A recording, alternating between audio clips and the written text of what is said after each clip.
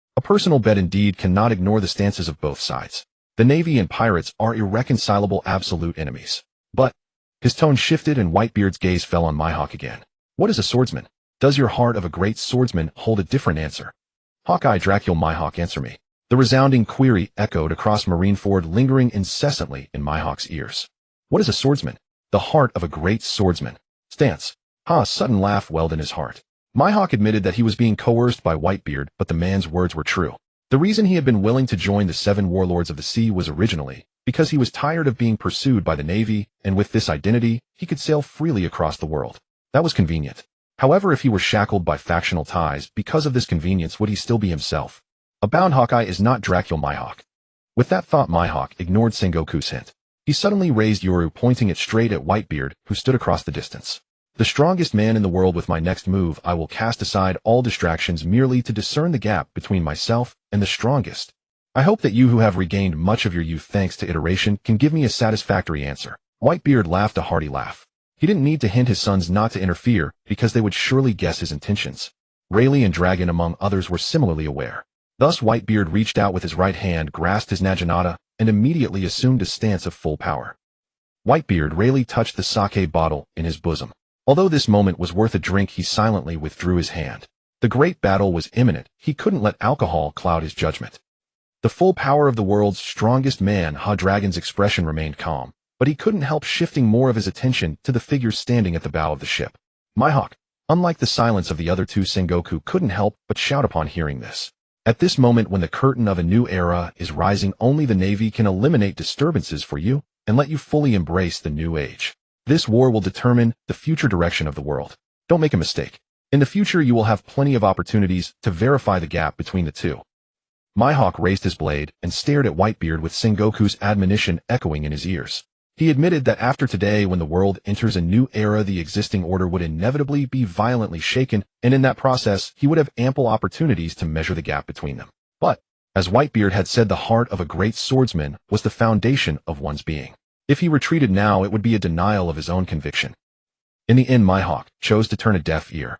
His hawk-like sharp eyes fixed on Whitebeard, and he noticed that the other hadn't relaxed his vigilance due to Sengoku's words, but remained in a stance of full power. At this moment, his heart became even more resolute. You believe I won't be shaken? As you wish. Mihawk remained silent, maintaining his high standards of coolness. Uttering even a single word would be unbecoming. So he slowly withdrew his raised Yoru and chose to hold the blade with both hands. The next moment, the aura of the world's greatest swordsman surged, sweeping across the entire marine fort. Enveloped by this aura, nearly 100,000 elite marines felt their hair stand on end, a chill penetrating their bones. Whoosh! Mihawk swung his blade without calling out the name of the technique. Perhaps because of the principle that as long as one doesn't name the move, even the greatest attack is just a normal strike, thereby maintaining one's coolness. Whoosh! A massive green flying slash was unleashed, passing over the heads of the 100,000 elite marines, generating extreme wind pressure that forced them to struggle to keep their footing. The slash arrived swiftly. Akiji on the ice merely turned to glance back, then transformed into cold air, sinking into the ice and disappearing before the Moby Dick. Gurura, the slash had not yet arrived, but its presence already loomed. Pressed by the crushing force of the attack, Whitebeard laughed with heroic and domineering laughter. He let the wind from the slash whip his coat wildly behind him. He pulled his blade, and a white shimmering tremor force instantly appeared on the edge. Then with all his strength, he swung it fiercely. Crack, crack, crack. The air split, black lightning crackled. To counter Mihawk's transcendent strike, Whitebeard naturally gave his full power to fulfill the other's wish. A high-level application of Conqueror's Haki was unleashed, combined with the tremor fruit and swordsmanship. He swung out a peak strike without reservation. One was green and vast, the other formless but cracking the air. As they met in the collision of the tangible and intangible, the green slash could be seen being eroded away, while the formless air surged violently, as if possessing endless afterforce. Whoosh! The extreme wind pressure reversed, sweeping across the entire marine fort. However, on the opposite side, where the two moves met, the area around the Moby Dick was calm. Standing proudly at the forefront, the Shichibukai, Lakusa's Batera, as well as Kuma Moria and the Empress, all understood with foresight that even the world's greatest swordsman, Hawkeye, in his clash with the world's strongest man, had lost, and lost without any suspense. Crack, crack. Just as they had anticipated, amidst the sounds of air splitting, the green flying slash was finally completely annihilated, disappearing into nothingness. However, though Hawkeye's slash dissipated the full power attack that combined Conqueror's Haki, the tremor fruit's power and swordsmanship did not vanish. Instead, it swept along the trajectory of the flying slash toward the Shichibukai camp. As arcs of electricity appeared, blue-golden lightning swirling around him. Lakusa's, whose desire to act had been stirred by the clash between the two, was just about to test the residual power of Whitebeard's full-force strike, when, in silence, Mihawk acted again. This time holding the blade with one hand, the supreme grade blade Yoru made a casual swing. A green slash flew out with just enough force to completely neutralize the incoming attack. Paying no attention to the glances from several Shichibukai, beside him, Mihawk calmly sheathed Yoru behind his back, then crossed his arms, and began to rest with his eyes closed, demonstrating his stance through action. If no one specifically challenged him, he would coast through the entire war.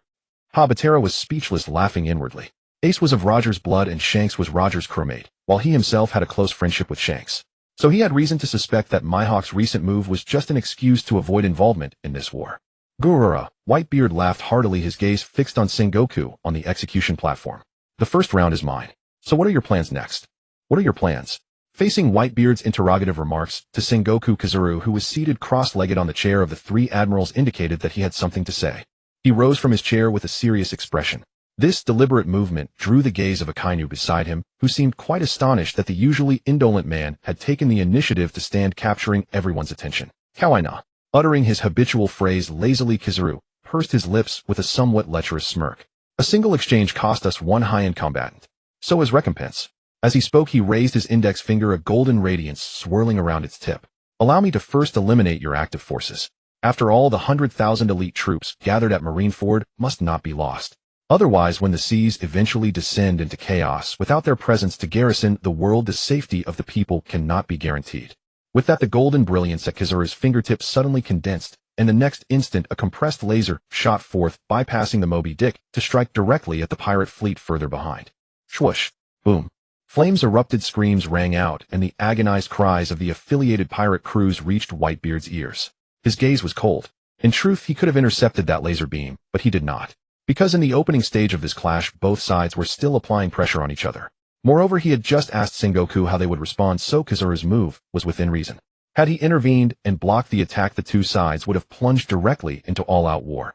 However, Whitebeard extended his observation haki and clearly sensed that his affiliated pirate crews behind, though they had the ice surface as a foothold and were rushing toward the Moby Dick, had not yet all arrived due to the distance.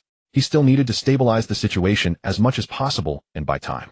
Unfortunately, enemy vessels are within optimal firing range. All troops, saturation bombardment. Fire. Yes, sir. The headquarters officer in charge of artillery command immediately issued the order. After receiving the responses from numerous Marines, countless cannons lined along the coast of the crescent-shaped bay roared simultaneously.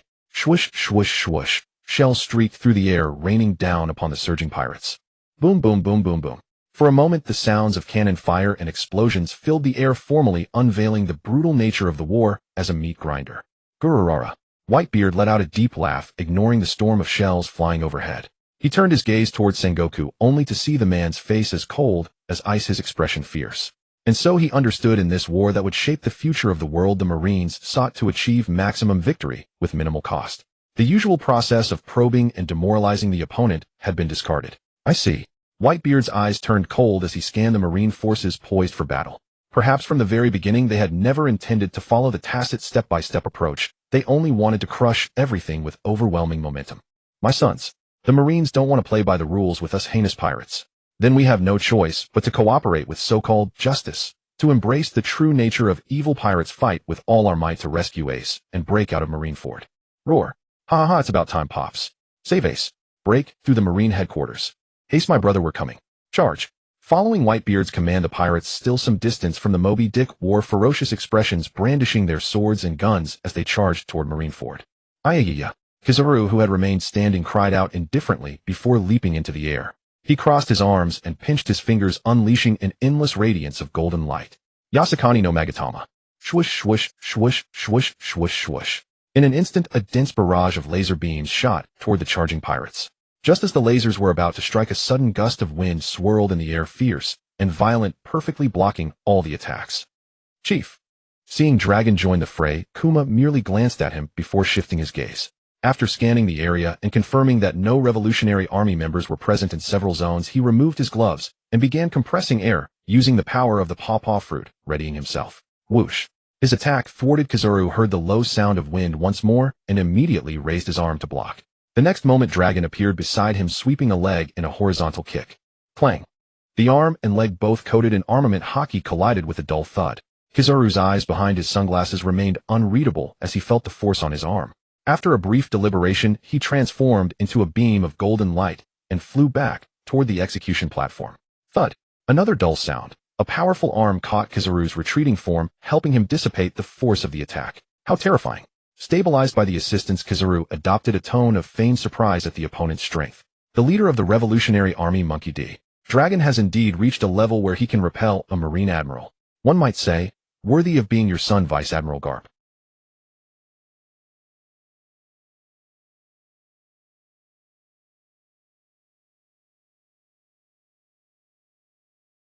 Garp did not respond.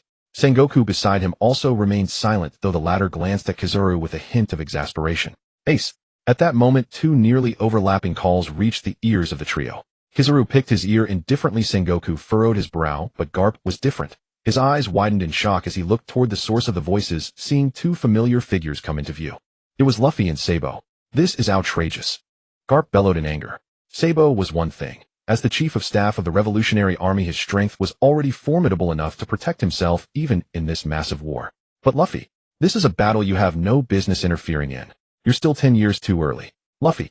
Garp heard it, and so did Ace, the protagonist, standing on the execution platform. The moment he reflexively called out Luffy's name, his gaze shifted slightly to the figure wearing a top hat and holding a steel pipe. His expression froze, and his mind involuntarily surfaced memories buried deep in his heart. Sabo. His tone carried doubt, but more than that, certainty. Ace's eyes gleamed with joy and surprise. Even in his current predicament, bound to the execution platform moments away from being executed, seeing that figure again, the one he had long associated with death, rendered the execution itself irrelevant. Thank goodness, Sabo. To see you again, to know you're still alive. Even if I die, you'll be there for Luffy. That's more than enough, Sabo. Ace. And overlapping cries fell upon many ears. TCH. And standing in the front line confronting the Whitebeard pirates, Bartle glanced at the straw-hatted figure and clicked his tongue. It is admirable indeed to charge courageously into this colossal war for the sake of brotherhood. Yet. And he left the sentence unfinished, his gaze flickering sideways to another figure rushing alongside Luffy toward the execution platform.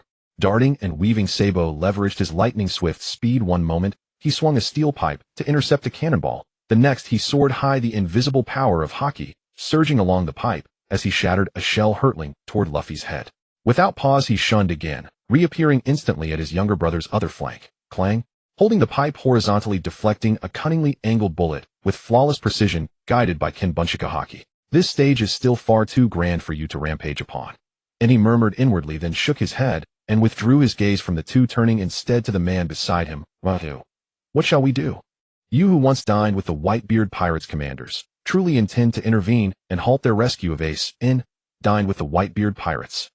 To Bartle's left, the question hung unspoken. In the center, Rokusasu remained silent. Yet to his right, Doflamingo's pulse quickened at Bartle's words. A half-remembered, unverified rumor stirred in his mind, and now it seemed irrefutably true. In Fufufufu, not dangerous curve lifted the corners of his mouth. Doflamingo did not intrude rashly, only chuckled inwardly, then drew back his neck slightly, leaning ever so subtly backward, his peripheral vision fixed intently upon Rokusasu. Gazing steadily at the towering figure standing motionless atop the Moby Dick sword planted firm, finally replied with quiet regret. Merely an old man desperate to save his son. No need to interfere. Let us be spectators. Spectators? Bartle blinked, genuinely surprised. Truly worthy of you, Rokusasu. I thought I'd glimpsed your intent, but you merely wished to watch. Indeed, he added, unable to suppress his curiosity. Then tell me, won't you seize this chance to test your strength against Whitebeard himself? And Rokusasu tilted his head, studying Bartle with quiet intensity. Was he truly urging confrontation with Whitebeard? Had he heard something? Perhaps rumors, such as before claiming the title strongest in the world, one may not face that particular foe again. Yet despite mastering a uniquely refined Kenbunchika Haki, even at full capacity, he could not discern Bartle's inner voice. Nor did Bartle's eyes betray any unusual emotion. Most importantly, Rokusasu trusted or rather that man, to be utterly discreet. Thus Bartle's remark was likely nothing more than the mischievous delight of a spectator relishing chaos. Under these circumstances, and setting aside the turbulent thoughts within, Rokusasu spoke with calm authority. This is no arena to challenge Whitebeard. Diverted by Ace's plight, his focus fractured. Any victory would taint the legitimacy of this strongest clash. Moreover, while they strive to save son and comrade, recall our true purpose in joining the 7 warlords to subjugate all, break free from Marine headquarters control, and forge a genuine third power. In the instant Rokusasu finished speaking, invisible threads lashed toward him. Yet he remained unruffled. Golden blue lightning erupted around his body, effortlessly snapping every filament. And the sudden assault came swiftly and dissolved just as fast. Rokusasu let the golden blue arcs coil serenely about him, then turned his gaze toward Doflamingo on his right. Hey, if you speak such perilous words so brazenly, do you truly hold us in such low regard? Fufufu. And Doflamingo bared his teeth in a fierce, arrogant grin, frankly enrolling the remaining warlords under his banner. Though his tone brimmed with swagger, his mind churned with calculation. Strength rivaling the 4 emperors, Big Mom, without yielding. Native of Skypea Island, tied inexplicably to Sky King Shiki, and bound closely to Bartle the Beast Tamer. Could he truly unite the 7 warlords into a third power? Fufufu. If he succeeds, Rakusasu may well become a far more dependable ally than Kaido himself. And Kaido. His uniquely refined Kinbunshika haki had caught Doflamingo's inner monologue. Rakusasu cast him a faint, intrigued glance, realizing this martially obsessed warlord might well serve as the fulcrum for unifying the 7. VRR. At that thought, Rakusasu abruptly unleashed his overwhelming Haushika haki, not as a blind wave, but with surgical precision, focusing its oppressive weight upon Doflamingo, while also enveloping Moria Hancock Mihawk and Bartholomew Kuma. You lowborn wretch, you dare rebel against me. Hancock reacted first. Her disdainful gaze hardened instantly, her own Haushiku haki surging forth like a crimson tide pressing down upon Rakusasu with regal fury. Damn it. Moria, whose heart bore the scar of his slaughtered crew, spat the words in bitter rage. Even the fraction of Rakusasu's haki directed his way tormented him. Yet he stood defiant, voice trembling with forced bravado. So, you truly mean to betray the Marines? Do not forget, who granted you the right to plunder lawfully. In Mihawk, bathed in the same haki, appeared unmoved. His hawk-like eyes remained fixed, calm, and unwavering on the sea of pirates surging forward amid relentless cannon fire. Kuma compressed air with the power of his Nikyu Nomi, seemingly indifferent, focused solely on preparing a devastating counterstrike for the invaders storming Marineford. Yet through Rakusasu's refined Kinbunshiku haki, turbulent thoughts churned beneath his placid exterior. Fufu, Doflamingo, the primary target, rose to meet the pressure with his own Haushika haki. He strove to preserve the aura of a fearsome pirate whose name alone shook the seas. Yet the halting, breathless cadence of his laughter betrayed the crushing weight he bore and his undeniable inferiority. Hey, just as Rakusasu engaged Doflamingo and Hancock in a precise, controlled clash of Haushiku haki, Bartle interjected smoothly. We are all 7 warlords, colleagues if you will. Might you please cease this squabbling? The enemy draws near. If internal discord persists, they'll be upon us before we know it. In whoosh. In the moment Bartle's words faded, a razor-sharp slash cleaved the air, a sound piercing straight into their ears. And Mihawk lifted his gaze, eagle-eyed and unblinking, locking onto the soaring blade descending toward them, and smiled. And Mihawk gazed directly at the soaring slash hurtling toward him, instantly recognizing its executor as the legendary swordsman who had yet to arrive, undoubtedly a grand swordmaster. A faint smile curled his lips. Yet just as his interest stirred, ready to parry another strike and gauge the opponent's true strength, Bartholomew Kuma, the ever-silent tyrant, spoke unprompted. Leave it to me. Ignoring Mihawk, who stood poised and eager, Kuma pressed his palms together, then gently thrust forward the immense, tightly compressed sphere of air he had long held in reserve. In the next instant it surged forward, not swiftly in appearance yet deceptively swift in reality, to intercept the descending flying slash. Bear Claw's impact. In silent and serene, Kuma watched as the two forces met midair. A soft pop like bursting foam preceded a violent outburst of wind. Whoosh, and the gale recoiled violently in both directions. At the forefront, the 7 warlords of the sea stood unshaken, their robes whipping fiercely in the tempest. Yet their stances remained immovable, even their expressions softening into faint, confident smiles. Opposite them, the sudden pressure struck the vanguard of pirates head-on. Their advance faltered momentarily. Then, as if imbued with life-restoring vitality, they redoubled their effort and regained control, surging forward without pause. Yet, in the bear-shaped sphere, having made contact with the flying slash and contested its force for but an instant, swelled abruptly, expanding tenfold in a heartbeat. Its explosive expansion generated tremendous repulsive force, forcibly diverting the slash downward while amplifying its kinetic energy. Crash, and crack, crack, crack. And driven downward with crushing force and augmented momentum, the flying slash cleaved effortlessly through the ice layer and continued its descent deeper still. At that moment, the fractured ice exploded outward, shattering into countless fragments that bobbed and drifted in the seawater. And the ice layer has split. Damn it, the landing point is severed. Na pirate bellowed in fury. TCH, and another spat in disgust. So it's severed. Then we leap across and save Ace. Just a minor setback. Utterly inconsequential. All comrades bonded with spirits, the hour of open war with the Marines has arrived. Do not hold back your strength. Even if fusion grants only the most rudimentary racial abilities of your spirit partners, such power will prove decisive in this battle. I shall begin Sunflower Monster. Fusion. Forefather, rescue our family. Magma Snail. Fusion in Lantern Ghost. Fusion in fusion.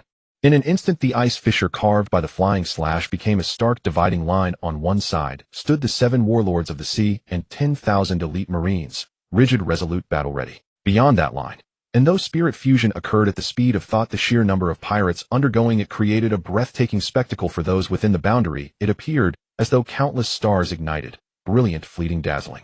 Bartolome and the others blinked in disbelief. The sight jarred all sense of coherence. Mere seconds ago these were grotesque, misshapen pirates, but upon fusing with spirits every single one transformed. No longer grotesque, but radiant, striking, charismatic figures radiating unparalleled coolness and presence. Thousands of meters above, Lu Gu stared, utterly dumbfounded. This abrupt stylistic shift came far too suddenly. Hey. And feeling his capacity for acceptance sorely tested, he glared sideways at Yi, perched casually atop Crocodile's shoulder. This is excessive. Victory and defeat are transient, but charisma is eternal. What he's doing puts me, a peerless paragon of beauty, in an impossible bind.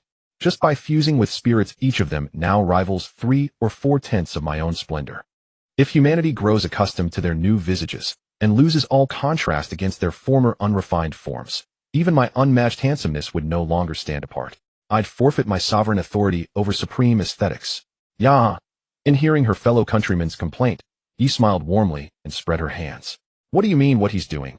As the former grandmaster of the spirit era, before the great iteration, you should long have grown accustomed to the fact that spirit fusion alters one's appearance.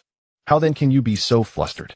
Could it be your recent awakening left your memories fragmented Lu Gu paused, inwardly humming in mild surprise, then subtly glanced at Crocodile before amending smoothly, my memory remains intact. My awakening bears no relation to this. I recall performing subtle rites during my voluntary self-sacrifice upon discovering that island. It seems those rites failed. Nai maintained her smile, but her eyes slid askance toward Lu Gu.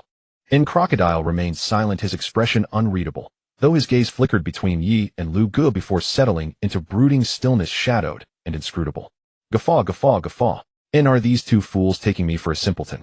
That so-called iteration is nothing but a ruse fabricated by him to deceive the world. And those vague rites performed during sacrifice, that failure, are merely theatrical flourishes meant to lend credibility to their supposed awakening. So yes, they are treating me as a fool. Very well. And Lu Gu spoke again. To prevent misunderstandings, or worse, future discord, with Mr. Crocodile perhaps today calls for absolute candor. Yaha. Yi tilted her head, intrigued, then seamlessly continued, whether or not you speak is your choice. I am but a lucky charm. The vast ocean's future belongs to you both. So, if you wish to speak openly, do so freely. Say as much, or as little, as you please. And say as much as you please. Lu Gu weighed her words inwardly, and dismissed them entirely. Though had his transcendent mastery allowed him to hear true thoughts, the matter might differ. Then I shall indeed speak with utmost candor. With a bright, easy laugh, Lu Gu turned to Crocodile. Just now I was jesting with ye, never intending to grind your intellect into dust. After all, Mr. Crocodile, you joined his ranks long ago, and thus possess far greater insight into the inner workings of this world. Whoosh. And drawing deeply on his cigar, Crocodile exhaled a thick plume of smoke. He said nothing, but the storm-darkened glint in his eyes softened markedly. In truth, and having sensed precisely the response he sought, Lu Gu continued, voice low and measured. Before meeting him, I was merely an ordinary resident of Skypia Island. Ni's tone lingered, unhurried and hypnotic. Too soft to carry far, let alone reach Marineford 2 or 3,000 meters below. Marineford, tisk. And Bartolome clicked his tongue, eyeing the transformed pirates. Now that's a radical stylistic shift. Sure, G ascended the throne of the King of the Sky, and hosted the Feast Island event, unveiling a revolutionary spirit contracting system to draw countless formidable warriors from across the world. Meanwhile, Sengoku, the fleet admiral stationed at Marine headquarters, seized the opportunity to mobilize elite Marines worldwide toward Marineford, orchestrating a grand-scale operation. No sooner had the feast voyage concluded than the headquarters core forces and apex combatants returned to Sengoku, immediately revealed the true identity of Fire Fist Ace. He reasoned that since global upheaval was now inevitable, it would be wiser for the Marines to steer chaos deliberately, prepared, calculated, and decisive. Thus, before the Whitebeard pirates and their allied crews could even return to their bases to recuperate, they learned of the opening act of the grand event, the public execution, via newspaper reports. Consequently, due to the urgency of time, only those pirate crews who had participated in the feast voyage, and thus possessed the means and proximity to arrive swiftly at Marineford upon the news breaking, joined the confrontation. This explains why, upon hearing a pirate's rallying cry, the assembled pirates, already surging toward the outer crescent harbor, collectively chose synchronized fusion with their contracted spirits despite having scarcely begun mastering this newfound power. Full fleet, heed my command. Standing high atop the execution platform, Sengoku observed the advancing enemy.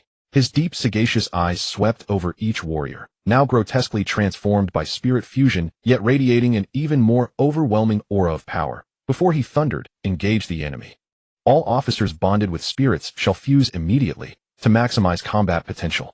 Furthermore, raise the harbor iron wall, without delay sealing off the inner harbor from invasion. Yes, Fleet Admiral Sengoku. A chorus of resounding affirmations echoed across the ranks.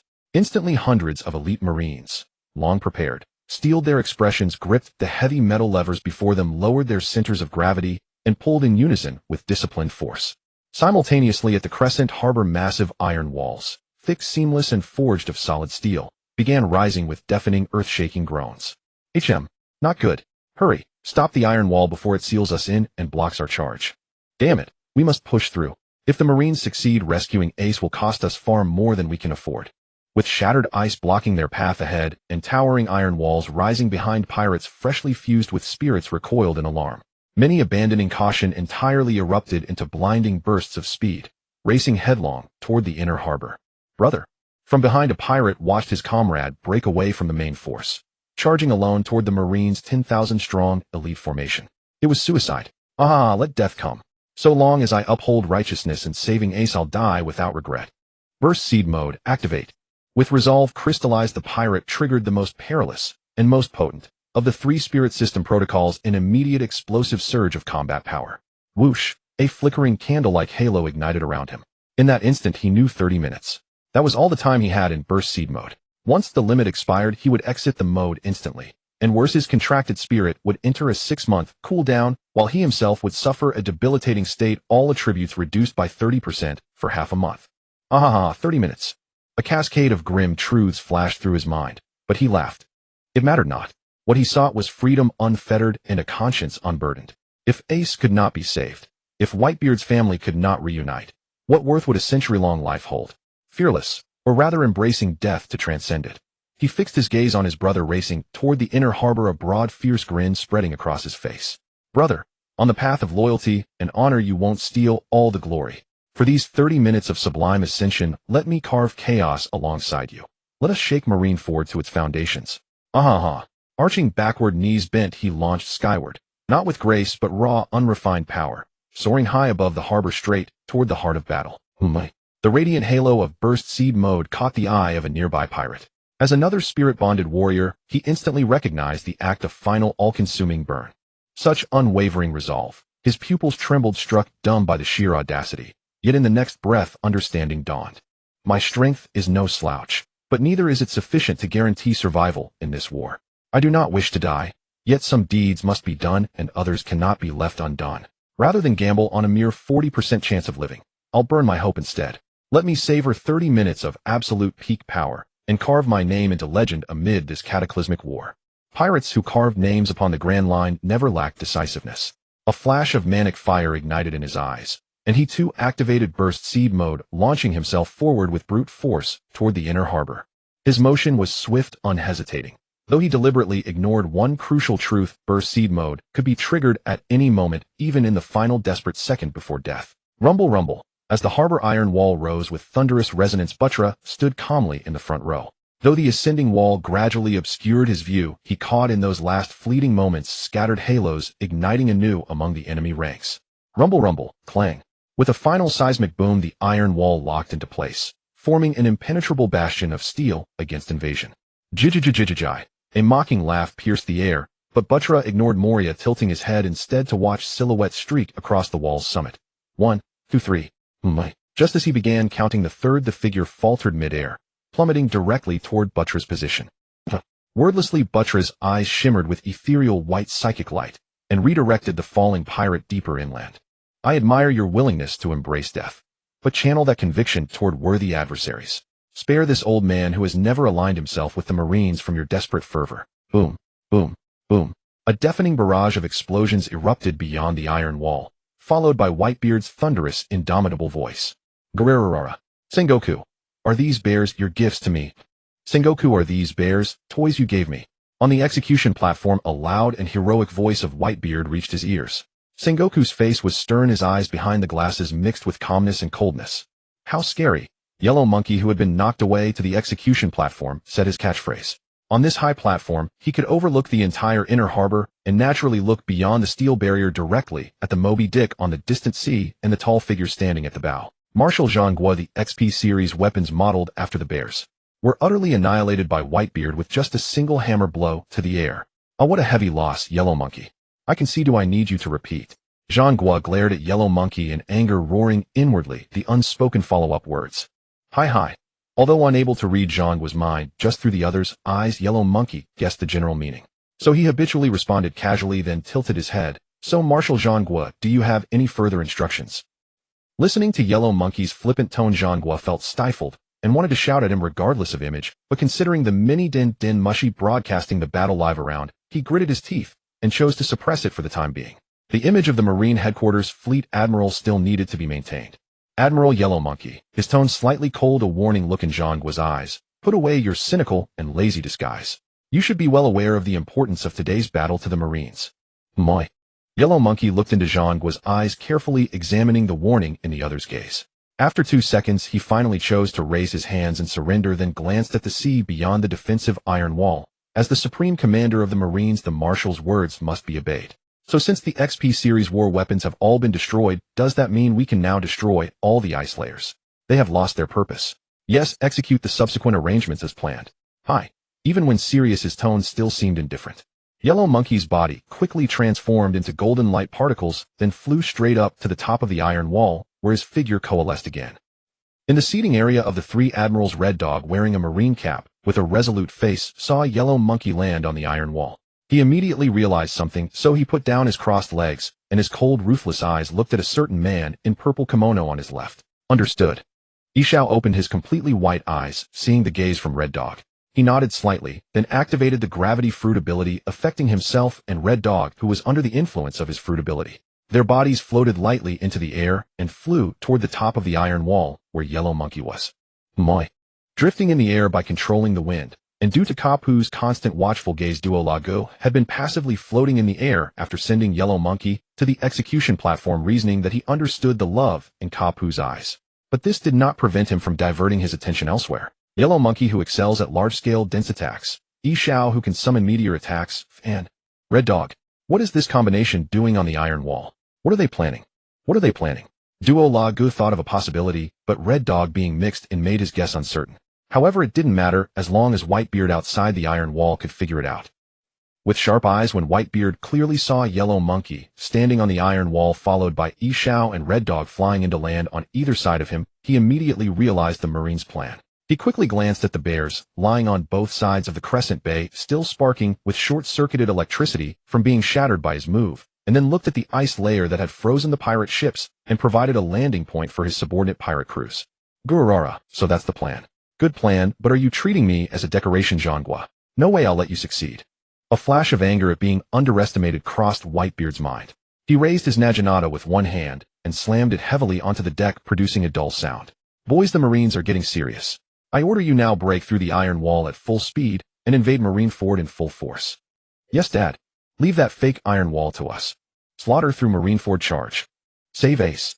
At Whitebeard's command, the pirates, who were already charging fiercely, became like injected with adrenaline, each one disregarding life and death, charging toward the steel wall with even more savage and ferocious momentum.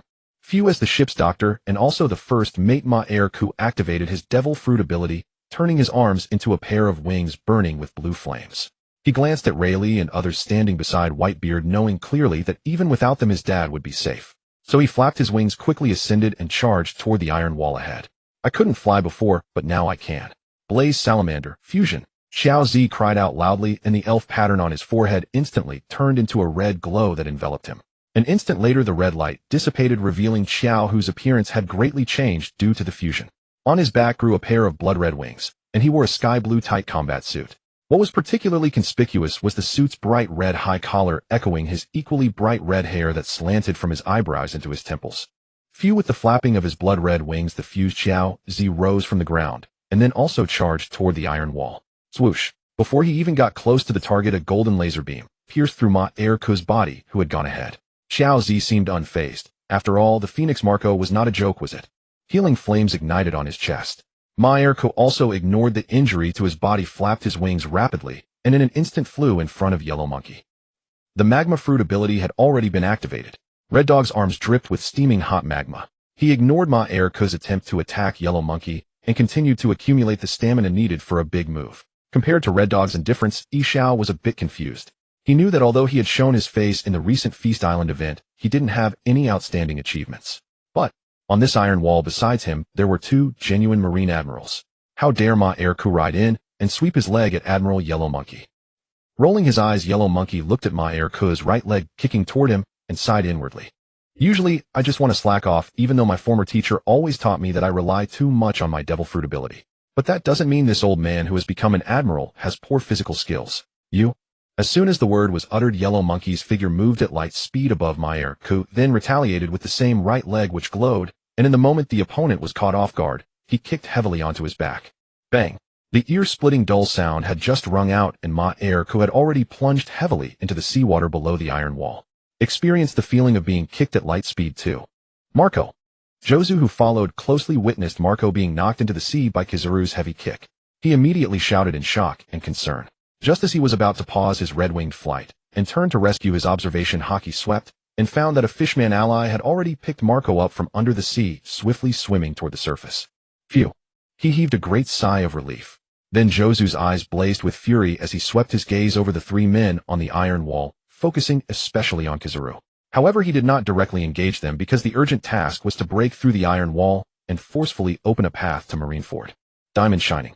Suppressing his anger, Jozu shifted his gaze downward, locked onto a section of the iron wall directly below, and activated his devil fruit ability. The dazzling diamond luster became even more resplendent against the sunlight. Tusk. Whooshed. Flapping his crimson wings rapidly, Jozu transformed into a streak of red light and crashed into the targeted iron wall. En route, the tusk skill generated two energy-constructed teeth in his mouth. In the next instant, his devil fruit ability spread over them, turning them into diamond-hard fangs. Want to destroy the steel fortress? How can I let you? Seeing that Jozu's target was the iron wall beneath his own feet, Akainu's cold, merciless eyes flashed with murderous intent. His arms, which had turned into magma, continuously dripping hot liquid, were about to move. Boom. In an instant, an overwhelming conqueror's haki descended upon him. The heavy, oppressive aura, though unable to cause substantial harm, momentarily slowed his movements. Boom. The thunderous roar echoed across the entire Marineford and the surrounding sea. Ignoring the tremor beneath his feet, Akainu glared darkly at the Moby Dick. The tall silhouette releasing Conqueror's haki came into his view. Gura. Well done, Jozu. The hearty laughter and proud praise traveled far. Jozu, who had broken through the iron wall and successfully opened a path, heard it, but he could not feel happy at the moment.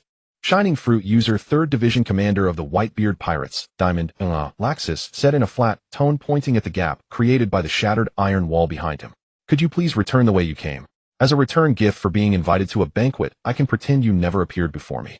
Fufufufu. Before Jozu could respond, Doflamingo, who was standing nearby, jumped out to laugh, trying to assert his presence. Is that really okay, Laxus? As he spoke, he pointed at the three figures on the iron wall, Isho, Kizaru, and Akainu, who had turned to look back upon hearing Laxus's words. I understand your desire to go easy, but those three certainly won't accept it. After all, your approach is too direct and reckless. Backed by his formidable strength and having no intention of contributing to this war, Laxus glanced expressionlessly at Doflamingo, whose smile was sly, then swept his gaze over the three on the iron wall, finally settling on silent Jozu. Go back, this road is blocked. Huh, go back. This road is blocked. Hearing Laxus's words, Jozu let out a puzzled hum. He muttered inwardly, realizing that the other party did not back down despite the warning glances from the three above and still had no intention of attacking him. Perhaps, as he said, he wanted to repay the favor of being invited to the banquet. But on the battlefield with different stances, and having finally broken into Marineford, how could he retreat because of a few words? Suddenly Jozu's heart leaped. Oh, Batera, who was beside him, spoke up. You step back half a step. It seems Lord Jozu also understands that this road is blocked and has made a decision. Jozu abruptly turned his head to look at Batera, noticing the glowing white psychic light in the other's eyes. Recalling the fact that his body had uncontrollably stepped back half a step. It's him. He mentioned this road is blocked again. Could it be? Seeming to understand, Jozu stepped back again, but this time it was a conscious, voluntary step. Using this retreat, he adjusted his stance, turning slightly to face Laxus, while his peripheral vision focused on the many intact iron walls on one side. Captain Jozu, we're here to help. The sound of messy footsteps entered his ears.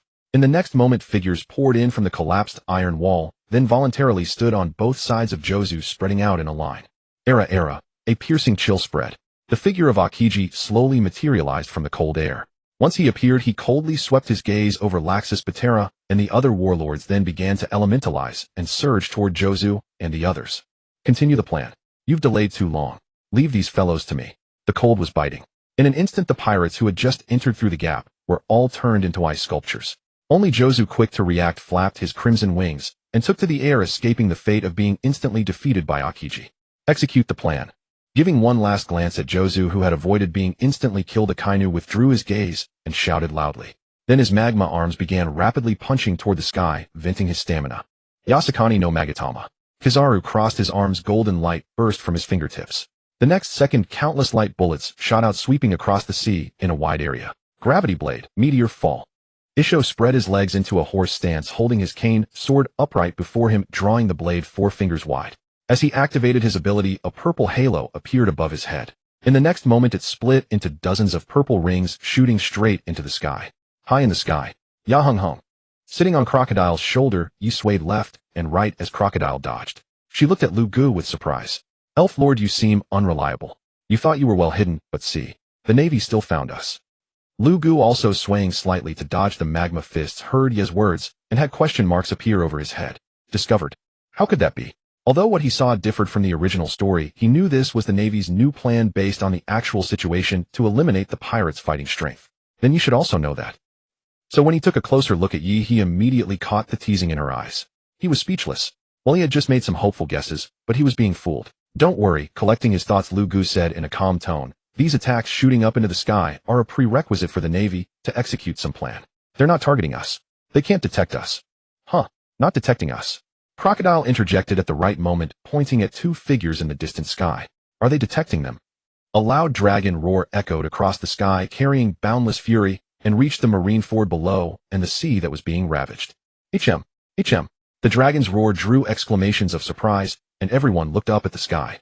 Marine Kaido's booming voice reached below again. Is this your salute to welcome us? As a return gift, please accept mine. Keep breath. The majestic azure dragon body was imposing.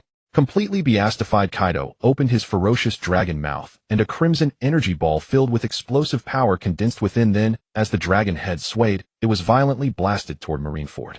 Gura, on the Moby Dick, Whitebeard looked up at the heat breath charging toward Marineford with unmatched might. He laughed heartily. Although Kaido's sudden intrusion was unexpected since he was an ally causing trouble for the Marines, it didn't matter. Of course, Whitebeard didn't overlook the we from Kaido's words.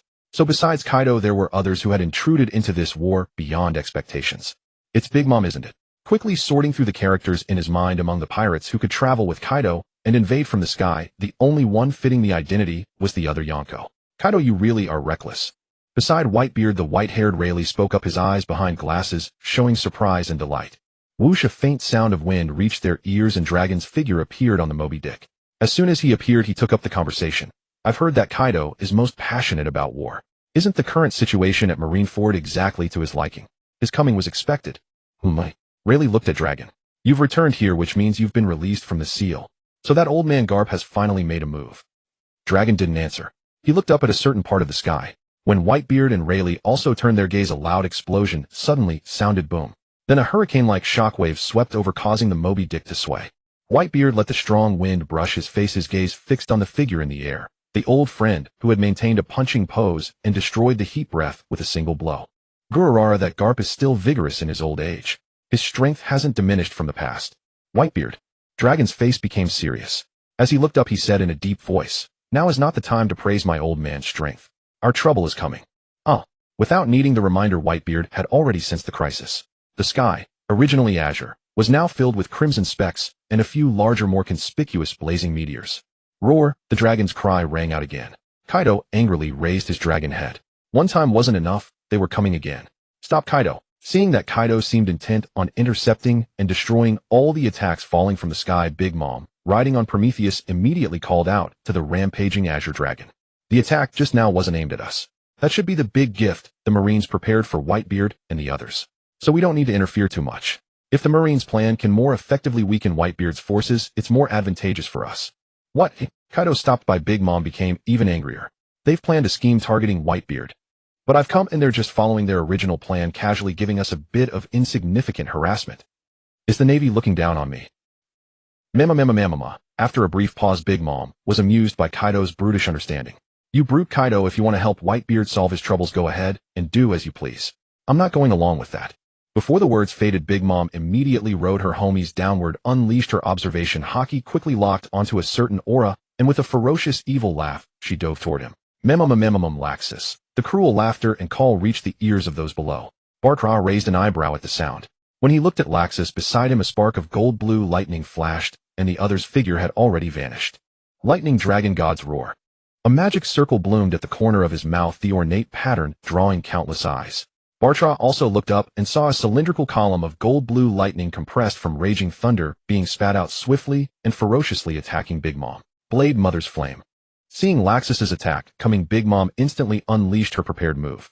Holding Napoleon wreathed in flames, she swung it fiercely, turning it into a massive slash of fire that met the Lightning Dragon God's Roar. Boom! The two collided, producing a thunderous impact and a powerful shockwave radiating outward. The Marines still had the leisure to watch the clash between the two sides, but on the sea outside the Crescent Bay, Whitebeard's side had no such leisure. Leave it to me. Dragon looked grimly at the magma fists and blazing meteors falling from the sky. He left that sentence and turned into a breeze, disappearing from the Moby Dick. With Dragon handling it, the threat in the sky was no longer a concern. So Whitebeard turned his gaze to Kazuru, who was still firing off area attacks. So shiny it's dazzling. Reaching out, Whitebeard grasped the Naginata beside him. Rayleigh, with such warm hospitality from the Marines, it's time we paid a visit to thank them. Thank them, ha ha. Rayleigh laughed loudly, holding his named sword and stepping forward. Indeed, we've been here so long without visiting. Can't let Sengoku think we're rude. As he spoke, he looked at the execution platform in the distance, ignoring Sengoku's figure, and focused his gaze on Ace. It's time to quickly rescue Ace and end this war. Flap, flap, flap, flap. The sound of a flag fluttering reached their ears, accompanied by an indescribable force flowing into their bodies. As soon as it appeared, those with strong control over their bodies like Whitebeard and Rayleigh instantly sensed the changes. Strength, stamina, and spirit were all invigorated, becoming full of vitality. Though this vitality was slightly insignificant for them overall. The Paramecia type, Cheer Fruit, can inspire people, awaken the power hidden in their hearts, give them courage, and continuously supply them with strength. It seems like a very powerful ability, but its true purpose is to affect ordinary people. For instance, Whitebeard and Rayleigh awaken the power hidden in their hearts. What hidden power? Having reached their current achievements, they have already squeezed out all their potential. Revolutionary Army people, huh? Glancing at the woman waving the flag dressed in a rather cool style, Whitebeard withdrew his gaze and then leaped off the Moby Dick. Neo Whitebeard has disembarked.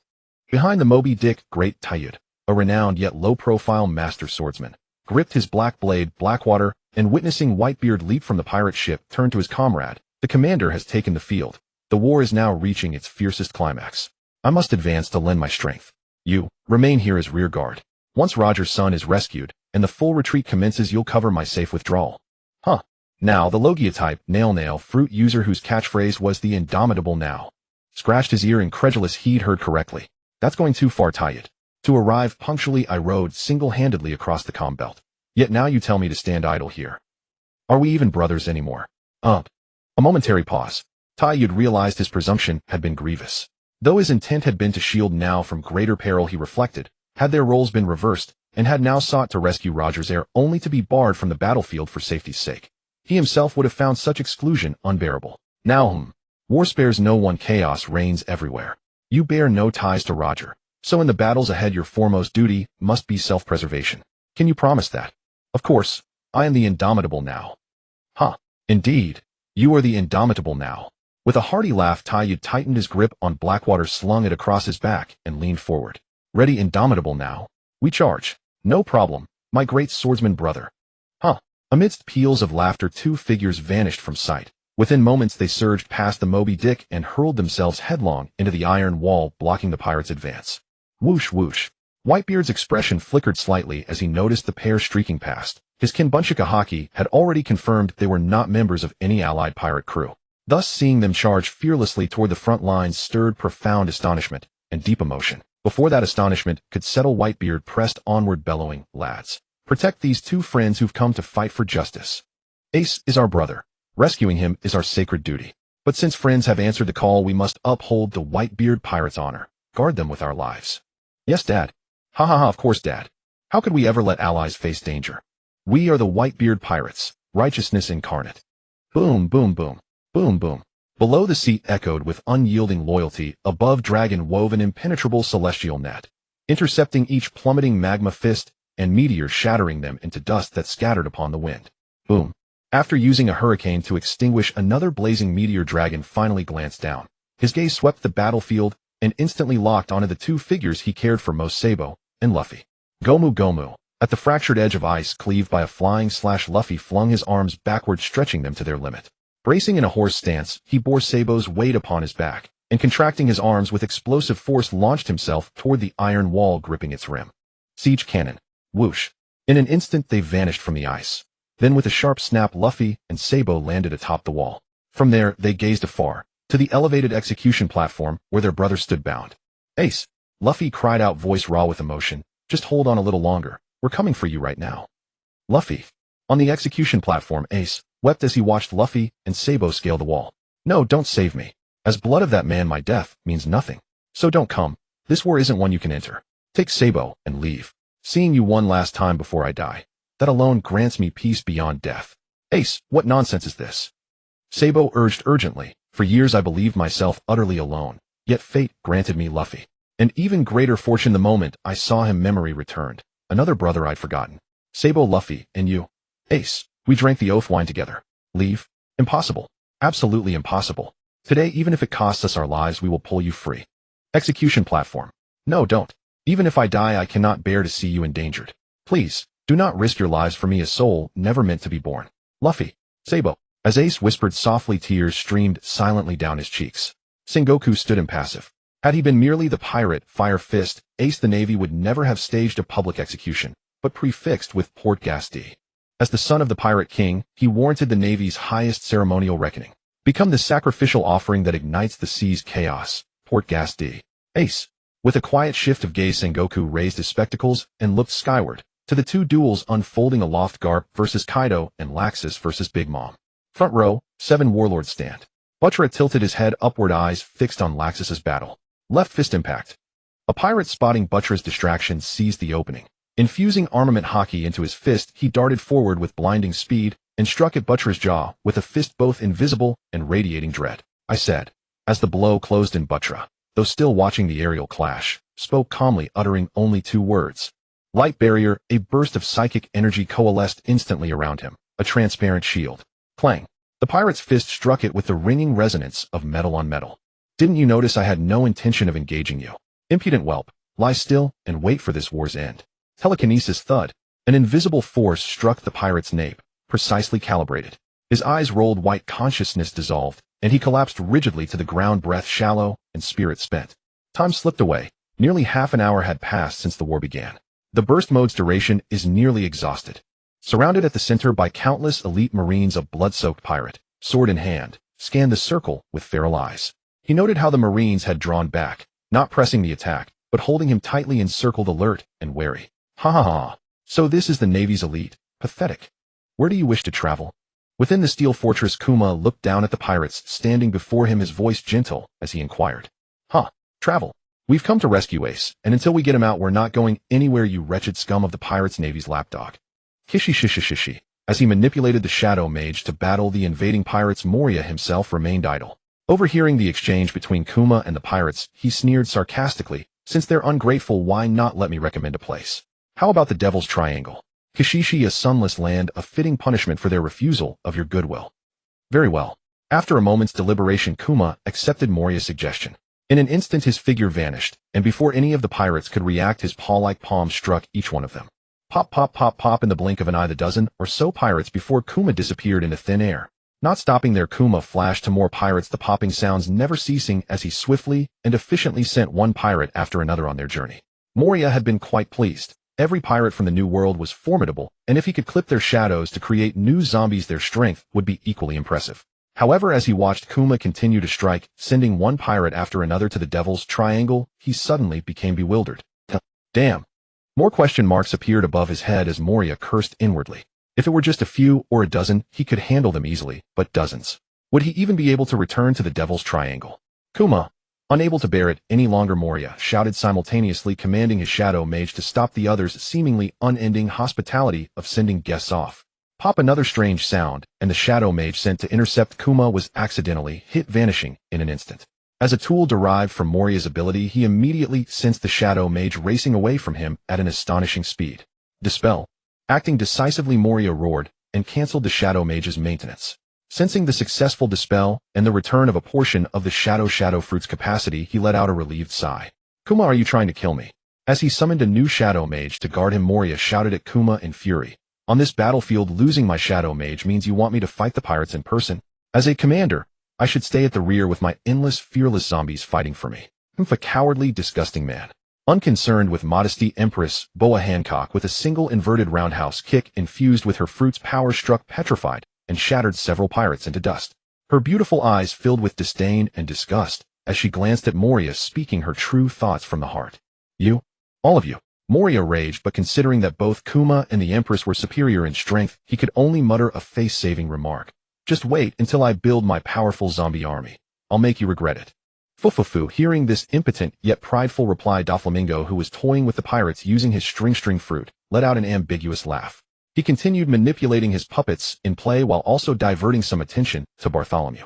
Bartholomew stood idly in place, enveloped in a red glow. The signature of the Pokemon move, Double Edge. No, it was the ability to reflect enemy attacks. The move, Counter. High above, yo everyone watching. A somewhat roguish voice sounded from a seemingly empty space, reaching the ears of Lu Gu and his two companions. The sudden unseen greeting did not surprise them in the least. Yang. Yi swayed her legs, comfortably seated on Crocodile's shoulder, without even glancing toward the source of the voice. Come in first, look down. Whitebeard is about to make his move. Come in first.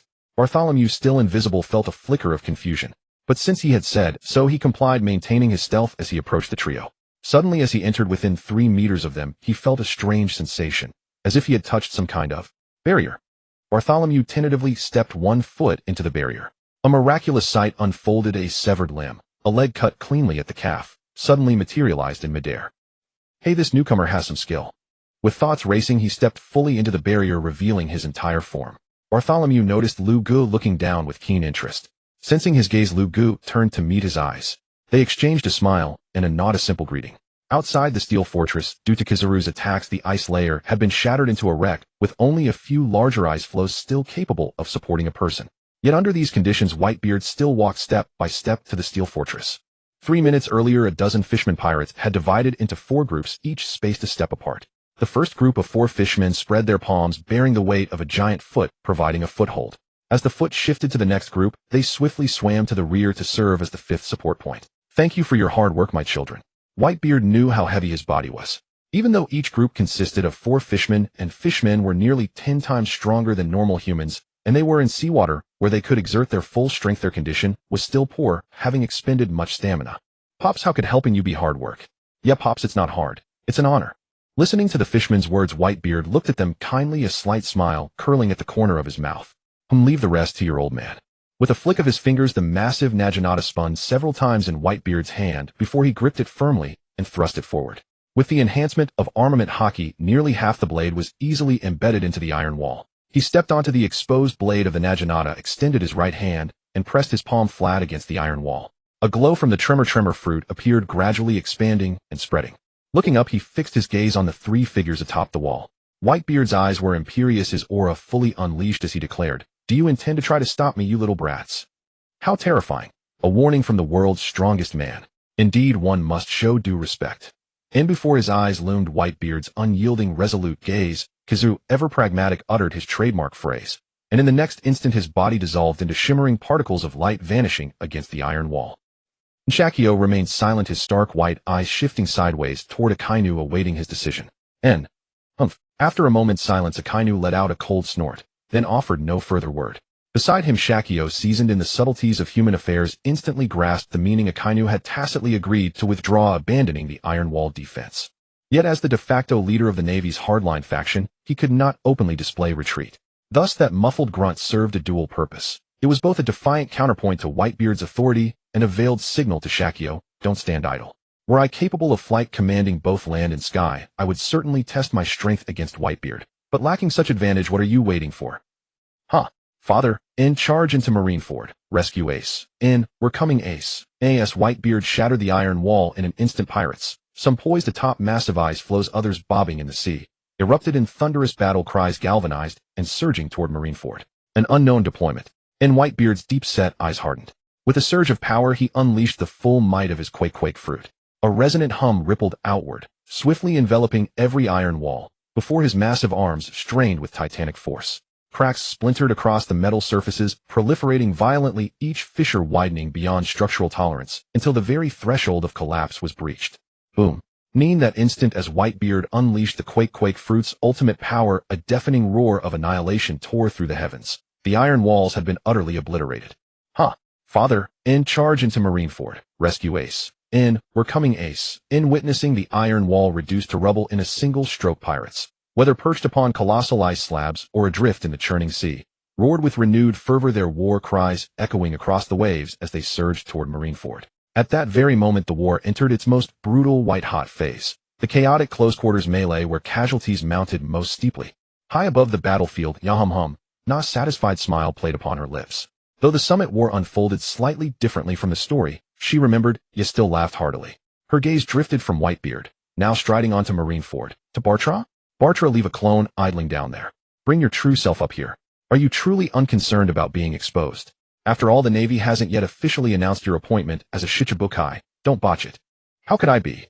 Bartra replied without hesitation, whichever side prevails. Whether the Whitebeard pirates succeed in rescuing Ace and claim victory in the eyes of the world, or whether the Navy executes Ace and demonstrates Marineford's invincibility against any invasion, both factions will suffer catastrophic losses. Thus, should the Navy triumph, tomorrow's headlines will glorify Marineford's might, and to further assert naval dominance over the seas, they'll inevitably announce my Shichibukai appointment as corroborating proof. After all, my title as Divine Beast Contractee carries considerable weight. And if the Navy loses, Bartra smiled faintly, leaving the rest unsaid. No need to elaborate. The others present already understood. Should the Navy fall, they'd have even greater incentive to publicize his appointment, though we've tasted defeat. For now, we've secured the allegiance of none other than Bartra, the legendary Divine Beast Contractee, a figure rarer than phoenix feathers. Victory or defeat is fleeting. Justice shall ultimately reign supreme. Lu Gu chuckled at the mental image he'd conjured, then shook his head and turned to Bartra. Bartra, correct. I am Lu Gu, a resurrector sent forth by the will of that one. We're allies, so I'll speak plainly. Resurrector, in commission by that one. He means the young master. So this man is unquestionably one of us.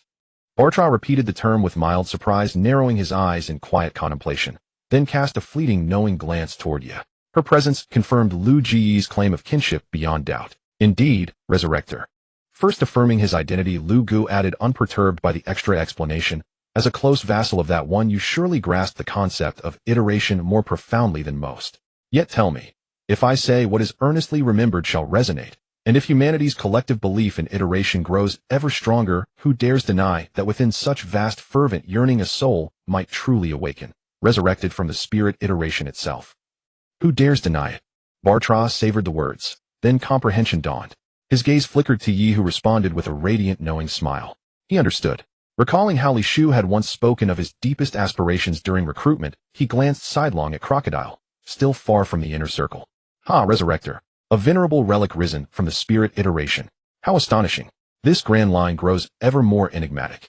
His expression softened into wistful bewilderment as he gazed skyward. Then with iron resolve, he dispelled all distraction. Playing his part flawlessly, Bartra asked, we're allies, speak freely. Continue what you were saying. Your words, as one who has crawled forth from iteration, deserve careful hearing. I'll speak plainly, and watch me perform. Having perceived Bartra's inner thought through his super conquest ability, Lu Gu gave a quiet laugh, then dismissed the flicker of unease in Bartra's eyes, and continued, regardless of the war's outcome, whether you become a Shichibukai matters little now that I have arrived under direct mandate. The so-called third pole, a nascent force meant to balance the seas and prevent chaos, shall through my design manifest as undeniable reality. Bartra, and you've spent considerable time with Raxus.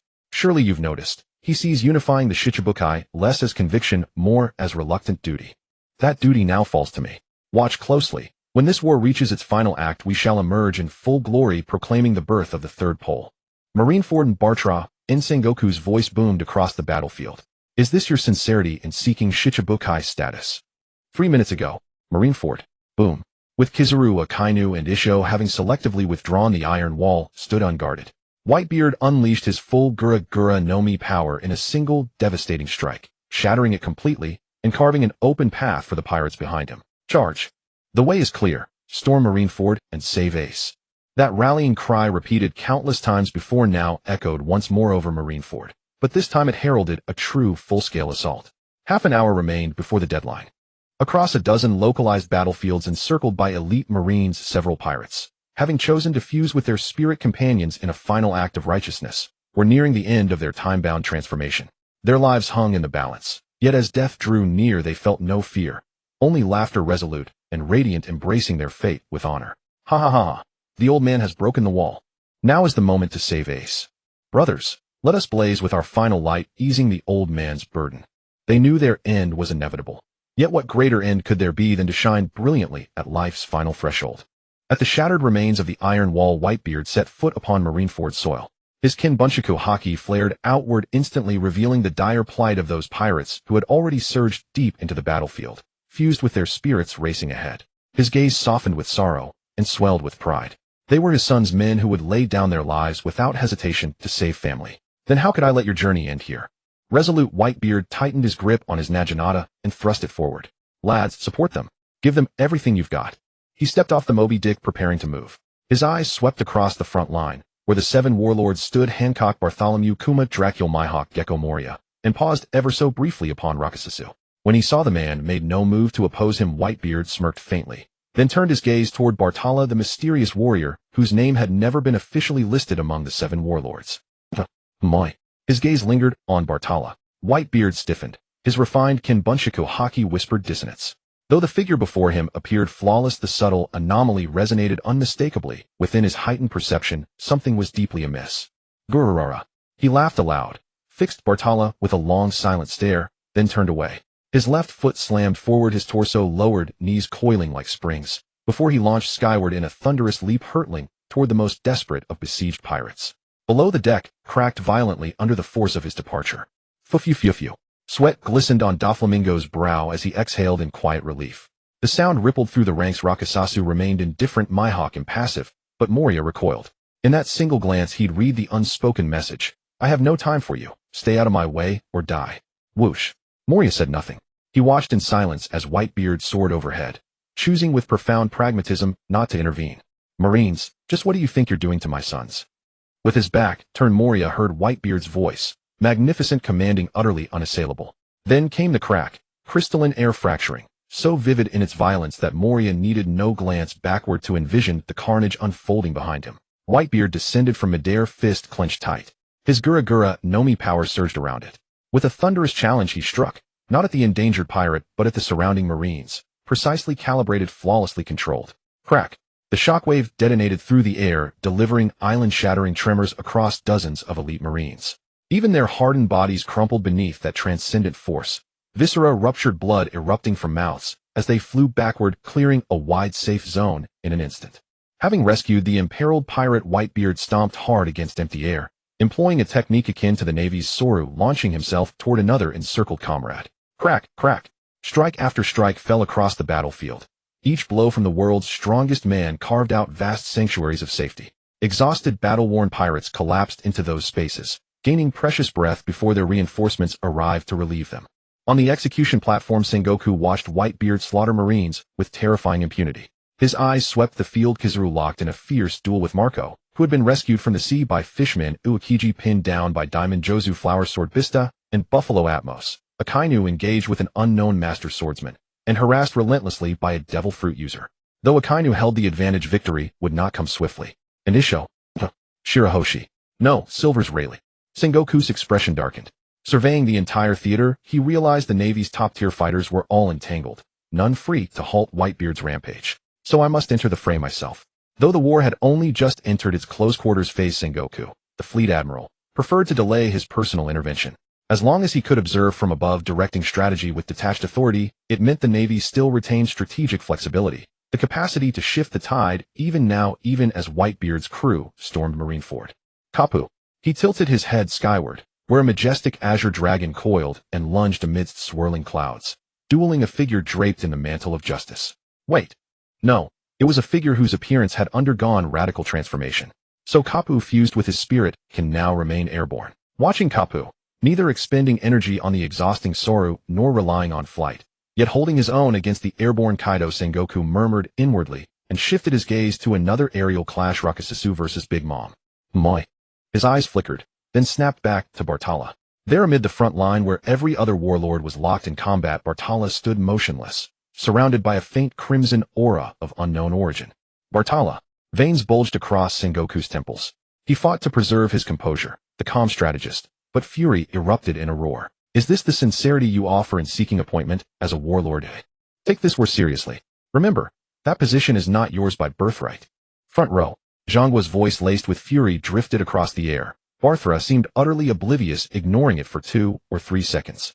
Then the crimson aura swirling about Barthra trembled violently as it shattered and dissipated. Barthra turned slowly, his gaze settling upon the execution platform. Oh dear, the idling act has been spotted by Admiral Zhanghua. No help for it. I suppose these old bones must stretch a little lest I lose my position as a Shichibukai. Meeting Zhangguo's scorching glare head-on, Barthra spoke lightly of stretching his limbs, but his true target would disappoint his adversary. He had no intention of confronting Whitebeard. Thatch. His gaze shifted, beyond Marineford into the distance, cold, deep, and unblinking, fixed upon that seemingly empty expanse. Thatch. Crack. With one hand he seized the blade descending from a giant rear admiral, then unleashed his quake power, crushing the steel effortlessly between his fingers. At the name, Whitebeard whirled sharply, his piercing eyes locking onto Barthra, astonishment and wrath blazing in their depths. Thatch. Barthra's voice was low, but Zhanghua watching him intently read his lips even without hearing the words. What? That traitorous Shichibukai, Thatch, who assaulted Impel Down and committed unforgivable crimes, dare show his face here at Marineford? Though incredulous, Zhanghua did not doubt Barthra's claim, and instantly followed his line of sight toward the rear of Marineford. Behind Marineford. Have we been exposed? Sanwan Wolf, a Paramecia-type devil fruit user whose body could inflate at will, once imprisoned in Impel Down's 6th level, the Infinite Hell, whispered in bewilderment upon hearing Barthra utter the name of his newly sworn captain. Yet he forgot he stood fully inflated, and what he believed to be a hushed murmur echoed across the battlefield like a deafening roar through a megaphone. Damn it!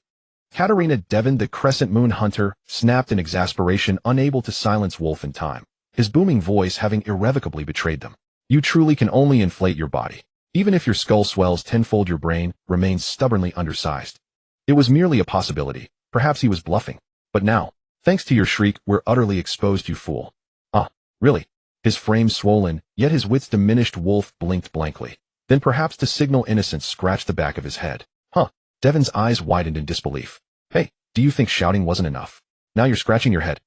Have you forgotten something vital? Someone's there, behind Marineford.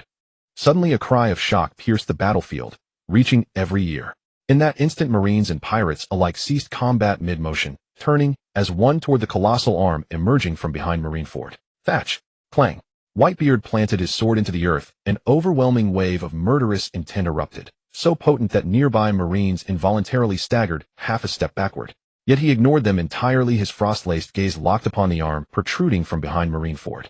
You violated the single iron law aboard my ship, killing your own crewmate. And yet you dare appear here at Marineford before me. Step forward, now. He.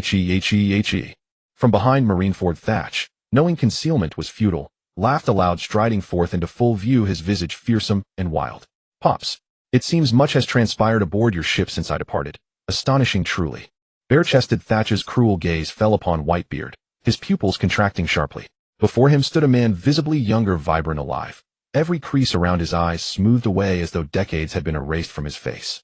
As Thatch emerged, others followed in succession, his earliest recruits. The champion of combat, Jesus Burgess, Soundbreaker, Van Augur, Devil Sheriff, Lafitte, and Death God Doc Q, as well as those he'd recruited from Impel Down's 6th level, Great Drunkard, Bastille Jote, Giant Warship, Sanwan Wolf, Crescent Moon Hunter, Katarina Devon, Blackstreet Bullet, Blackbeard Blaze, and the Strongman Sonin. Execution platform. Hearing Whitebeard's rebuke and witnessing Thatch's emergence, Zhanghua parted his lips, then held his tongue, choosing instead to observe coldly. Marshal D. Thatch not only murdered a comrade, but delivered Ace the Fire Fist to Marineford under naval custody. Past grievance layered upon present outrage leaves no room for alliance. Still, even though Thatch invaded Impel Down and plunged it into chaos, his arrival now may ease the Navy's burden in this battle against Whitebeard's entire crew. His crimes can wait until after the war concludes. Mulling this over, Zhanggua's gaze swept past Thatch, then over the familiar faces of his original crew, before methodically identifying each escapee from the 6th level Bastille Jote red-nosed and stout, San Juan Wolf round-chinned and pointed-headed, Katarina Devon long-nosed and fierce, Blackbeard Blaze dwarf-like and diminutive, and Sonin face heavily made up. Indeed, they are precisely the kind of individuals whose existence was deliberately obscured, whose very presence threatens the world. Zhangguo remained silent, intending to let Whitebeard and Thatch clash first, to weaken both sides. Yet his plan, however elegant, was already being upended by another's design. Martial, his eyes blazing with transcendent light, Barthra descended gracefully from midair, landing squarely between Whitebeard and Thatch. Ignoring the surging killing intent radiating from Whitebeard behind him, he fixed his gaze on Thatch, whom he'd met twice before. D. Thatch. May I address you by your full name? Marshal D. Thatch. Upon hearing Barthra pronounce Thatch's full name, Zhangguo's eyes hardened, sharply coldly, locking on a Barthra. D. His name bears the D, and he chose to conceal it. He. Thatch laughed, but his savage eyes never left Barthra. Lord Barthra, the beast tamer and artist, beneficiary of the Shichibukai seat I vacated you. Ha ha ha ha. A cruel, venomous gaze locked onto Bartholomew Kuma as he descended from the sky. Teep's expression twisted into a savage snarl as he sneered coldly, Bartholomew Kuma, beneficiary of my vacating the 7 warlords' post. What pray tell do you intend to do now? To oppose me? No choice. Our loyalties lie on opposite sides. Kuma shrugged in reply, then turned toward Admiral Sengoku. Admiral Teach first invaded Impel Down and now appears openly at Marineford. His status as an enemy is confirmed beyond doubt. You wish to see my sincerity, I'll allow me then to handle him. Sengoku did not answer immediately. A fervent gaze burned into him, and with a slight turn of his head, he met its source, Magellan. Admiral, please entrust Blackbeard to me. This time I will capture him and imprison him. Reading Magellan's burning eyes, fueled by seething hatred, Sengoku chose not to grant his plea. First, Magellan had already suffered a crushing defeat at Teach's hands, leaving him grievously wounded, and far from fully recovered. Re-engaging now would only lower his odds of victory further. 2 consecutive losses would shatter his conviction. Yet a second consideration weighed even more heavily. My apologies, Magellan. Your devil fruit ability is indispensable to this war. After offering Magellan an apologetic glance, Sengoku withdrew his gaze, only to sweep it once more across Magellan's surroundings. A vast expanse of violet poison blanketed the ground. Aside from numerous pirates lying motionless in the toxic sludge, no marine dared approach him, leaving a wide unoccupied zone where he could unleash his power unimpeded. Bartholomew Kuma, Marshal D. Teach is entrusted to you. He committed grave atrocities, invading Impel Down, brazenly recruiting the world's most depraved pirates, and now appearing openly at Marineford. If we fail to apprehend him, what dignity remains for the Marines beneath the banner of justice? Okay, with a casual acknowledgement, Kuma fixed his gaze on Teach. Teach, don't glare at me with such venomous contempt. Tone it down. Were it not for Admiral Sengoku's demand for proof of my loyalty, I'd have no desire to fight someone as uniquely dangerous as you. Uniquely? Kuma's eyes flickered over Teach with cautious appraisal before breaking into a wry smile. Well, if we're already destined to be enemies, you surely won't object if I expose you on the battlefield, will you? Marshal D. Teach. Before Teach could react, Kuma raised his voice, declaring his full name aloud. You possess 2 hearts, do you not? Teach recoiled in shock, then braced himself for what came next. By capturing Ace and delivering him to the Marines, you sought 2 ends. First, to secure your appointment as a warlord, a title granting you unparalleled access to Impel Down for recruitment. Second, you foresaw this war's inevitability. Marine headquarters versus the Whitebeard pirates. Whichever side prevails will suffer catastrophic losses, the very outcome you anticipated and desired. For when the dust settles, you step forth to reap the spoils. 2 hearts, an extraordinary grotesque anomaly of nature. Alone it proves nothing. But add to that the dark fruit, widely regarded as the most sinister Logia-type devil fruit, whose acquisition forced you to violate Whitebeard's sole ironclad law by murdering a comrade. First, a physiological advantage spanning decades of patience, then the long-sought dark fruit. Now both are yours. Your ambition can no longer be contained. You ignited this war, not as a participant, but as its architect, using it to exhaust Whitebeard's strength through the Marines' might, so that at last you may seize the fruit itself. Kuma paused, surveying his rapt audience with a faint knowing smile. Gentlemen, I speak of the fruit quite literally. 2 hearts, the dark fruit. Sengoku fell silent, mentally retrieving the fruit's documented abilities, until suddenly his pupils contracted sharply. He whirled stunned and horrified toward Teach, whose face had darkened to storm black. No, impossible. The terrifying implication struck Sengoku like a physical blow. He could not accept it. Grr, la. Bold words. And bolder still is your recklessness, Blackbeard. Whitebeard laughed, but his voice was glacial. Capture A's for the Marines. Spark the war. Ascend to warlord status. Secretly recruit allies and impel down. Let the Marines grind down my strength. Then at the final hour pluck the fruit. As Kuma said, the fruit is literal. So, you aspire to become the first ever dual devil fruit user in history. Grrlalala. What staggering ambition, what absolute unflinching resolve. What a dual devil fruit user? How is that possible? Does he have no fear of death? No, it isn't fear he lacks. It's sanity. Before Whitebeard's words faded, a cacophony of shocked cries erupted across Marineford, carrying far beyond the battlefield. Oh! A dragon's roar pierced the sky. Kaido mid-battle with Garp seized the moment. Oro. Sengoku, you've been utterly outmaneuvered. Strategist. I'm embarrassed for you. Young Kaido, you talk too much. Boom. Oh. Ignoring the commotion overhead, Sengoku stared coldly at Teach. Public execution of Ace. No. Now it was clear the Marines themselves were being publicly executed. And he, the strategist Sengoku, was the condemned. The Marines themselves were being publicly executed. And he, the strategist Sengoku, was the condemned. Heh. His laughter rang hollow brittle. Teach felt the world's malice closing in. First exposed while hiding, then forced into the open, now his anatomical anomaly and ultimate design laid bare. His face had darkened to thundercloud gray. His eyes blazing with fury and disbelief locked onto Kuma. It was him. All of it. Him. Because of him, his meticulously crafted plan unraveled, plunging him into mortal peril. Bartholomew Kuma. A truly exceptional successor. Since my scheme lies in ruins. Sensing the lethal intent radiating from Sengoku, Whitebeard, and Kuma alike, Teach trembled inwardly. In this absolute disadvantage, his dream of seizing Whitebeard's quake fruit had collapsed entirely. Survival alone remained. Only one path remains. Bet everything on a single desperate gambit. Resolving within, Teach threw back his head and roared skyward. Lord Kaido, I swear fealty to the beast's pirates. With the power of the dark fruit, I shall steal abilities from other users, fulfilling your dream of an all-Zoan crew. So save me. I swear allegiance to the beast's pirates, wielding the dark fruit's power to seize other devil fruit abilities, thus fulfilling your dream of an all-Zoan crew. So save me. Realizing his objective was unattainable and death imminent, Teach had no choice left. Instantly he revealed, before its full nature had even been verified, the dark fruit's other terrifying ability, the power to steal abilities. Teach's desperate cry for survival echoed across the battlefield, reaching every ear. Sengoku stood in silent contemplation. The ability stealing fruit. Wasn't this information deducible? And, calling for Kaido's aid. Cease your futile efforts, Teach. Butcher's eyes shimmered with radiant psychic energy, his aura surging with effortless charisma. Calmly he pronounced Teach's fate. It is pointless. Bound by the dark fruit's curse, escape is impossible. For if such a threat were to roam freely, the seas would descend into chaos. To obtain a suitable devil fruit is already a rare stroke of celestial fortune. Many believe it will launch them to the pinnacle of existence, granting boundless freedom and mastery. Yet, snap. You appeared an aberration, a grotesque anomaly capable of stripping others of their powers. They will be deeply troubled. Thus accept your destiny with grace. I shall escort you to a serene, verdant courtyard. There you shall spend your remaining days in quiet repose. But only if the young master holds no interest in your fruit.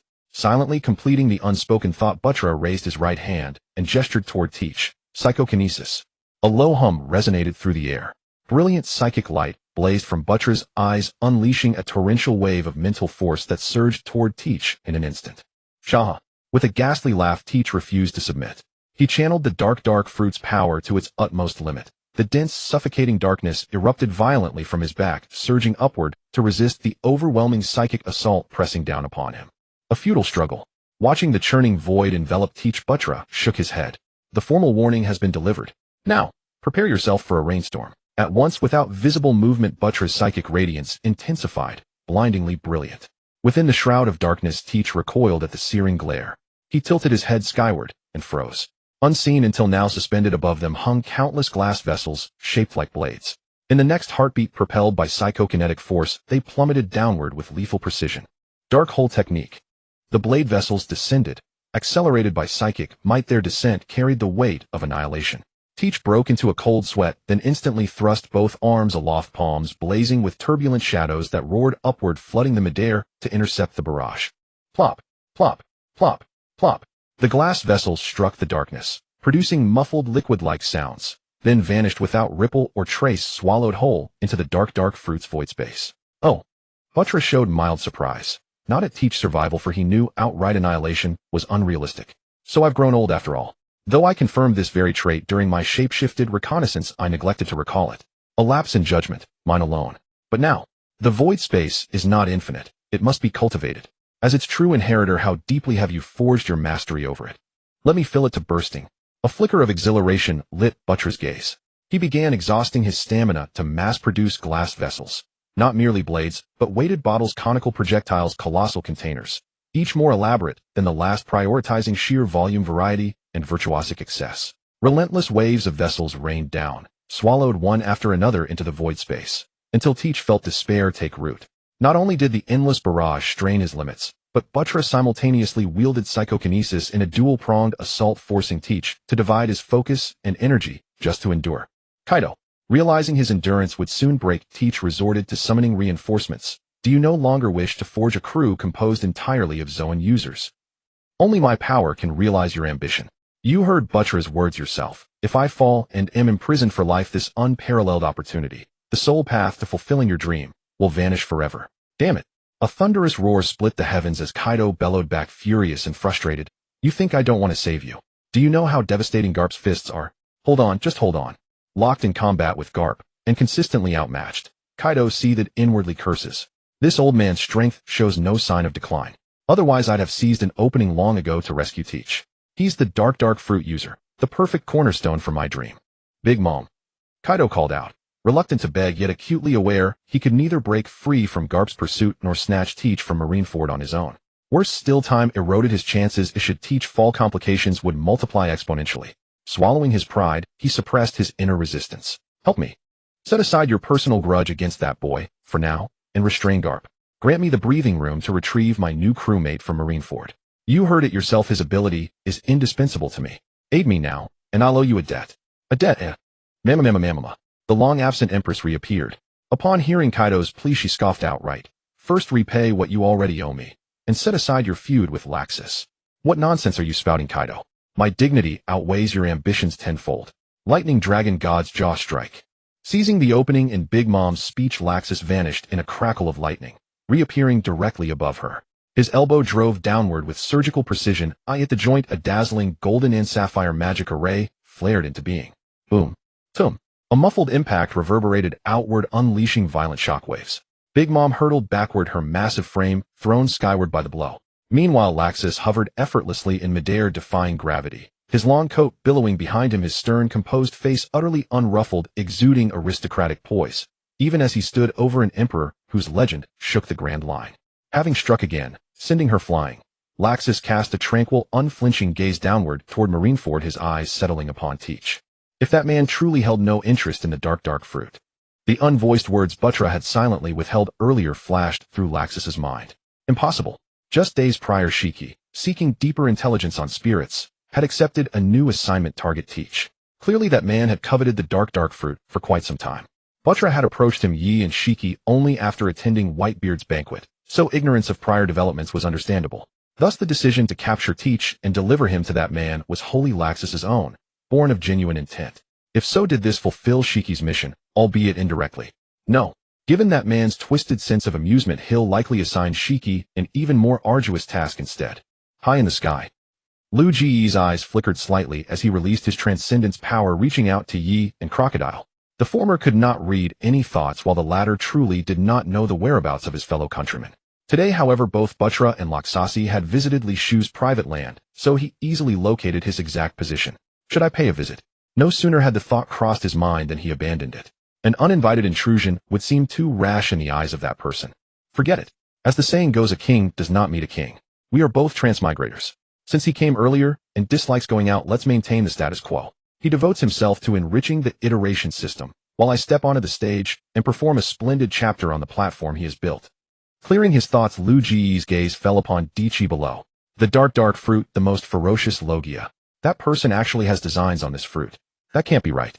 He helped Laxasi obtain the rumble fruit, meaning he has his own way of plundering others' abilities. So why is he still interested in this fruit? Baffled, Lu Gu couldn't figure it out.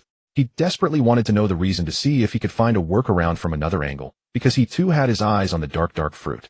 To establish a third pole, a formidable force that truly dominates the seas, I need many subordinates, and their strength must be sufficient. My trip to Impel Down recruited quite a few, though they are already strong. Equipping them with suitable fruits would elevate their power to another level. Yi hung hung. Hearing Lu Gu call her, Yi turned her small face toward him. I'm here. Something to ask me. Yes, there is indeed something I'd like to consult you about. Speaking his mind, candidly, Lu Gu looked at Yi seriously. That person. Is his need for the dark fruit absolute? Can it be negotiated? If possible, could you leave it to me? It would greatly help me build my future power. Sorry. Yi refused bluntly, ignoring Lu Ji's slightly changed expression. Let it be difficult. After you put in more effort, when your power becomes an unignorable force, the sense of achievement and pride will be even stronger. So don't hold any expectations for Diqi. The role he plays for that person is beyond your imagination. The dark fruit has the property of devouring. Once Diqi is sent over, he and that being will work together, attempting to transform it into an accelerator that aids the dark whirlpool in drawing the world's power. That is its true purpose. Fine. Rejected without any room for negotiation, Lu Gu realized that the dark fruit was truly important to that person. Since he couldn't have Diqi, further discussion was pointless. Blank seed. I'll talk about it later when I have a chance. I don't want to expose my ability to read minds now. Keeping his thoughts hidden, Lu Gu chose to skip the topic and look down. Marineford. Has this moment finally come? Surrounded by 100,000 elite marines, the pirates who had initially chosen to fuse with their spirits suddenly staggered, their steps unsteady. At the same time, the forms altered by the spirit fusion burst with a pop, revealing their original appearances. Their faces turned pale, cold sweat beading on their foreheads. Their condition was terrible. Swish. Suddenly, a figure flashed past one of the pirates. A cold blade gleamed with white light, and with a sound of tearing, a fine head flew high into the air. Vice Admiral Wushu looked. As his cloak of justice fluttered, the elite marine, Vice Admiral Wushu slowly turned to see where the soldier was pointing in astonishment. Eyes wide with shock, as if not yet realizing he had been decapitated, the falling head scattered hot blood, unable to close its eyes. Wushu cared little whether the head could close its eyes. His gaze fixed on a certain remnant, left in midair after the head fell at a certain point. A spirit. Wushu's eyes widened in surprise. What he saw was a spirit whose name he did not know. It floated in an ethereal, non-physical state. But the next second it condensed from nothingness and landed on the ground. Na 11. Executor with green grass on its head feed on the ground, but three heads, each with different expressions, looked around dazedly. Stared at by countless eyes, it felt very nervous. So after the contractor is killed, its contracted spirit gains freedom. As Wushu's eyes flickered and he murmured to himself, whoosh. A wave of observation hockey swept outward, and everyone learned the fresh new information. Swish. Golden light flashed, and Huang Yuan appeared before Executor in an instant. Raising his hand, he delivered a chop to its body, the immense force knocking it unconscious, its eyes spinning in circles. Well done, Wushu. Huang Yuan grabbed the grass on Executor's head, praising Wushu. Before the latter could respond, he transformed into light particles and flew toward the execution platform. Guru. Whitebeard's laughter rang out. He held a blade in his right hand, his left hand pressing against the air, fingers exerting force to grasp the void into tangible marks. That belongs to my child. You're overreaching, Huang Yuan. With a fierce tug, Huang Yuan, who was flying in elemental form, felt a powerful force act upon him, and he plummeted straight to the ground. Boom. The ground trembled as Huang Yuan crashed heavily into it, creating a cracked pit. Lying at the bottom, he didn't feel like getting up. If he could lying there until the war ended would be nice. What a luxury to hope for. Well, face reality. If I don't end this, soon I'll suffer the most, and more elite marines will lose their lives. Sprawled in a starfish position, Huang Yuan adjusted his thoughts. He realized that slacking off during ordinary missions was one thing, but if he thought of doing minimum work now, he would be joking with the future of the Marines who fought bravely for justice. Swish. Just as he flew out of the pit, in elemental form, a figure darted in from the side, sharp bird claws aimed at his heart. Huang Yuan, are you trying to desert? Transformed into a phoenix, slightly different from his former appearance, Marco pursued him. Fused with his spirit, he was confident that he was no weaker than his opponent. At least he wouldn't be knocked into the sea with a single blow this time. Sorry, Marco. Right now I don't have the mood to waste time with you. Deactivating his elemental form, Huang Yuan cast a cold glance at Marco as he closed in. Holding Executor in one hand, he clenched his other fist, wrapping it with a deep layer of armament hockey, and struck with full force. Apologies, Marco. I'm in no mood to waste time on you right now. A high-tier armament hockey enveloped his fist as Kizaru launched a devastating punch. The martial arts, once belittled by his late mentor, now erupted with overwhelming power, far surpassing any ordinary standard. Boom. A thunderous, muffled impact reverberated. Struck full force, Marco's eyes bulged violently. Even in his immortal phoenix form, and further empowered by fusion with Flame Chicken, The blow left him dazed and disoriented. Whoosh! A sapphire streak blazed across the air as Marco plummeted precisely into the crater Kizaru had just carved. With a deep rumbling tremor, the crater widened and deepened. I could slack off, but that doesn't mean I'm weak, Kizaru murmured, inwardly glancing down at the blood-spattered Marco buried in the crater.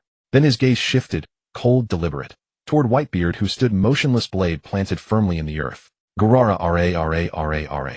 Whitebeard laughed aloud, meeting Kizaru's haunting stare. Are you trying to pressure me, boy? Threatening me, are you, Kizaru? Yeah. Though his expression was uncharacteristically grave, his voice retained its lazy, faintly mocking lilt.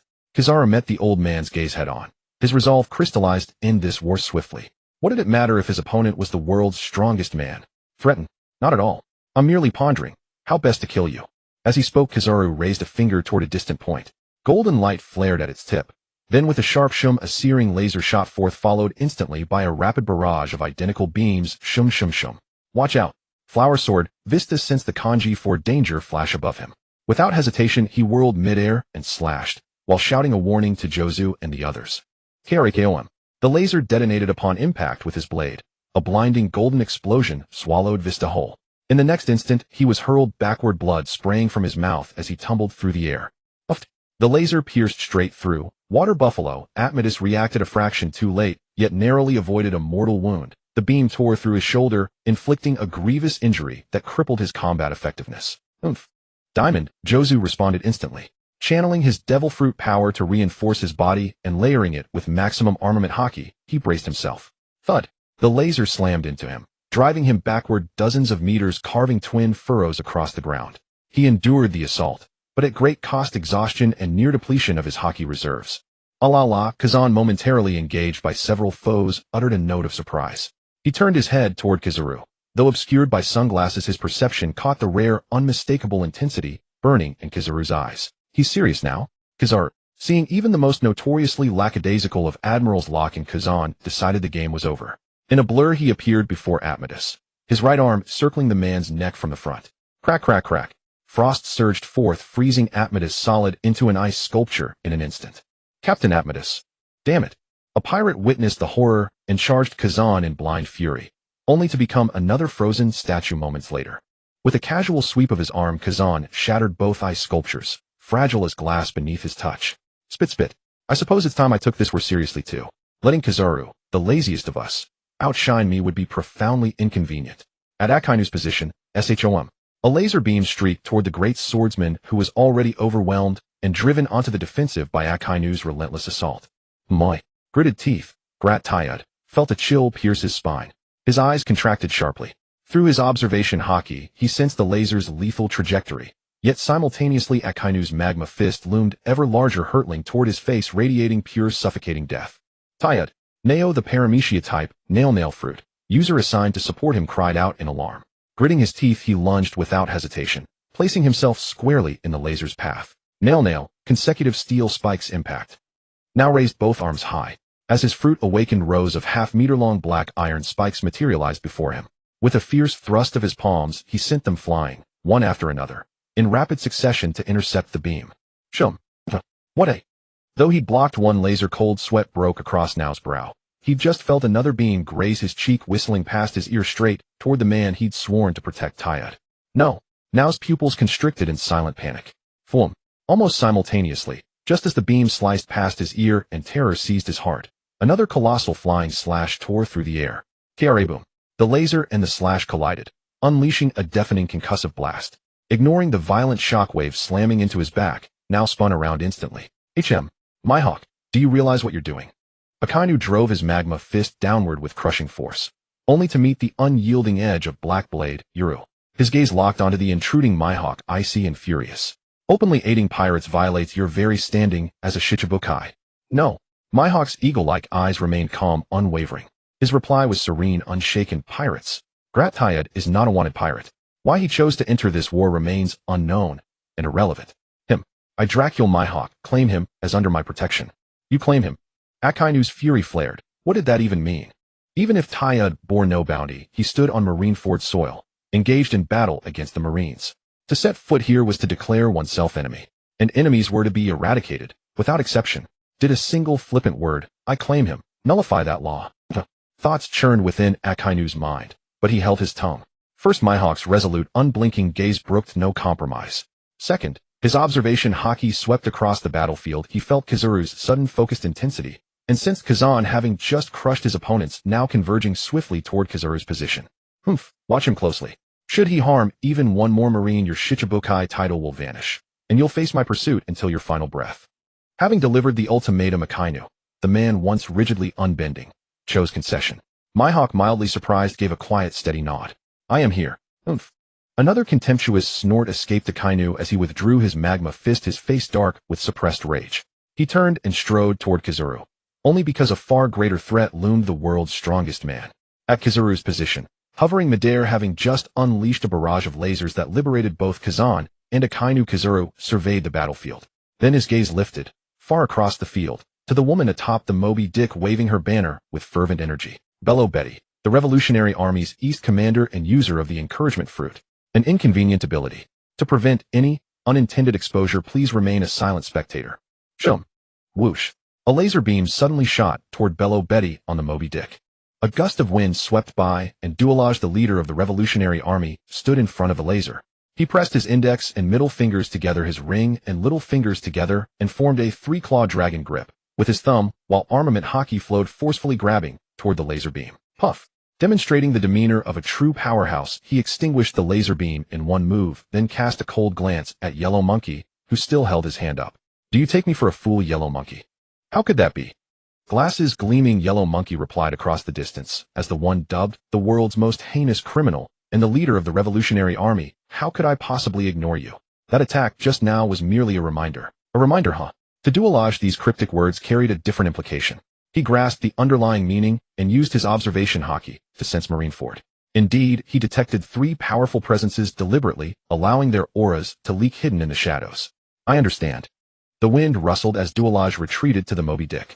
He placed a hand on Beatty's shoulder, and in response to her puzzled gaze, he subtly shook his head, signaling, that's enough. We won't interfere further in this war.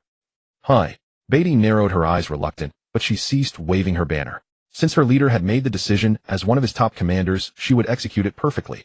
3 auras. Dualage withdrew his hand, seeing the confusion in Beatty's eyes, but choosing not to explain. His deep gaze turned toward Marineford. Each one is formidable, perhaps the hidden strength of the world government. The reason they didn't seize this chance to attack me is likely because of the live broadcast from Marine headquarters. So to avoid crossing their boundaries, I cannot involve myself further in this war. Otherwise, if a full-scale battle erupts, I might have the means to break through, but my comrades would be in grave danger. Fend for yourself, Whitebeard. He glanced at Whitebeard, now surrounded by the 3 admirals, then turned his gaze without lingering. After a moment of searching, his eyes settled on Lu Fei and Sa Bo, who were charging forward valiantly to save their brother. On the execution platform, 3 against 1. Zhang Guo oversaw the overall situation. Seeing Yellow Monkey get serious and the other 2 admirals join the fray, forming a 3-on-1 scenario, he was satisfied. If 3 admirals surrounding Whitebeard couldn't secure victory, the Marines would have no reason to exist. But the force dedicated to Whitebeard was sufficient, yet if the 4 of them went all out, the tremendous destructive power could not be ignored. If mishandled, Marineford might sink. Could it be that I should just let Whitebeard rescue AIC? Zhang Guo had not forgotten the true purpose of igniting this war, to proactively stir the tides of the era. The waves of the new age were unstoppable, no one could resist them. The only option was to seize the initiative as much as possible, gaining more leverage to respond calmly. With this thought, Zhang Guo couldn't help but glance at AIC, only to find him staring intently in a certain direction. Following his line of sight, he saw the figures of Sa Bo and Lu Fei. Goma Goma no. Cannon. Boom. Pulling back and stretching the fist enhanced by the recoil force slammed into a Marine officer. The officer stepped forward to stabilize his center of gravity, letting the rubber fist strike him. Apart from a dull thud, he suffered no harm. Vice Admiral Kopp, whose grandson is this week. What a waste of my armament haki to reinforce my defense. Gumeyer, a Marine headquarters vice admiral with a Mediterranean hairstyle, was astonished. He looked at Lu Fei with a strange expression. So his thin arms and legs are his actual physique. What? Swoosh, swoosh, swoosh. The elongated arm rapidly retracted. Seeing the enemy before him, unscathed, Lu Fei was stunned. He quickly widened his stance, placed his right hand on the ground, and swirling ripples like inflated air appeared on his legs and rubber arms. Second gear. Gomu Goma no. Realizing the enemy's strength left him no chance in normal form, Lu Fei decisively entered in new combat mode. His body flushed red steam rose around him, and he aimed his left hand while cocking his right fist. Jet rocket. Whoosh. This time a jet-propelled fist came flying. Gumeyer sensed its power with observation hockey and shook his head. The force had increased, but it was still far from threatening him. Tekite. After all, he's Vice Admiral Kapu's grandson. I'll put up a bit of resistance. Gumeyer's body instantly turned rock hard. The next moment, boom, the jet fist slammed into him. He then used life return to control his face, turning it a sickly purple, as if severely wounded by the blow. Gritting his teeth for a moment, he flew backward like a deflated balloon, unable to resist, and landed amid the surrounding pirates. Yeah, I see. Having knocked back an enemy, Lu Fei continued rushing toward the execution platform, without a moment's pause, paying no attention to his defeated opponent. He's gone.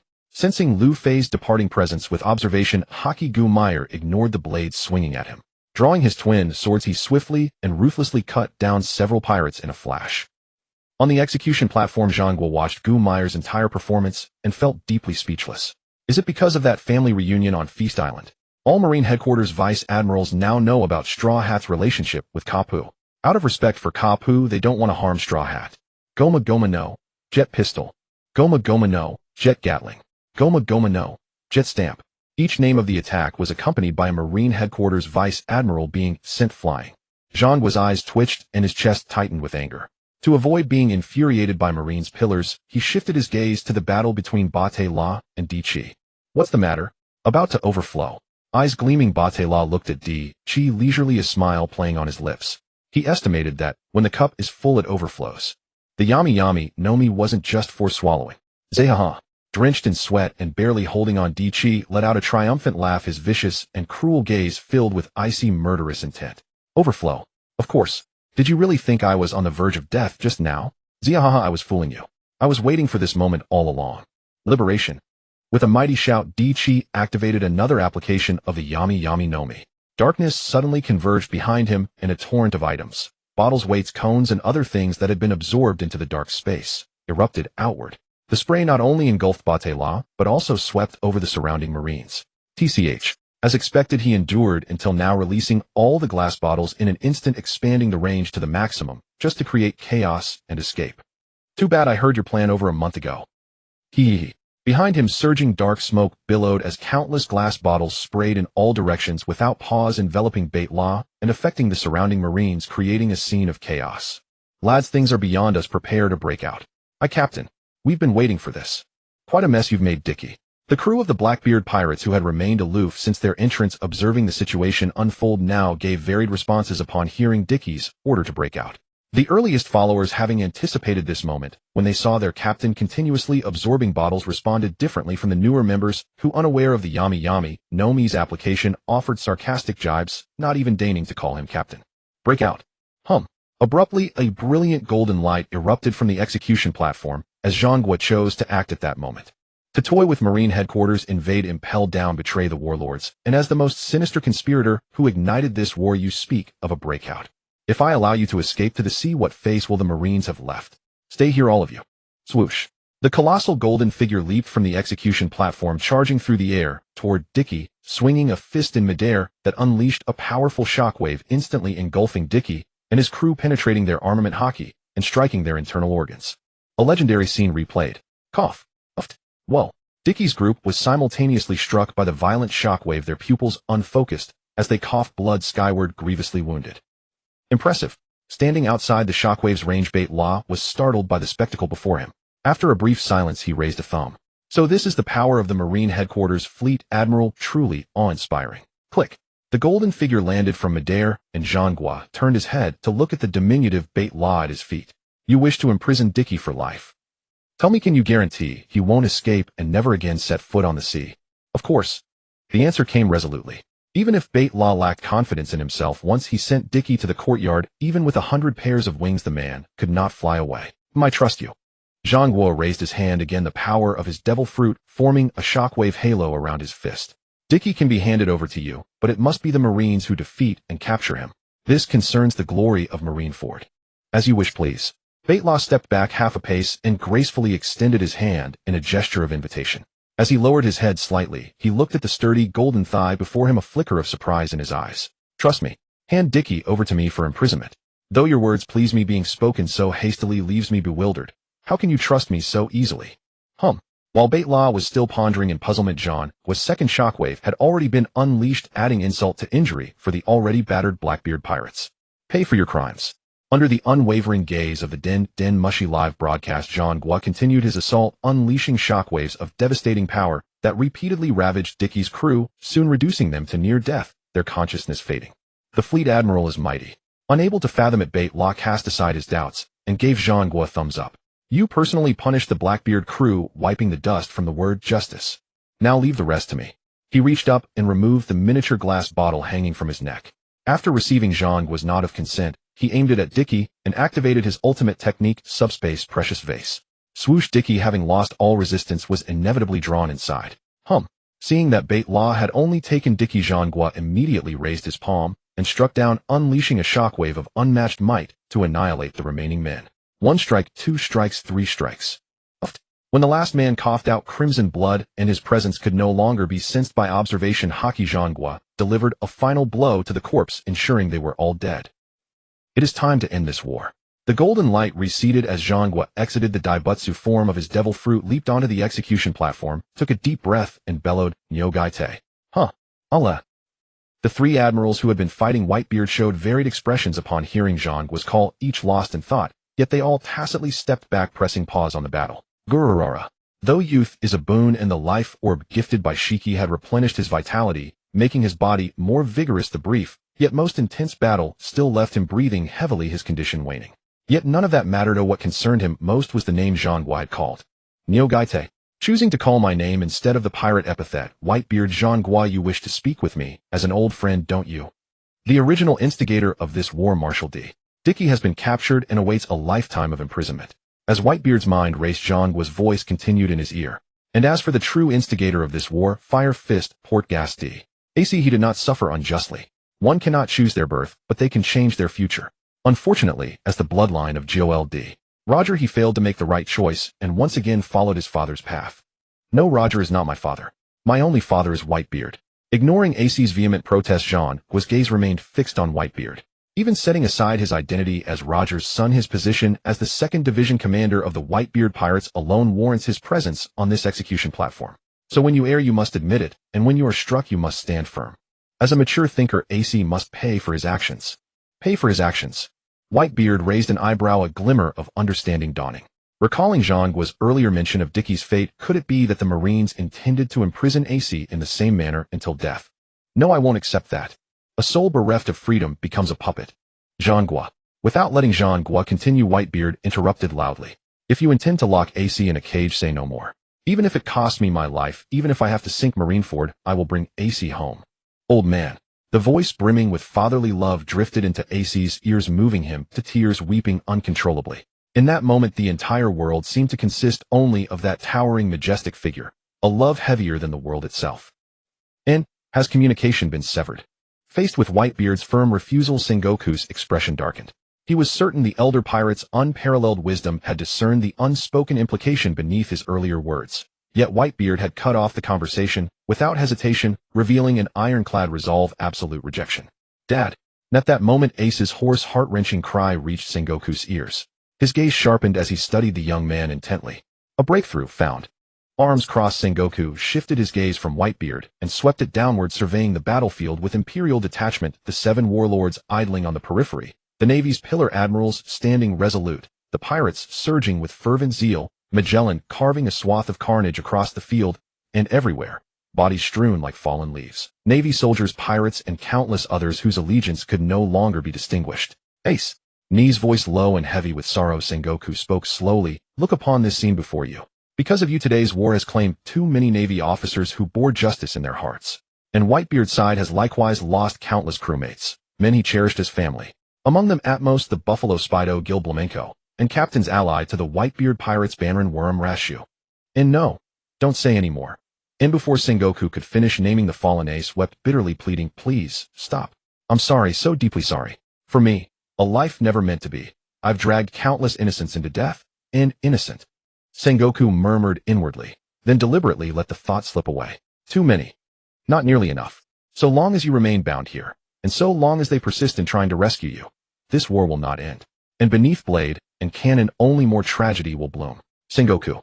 NAS the two men whispered atop the execution platform. Whitebeard, keen-eyed even from afar, sensed something amiss.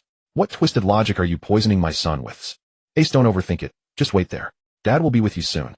You heard that, didn't you? In dismissing Whitebeard's words as wind, Sengoku continued his quiet persuasion. Whitebeard will never abandon your rescue. This war will inevitably descend into a bloodier meat grinder. Even if he succeeds in pulling you free, what will the cost be? Setting aside the Allied crews, the Moby Dick carries 16 divisions. Subtracting you, the 2nd Division commander, and the other division commander slain by Blackbeard, 14 remain. No, by now only 10 survive. So tell me, when you're finally freed, how many more of your family will be left behind, forever, on this field? I understand the bond you share. The willingness to die for kin is noble, fearless, and worthy of reverence. But what of you, the one rescued? How do you bear it, Ace? Do you truly wish for them to march again and again into death, for your sake, bearing a weight no soul should carry? That is why I spoke with Newgate just now, to seek a compromise, one where you need not die and your family need not perish charging to save you. Alas, Whitebeard refused. Huh. A compromise? Nace suddenly surged with desperate hope, tears glistening as he turned to Sengoku. What is it? Tell me. The decision Dad dares not make, I'll make for him, and truly naive. Meeting Ace's hopeful gaze, Sengoku paused, then spoke calmly. Rest assured, the solution is simple.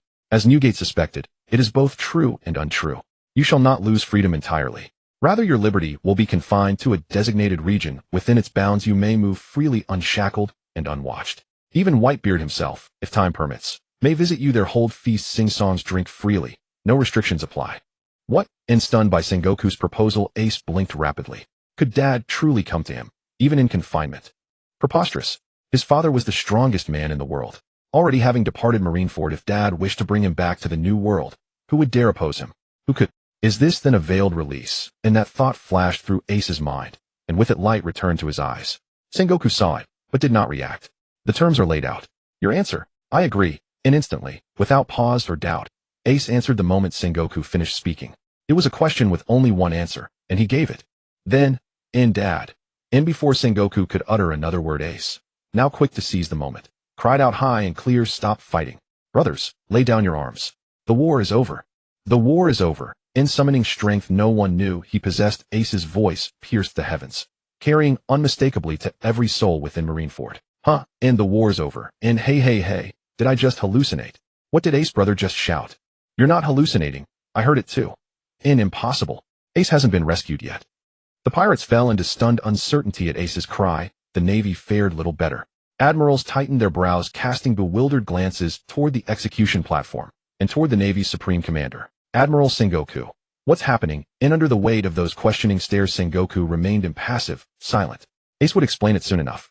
It's true. Kneeling on the scaffold, Ace, once listless, now sat tall, eyes alight as he met Whitebeard's gaze. Dad, the war can end. To prevent further bloodshed, I've accepted the Navy's terms. I'll submit to confinement in a designated location to atone for my past sins. Don't be foolish, Ace. And Whitebeard scoffed. How could he believe mere confinement? With Sengoku's intellect, such a loophole would be glaring, unless the location itself stood beyond the Whitebeard pirates' reach. A place beyond our reach. Could it be that rotting den? Hey Sengoku, where exactly do you plan to send my son? Think carefully before answering. If it's the place I suspect. Gura, and the place he suspects. Sengoku frowned, detecting lethal intent beneath Whitebeard's words. Suddenly his eyes narrowed sharply. Not there. More precisely, I don't yet know where it will be. Laxus. And perhaps sensing his answer fell short, Sengoku threw his head back and bellowed skyward. The war has reached its twilight. Cease your duel with that old woman. Can you contact the spirit of Skypea? We require her counsel. Yahung. A voice as light as a babbling spring fell into Zhangguo's ears. He turned in surprise, and what met his eyes was precisely Ye's delicate and petite tree spirit form. You called me, so I came. Watching the bewildered Zhangguo, Yi added with a smile in her heart. So you've been here all along. After a moment of silence, Zhangguo said in a low tone, did I disturb your enjoyment of the show? How could that be? Ye's smile didn't fade. Although watching a replay live is also quite nice, most people are fond of the new and weary of the old. A new story that exceeds established cognition is more novel, isn't it? Zhangguo frowned, pondering Ye's words, but unfortunately couldn't discern anything. He decided not to waste energy and asked, you like novelty? Is it because you were trapped on Sky Island for too long? Yahung. Trying to trick me. Yi fluttered her wings and flew in front of Zhangguo, pressing her tiny hand on his nose. Her bright little eyes gleamed with mischief. You want to know? Well, I don't mind telling you. Sky Island is a place with its own will. If not recognized by it, no one can enter the reserve. Sky Island has its own will. And a reserve. Could it be because that place is the origin of the iteration system? Ignoring the fact that his nose was being pressed, Zhangguo was willing to believe the conclusion he had analyzed with his wisdom. He couldn't help but smile. Indeed a good place. In that case, can I entrust you to become the guardian? High above the sky.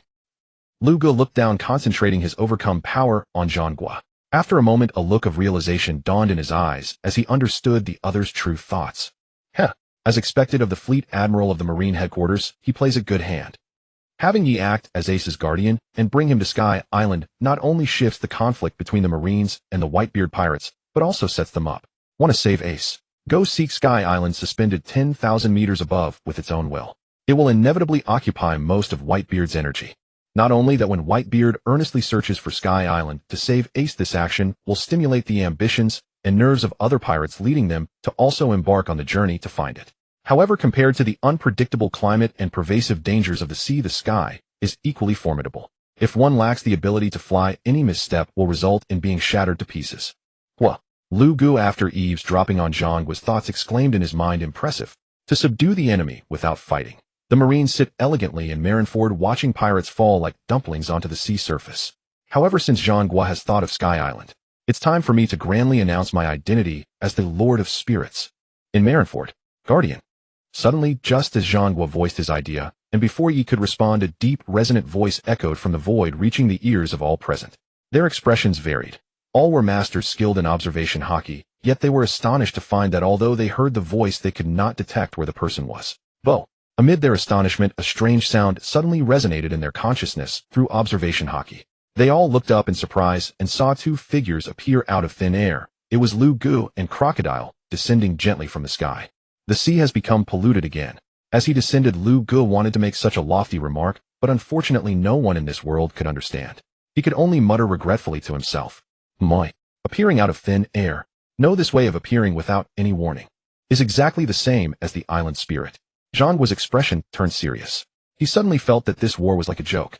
It had begun because of Teach's scheme, causing heavy casualties on both the Marines and Whitebeard. Now they discovered that there was a third party that none of them had detected.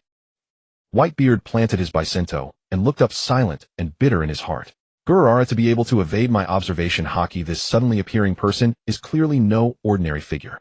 Could this war, which cost both sides dearly, be nothing but a farce to entertain others? You seem to have high fame in this era. Lu Gu floated down to Marineford with a composed and distinguished demeanor, calmly looking at Yi. That surprises me. No, I should say this era is truly special. Not only have you appeared before the world, but I have also revived on this sea. Ya hung hung. Is he putting on airs?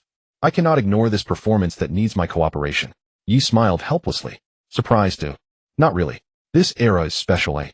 Indeed it is. After echoing Lu Ji's words, he glanced at him and began to reveal a new, even more terrifying supplementary setting. A person's life has an end in the world. Likewise. What? Zhangguo looked at Yi in shock. With his wisdom, he easily analyzed many implications from that single sentence. Not only him, but also Dragon on the Moby Dick, Whitebeard standing with his bicento, and even the 5 elders and Mary Geos who were monitoring the war through Den Den Mushi all heard the deeper underlying meaning in Ye's words. The world has an upper limit. He said in a deep tone, as I said earlier, a person's 100 years leave marks like rings of a tree, irretrievable traces that record the length of life. The world is no exception, except that compared to a person, its way of recording existence is through iterations. To this day, even I can no longer remember how many rings this era has. But there is one thing I can tell you clearly. Saying this, he assumed a serious and solemn expression. The world has aged. After it records this ring, how many more iterations can it endure? 3 or 5, all unknown. Finally, Yi shifted her gaze to Lu Gu, responding to his earlier question helplessly. This era is special. I'll answer you again. Yes, this era is special, otherwise I would not have left that place. And you? The Lord of Spirits would not have revived either, because the world is more aware of its own aging than I am. It does not want to collapse and explode at the final moment, turning into cosmic dust. It wants to save itself. Self-salvation. Lu Gu murmured Ye's words. He frowned in thought for a moment, then seemed to realize and cooperated. You mean that my revival in this era actually carries a certain task or mission? As he spoke, his spirited eyes swept around, pausing briefly on Zhangguo, Whitebeard, and others. Each era has its own unique power system. However you have appeared in this world, I have awakened, and with your talk of self-salvation, is it that the world wants to use this era as a testing ground, continuously releasing various systems that have died out, allowing the people of this world to master them one by one, then integrate them into one, reaching an unprecedented height, and finally helping it break free from the shackles of the rings, and be reborn? Yes, if given the chance, the world also wants to live a second life. Yahung, nice cooperation. Has the war ended?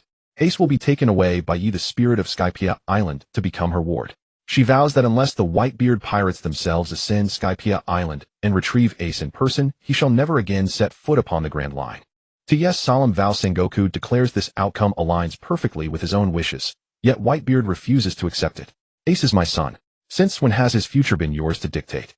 Facing Whitebeard's icy interrogation, Sengoku merely returns a cold, unblinking gaze.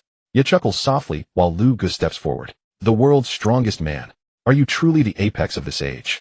Unflinching, Lu Gu soars toward Whitebeard and lands 100 meters away. His clear, piercing eyes lock onto the elder pirate before he sweeps an arm wide. 6 spectral Pokemon materialize in midair. Blaziken, Lucario, Mutwo, Darkrai, Deoxys, and Lugia. I recently engaged in a brief exchange with someone, but his fighting spirit was faint. Thus, Whitebeard, you are the first true opponent I face since my awakening. As a mark of respect for the era's foremost warrior, I grant you the privilege of choosing one of these 6. Huh, Kizaru. Was that me? Sengoku remains silent, his gaze heavy and grave as it settles upon Lu Gu, the awakened master of Pokemon. So the intruder who breached Impel Down alongside Kizaru's report is indeed him, and furthermore, a scheme to unify the 7 warlords into a third power, an ancient relic risen from the dust of history, restless to the very end. A torrent of thoughts flashes through Sengoku's mind, yet he does not dwell on them. He grasps the crux. A testing ground. The world has entered its twilight, seeking to reverse its decay and reclaim a second life. Hence Skypiea Island's discovery by Shiki's emergence before mankind, and Lu Ji's resurrection as Pokemon Master. Fading systems of power shall now resurface across the seas, not to supplant, but to converge. This age's strongest shall assimilate them all, forging unity from multiplicity, to aid the world in breaking free from fate's chains and attaining eternal immortality. This sea will inevitably evolve into something wholly unfamiliar to me. Grrrr. As Sengoku's thoughts drift, Whitebeard bellows, his gaze commanding. Lu Gu, the Pokemon Master. A relic steeped in past glory. You underestimate today's strength far too gravely. 6 to choose from. Do you take me for just anyone? He grips his blade, his arms swell thrice their size as the power of the Gura Nomi surges into the steel. I am. He lowers his stance, coils his legs, and unleashes his conqueror's haki, then swings his sword in a furious, vengeful arc. Whitebeard. Before the strike arrives, overwhelming conqueror's haki descends like a storm. But though this aura would paralyze most pirates into helplessness, Lu Gu, fortified by soul reinforcement serum, stands utterly unmoved. Then narrowing his eyes, he releases his own conqueror's haki in return, effortlessly repelling 2/3 of Whitebeard's pressure. Crack, crack, crack. The air shatters audibly, and then, a soft nasal hum escapes Lu Gu as he senses his own anomaly. The tremor energy of the Gura Nomi has pierced his layered defenses, his psychic energy and aura barrier, and briefly struck his body.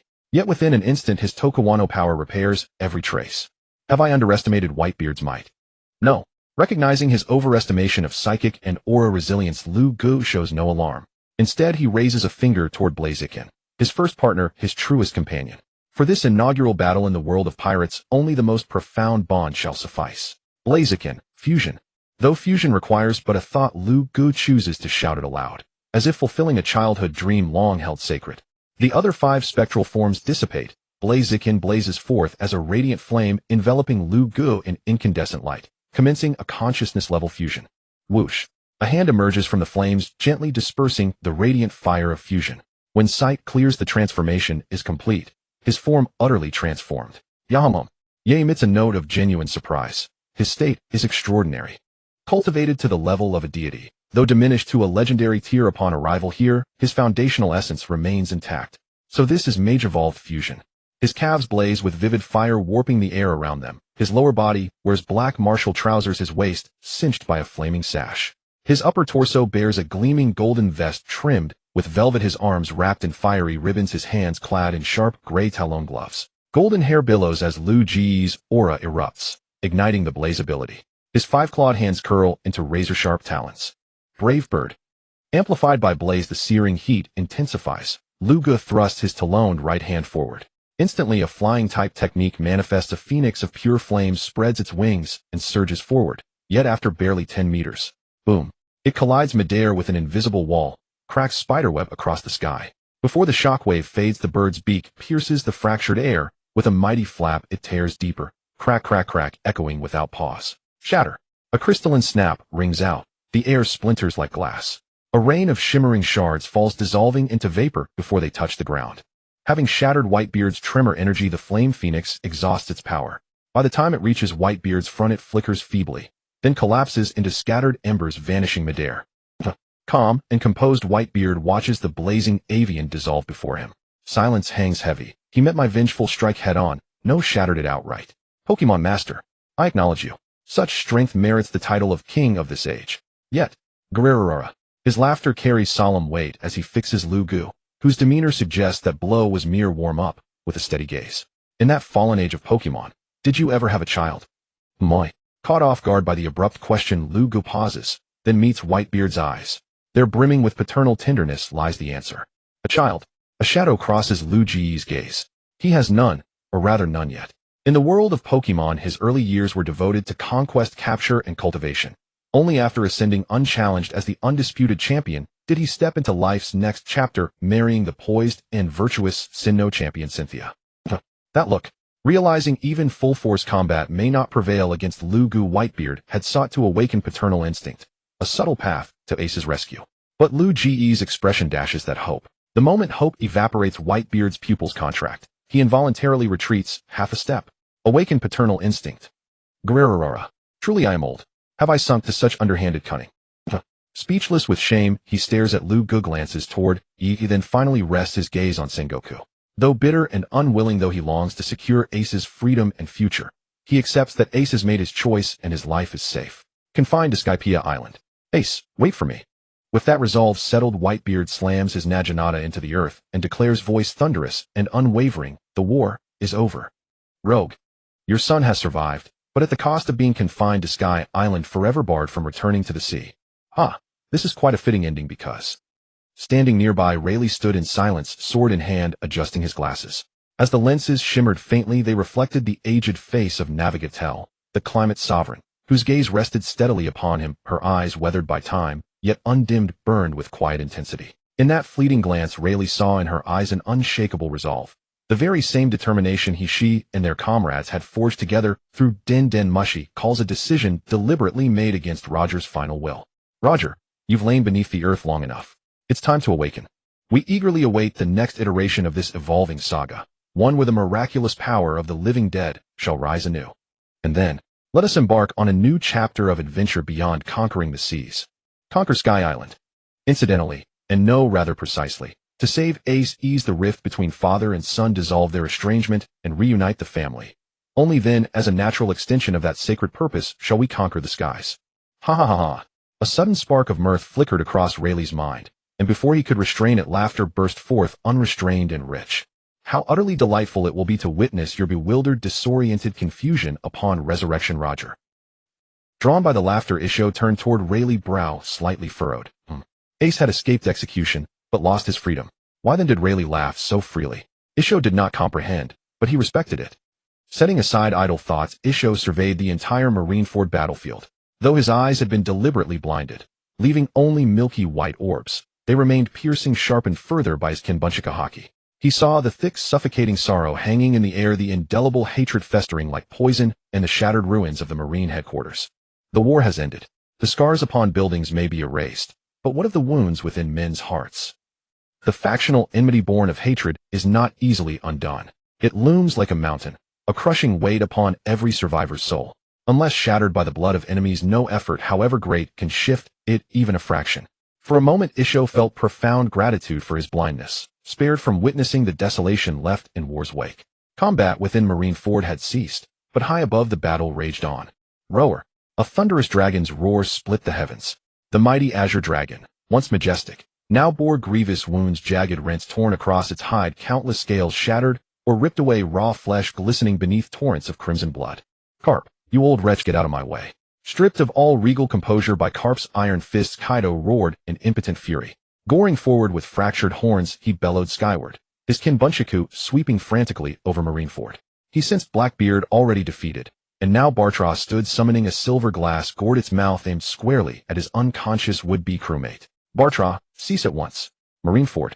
Kaido's desperate cry echoed, but Bartra paid it no heed. Though the gourd's mouth hovered over Blackbeard, he did not yet draw him in. This chilling razor-edged killing intent. Pausing mid-motion, Bartra tilted his head back slightly, following the source of the aura with a sidelong glance. There, silhouetted against the sky, stood a towering figure clad in black formal attire, and wearing a stark white mask. Black suit. One of the world government's hidden reserves, attempting to intimidate me with mere killing intent. Bartra's detection elicited no surprise from the suited man. Indeed, the killing intent had been deliberately unleashed, not to conceal but to reveal himself, and to deliver a clear message. Marshal D. Teach, the dark fruit user, is not yours to claim. Such a perilous individual must remain under government custody. Should you persist, take your grievances directly to Sengoku, or better yet to those above him. TCH, conveying all that in a single glance. Well, no matter. With a wry mental shrug, Bartra flashed the suited man an enormous grin, then pivoted sharply. In you go. Welcome aboard. Whoosh. At Bartra's command, the tiny mouth of the glass gourd erupted with immense suction, drawing Blackbeard toward it. Mid-air, the man shrank rapidly, yet perfectly proportionally, until he vanished whole into the vessel. What a... The suited man, concealed at a distance, stared in stunned disbelief. He'd been taken into the bottle, and Bartra dared defy his warning outright. Did he truly believe he bore no consequences? Damn it. He possessed temper, but scarcely enough to act upon it.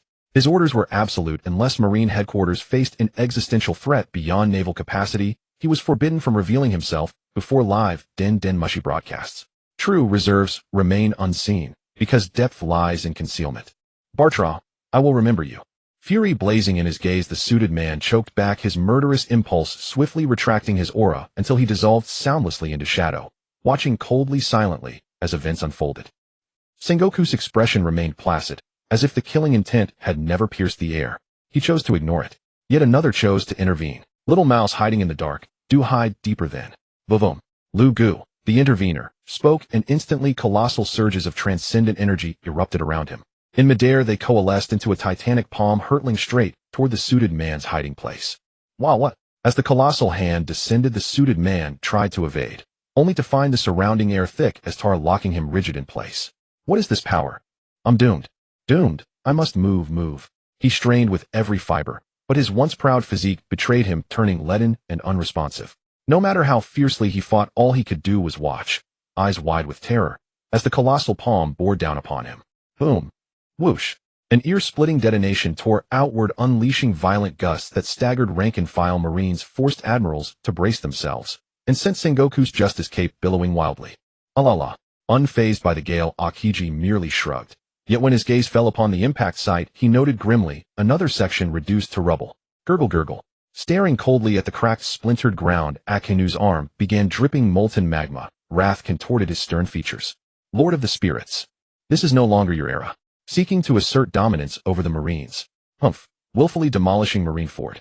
Have you truly prepared yourself for arrest? Kawai. Huang Yuan had already elementalized, avoiding the dust blown by the strong wind from dirtying his clothes. He muttered his catchphrase while his ears automatically ignored Chi Quan's questioning. Stubborn Chi Quan, the war has just ended. Wouldn't it be better to remain silent? The strength of that spirit lord can stand up to Whitebeard in a direct fight. The arrested Lu Gu. Hearing Chi Quan's confrontational shout, Lu Gu raised an eyebrow, intending to have a little chat with him, but was interrupted by a loud roar. Moi. He shifted his attention, looking toward the source of the roar, and couldn't help but smirk.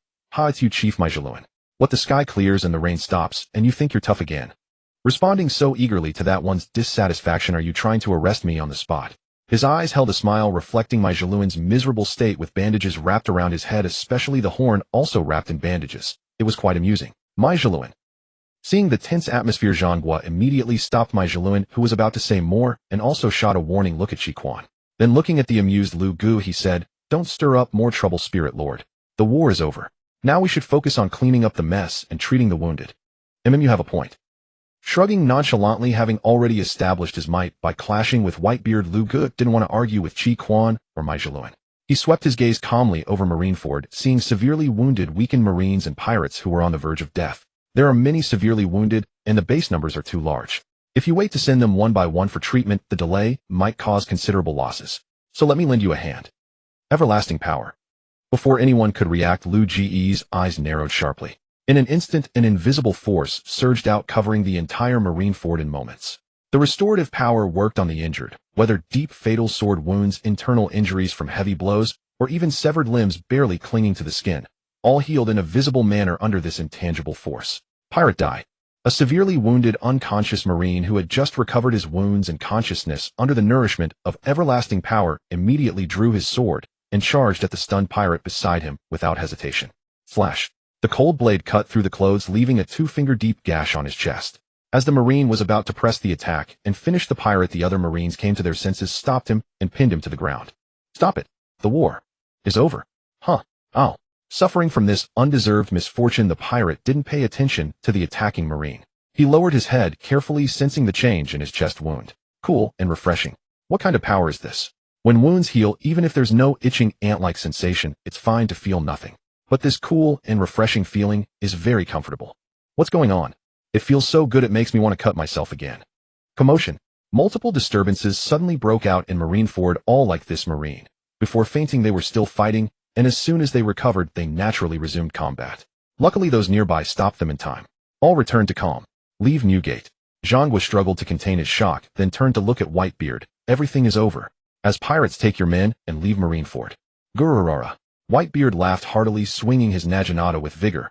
With a swish, he grasped the blade and raised it high, his deep voice echoing throughout Marine headquarters. Son, since Zhangwa has said see you off, our one-day trip to Marineford is over. All hands board the ship, set sail. Roar. Yes, Dad. Ha ha ha, one-day trip to Marine headquarters. Dad is mighty. Amid the joyful atmosphere, the pirates shouted noisily, shouldering swords, guns, and cannons as they turned to leave their stride, as spirited as victors of war. AIC. Calling his men to leave Marine headquarters, Whitebeard gazed at AIC, murmuring his name in his heart. He was about to say some comforting words telling him to be patient, that in the near future he would surely lead the family to take him home, but before he could speak, he was interrupted by an even louder shout. AIC. Whitebeard looked up at the sound, and what he saw made him pause. Suddenly, a material of unknown origin, like a light blue transparent glass, formed a staircase extending upward straight to the execution platform. On the staircase, Straw Hat Boy Mingchi D. Lu Fei was sprinting wildly beside him, the Revolutionary Army Chief of Staff Sabo. Go, Senior Lu Fei. Forget about whether the war is over or not, go save your brother. Senior Lu Fei. In the distance, a green-haired weirdo twisted his hands into a strange shape, maintaining the effect of his ability, shouting with a face full of admiration and longing like a shy fanboy. Frowning and squinting, the person standing beside the green-haired weirdo, Batuuomiao, silently took 2 steps back, his face full of disgust and contempt. Hey, aren't you overdoing it? On the execution platform, Zhangwa, who had returned here, raised his brows, sharply staring fixedly at Lu Fei and Sabo climbing the stairs. His fists clenched, emitting a cracking sound. At this moment, why can't you see the situation? Wouldn't it be better to just leave? I really want to slap him to death. Furious, Zhangwa could only endure with great difficulty. But it was hard, and he couldn't help glaring at the many vice admirals of Marine headquarters below. Look at the good things you've done. Letting him off is one thing, after all, he's Kapu's grandson, but Whitebeard didn't even get here, yet you let a newbie pirate who hasn't even mastered hockey with weak combat power charge right up to the fleet admiral. What do you want me to do? What do you want me to do? Who? Letting out a heavy sigh, Zhangwa's gaze fell back on Lu Fei and Sabo. A tactless child, you'll pay the price for your reckless actions and suffer some hardship. A newborn calf, the authority of Marine headquarters won't tolerate your reckless provocation. Fully mustering his aura and putting on a show, Zhangwa's body radiated golden light, instantly transforming into his great Buddha form. The light of his extreme compression ability coated his fist, and he swung it fiercely. Shockwave. Whoosh. The shockwave erupted through the air, crashing toward Lu Fei and Sabo.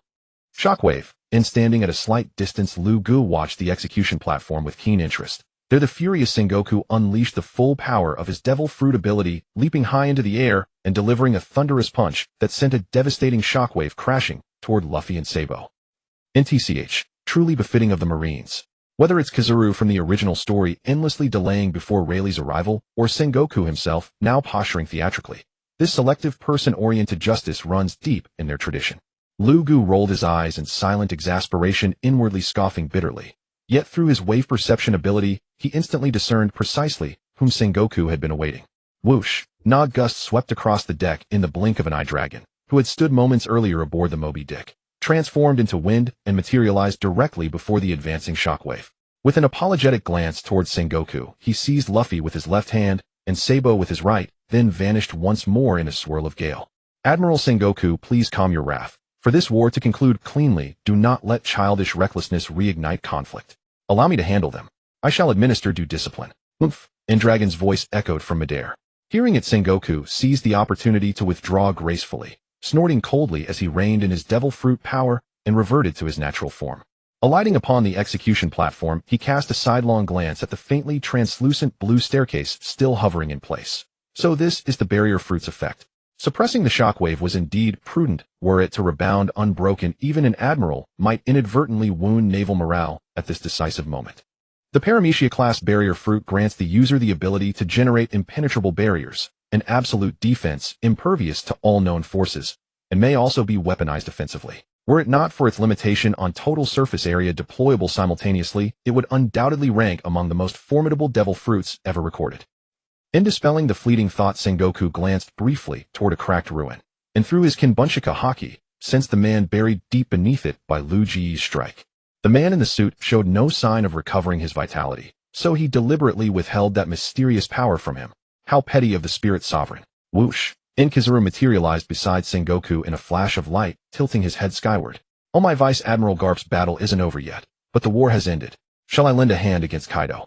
After all, Zoan-type users possess terrifying resilience and regenerative speed. Kaido this troublemaker, and Sengoku likewise looked upward, intending to endorse Kizaru's intervention. Yet mid-sentence he abruptly caught his phrasing and corrected himself. Go. Teach him a lesson he'll never forget. To dare desecrate Marineford. He'll leave here stripped of scale, if not life. Yes, sir, and troublemaker. What exactly did he mean? Disrupting our strategic balance. Distracting one of our top-tier fighters. Though Kizaru responded obediently, his gaze drifted lazily towards Sengoku, fully aware of the unsaid word, yet choosing for sheer self-preservation to reinterpret it far from any unflattering connotation. Whoosh! And he shot skyward, elementalized his sunglasses, concealing eyes glinting with icy disdain. However much he rationalized, irritation remained undimmed. Consider it unpaid overtime. Salaries irrelevant anyway. In Yada Mirror. On the execution platform, Sengoku tilted his head skyward, ignoring the unusually brilliant golden radiance erupting overhead. His attention fixed instead on another battlefield. Laxus versus Big Mom, Conqueror's Haki, enveloped, and I think I've grasped the essence. Is this how it's done? Conqueror's Haki, lightning strike fist. Teeth crackle. Laxus clenched his fist, golden blue lightning coalesced around it, the expected manifestation of the technique. Yet suddenly a third hue erupted, violet-black, fierce, and alien. VRRRM.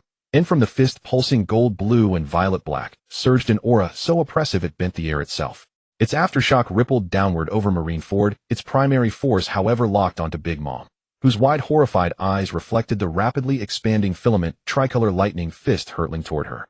Laxus. And snapping back to reality, Big Mom's awe curdled into outrage. You thieving brat. You dare grow arrogant after stealing my technique. VRRM.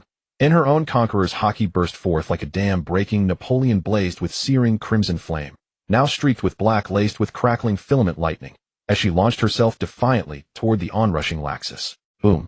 And the collision warped the air with grinding guttural shrieks, spawning a hurricane of unpredictable magnitude, its pressure wave lashing violently across Marineford, bearing destructive force capable of shattering bone and spirit alike.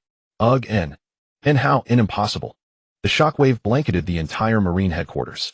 From elite Marines to retreating pirates. Any whose willpower faltered under its sweep collapsed instantly, eyes rolling back, pupils unfocused, bodies dropping with dull thuds, piled unconscious across the ground. And though his own eyes glazed over, Isho remained lucid, observing the chaos in silence before stepping forward, releasing his presence to draw attention.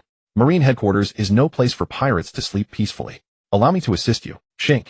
Nee's cane sword slid 3 fingers from its scabbard, his devil fruit power surged outward. Shattered stones across the battlefield trembled, rose, and each lifted a fallen pirate aloft, ferrying them gently toward the pirate ships anchored offshore. Gururarer. And Whitebeard glanced toward Isho and gave a quiet, respectful nod, acknowledging the gesture. In Kapu, that old fool. Kizaru, that whelp. This humiliation today. Boom. Roar, howl, both silenced in an instant by a single iron fist. Amidst a deafening concussive boom, Kaido's colossal dragon form rocketed backward, blood arcing through the air behind him. I'll be back. Lugu rested his hand on his brow, gazing into the distance where Kaido vanished, mentally dubbing the scene with its iconic line. TCH. And he clicked his tongue, lowered his hand. His wave perception ability confirming that Laxus and Big Mom's clash neared its climax. So he shifted his gaze toward the figures standing at the very front row. The summit war ended anticlimactically. Now begins my true ascent to captivate, unite, and forge a third power. Bartholomew Kuma, the Revolutionary Army's deep cover operative, Indrakul Mihawk, the peerless prideful Grand Swordmaster, and Don Quixote Doflamingo, the ambitious underworld sovereign. Boa Hancock, the imperious empress, fierce in demeanor, yet fragile within. And as for Moria, if he fails to reclaim his lost self, he must be excised. Lastly, Bartolomeo and Laxus, they bear the banner of that figure. No complications there. This mission promises quite the challenge. The sun had reached the 1 o'clock position in the afternoon, casting its rays upon the sea, falling on a sailing vessel made of glass. It was crystal clear, refracting dazzling light, like a lighthouse guiding the pirate ships behind it to sail in the same direction. On the Shah Ai, Ina inside the dark cabin, Batella was lounging cross-legged in midair, head resting on his arms, leisurely floating. His deep eyes gazed through the dark glass at the sun, which was not too glaring. He seemed to be daydreaming, but his attention was focused on the two people conversing beside him. Mr. La Kusasi. Luga looked at La Kusasi, whose golden hair and the lightning scar on his right eye did not diminish his handsomeness, and smiled. Mr. La Kusasi Duo Lu Au. Are the lightning dragon slayer mage from the Yahweh iteration, aren't you? Yahweh iteration.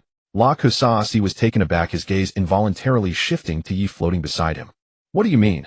Ya Hung Hung. Yi replied with a bright smile, giving him a look that said, you can trust him, cooperate with him. La Kusasi immediately understood, squinting at Lu Gu, who was also grinning. Oh, what? You, the king of the Jingling iteration, want to fight me? No, don't misunderstand. Waving his hand in denial, Lu Gu continued. I'm just curious, did you come alone? Where are your Thunder God squad, Natsu, Elsa Gray, and the others? What? La Kusasi's expression shook, his pupils contracted sharply. He suddenly looked at Yi again, full of shock and doubt. What's this guy's deal? How does he know so much? Did that guy reveal my secrets? No, he didn't. Before Yi could answer, Lu Gu took over the explanation. The reason I know this information. How should I put it? Well, you can try to understand it this way, because your era was before mine. When I, as the Lord of Spirits, chose to voluntarily sacrifice myself to complete the world, I was rewarded by him, allowing me to learn some information about the previous iteration through the iteration scar. So although we have never met, I already know something about you. Is that so? La Kusasi pondered for a second, then immediately rejected Lu Ji's explanation. How could it be? The so-called iteration was merely a concept imposed on this sea by someone, a falsehood. Therefore, this guy in front of him who wanted to deceive and trick him was also not a good person, just like that other guy. I see. But because of Ye's signal, La Kusasi chose to cooperate. He stared at Lu Gu with a profound gaze. The Yahweh iteration came before the Jingling iteration, so that makes me your big brother. Come on, let me hear you call me that. Head Lu Gu laughed at that, waving his hand repeatedly in denial. No. Every iteration is independent. If you really want to determine seniority, how about we compare our actual ages in our respective eras? No need. Scanning Lu Gu, who seemed slightly older than himself, La Kusasi declined. Enough chit-chat. Let's get down to business. Appearing on the sea as the Lord of Spirits, Batella and I have traveled this stretch with you because of Yi. So, what about those few ships behind us? Why are they here? What kind of stealthy means did you use to make them all agree to follow you this whole way? That's a secret, hiding the fact that he used the power of transcendence to directly converse with their hearts, and after telling them an irresistible temptation, they naturally chose to follow the ship, waiting to verify the truth upon reaching the destination. Just some small tricks, nothing worth mentioning. Lu Gu changed the subject. Mr. La Kusasi, I have some news to tell you. Well, it should be good news for you. Good news. Speak. La Kusasi was concise. Lu Gu didn't mind. That one once gave you a mission, didn't he, eh? When I revived and learned that this task had been assigned to you, knowing you as I do, I figured you wouldn't be interested in it. So I made a suggestion, and thus the matter of unifying the 7 warlords of the sea and establishing a third pole fell on my shoulders. So Mr. La Kusasi, this is good news for you, isn't it? Is that so? Asking for confirmation, La Kusasi's gaze turned to Yi. Lu Gu was not surprised, as he had long known Ye's true identity. Ya Hung Hung, that's right, La Kusasi. Good.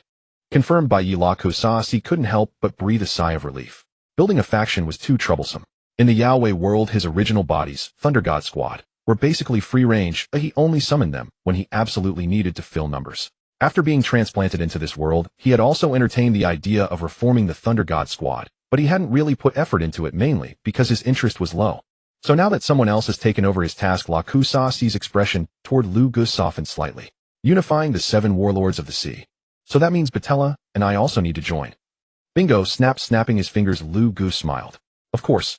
Although in the eyes of the world, I am the Lord of Spirits, and you are a citizen of Sika AI Island, we have no connection. But privately behind closed doors, we are like-minded partners. So you should help me not cause trouble. Ya Hung Hong. Why does this sound familiar? Yi eyed Lu Gu suspiciously. Although she had no evidence, she had reason to suspect that he was implying something about La Kusasi or taking advantage of him. My. Noticing Ye's expression, La Kusasi frowned. What? Is there something wrong with what he just said? Smile? Lu Gu showed a big smile toward Yi. Hey, is your knowledge broader than mine? Ya Hung Hong. That look.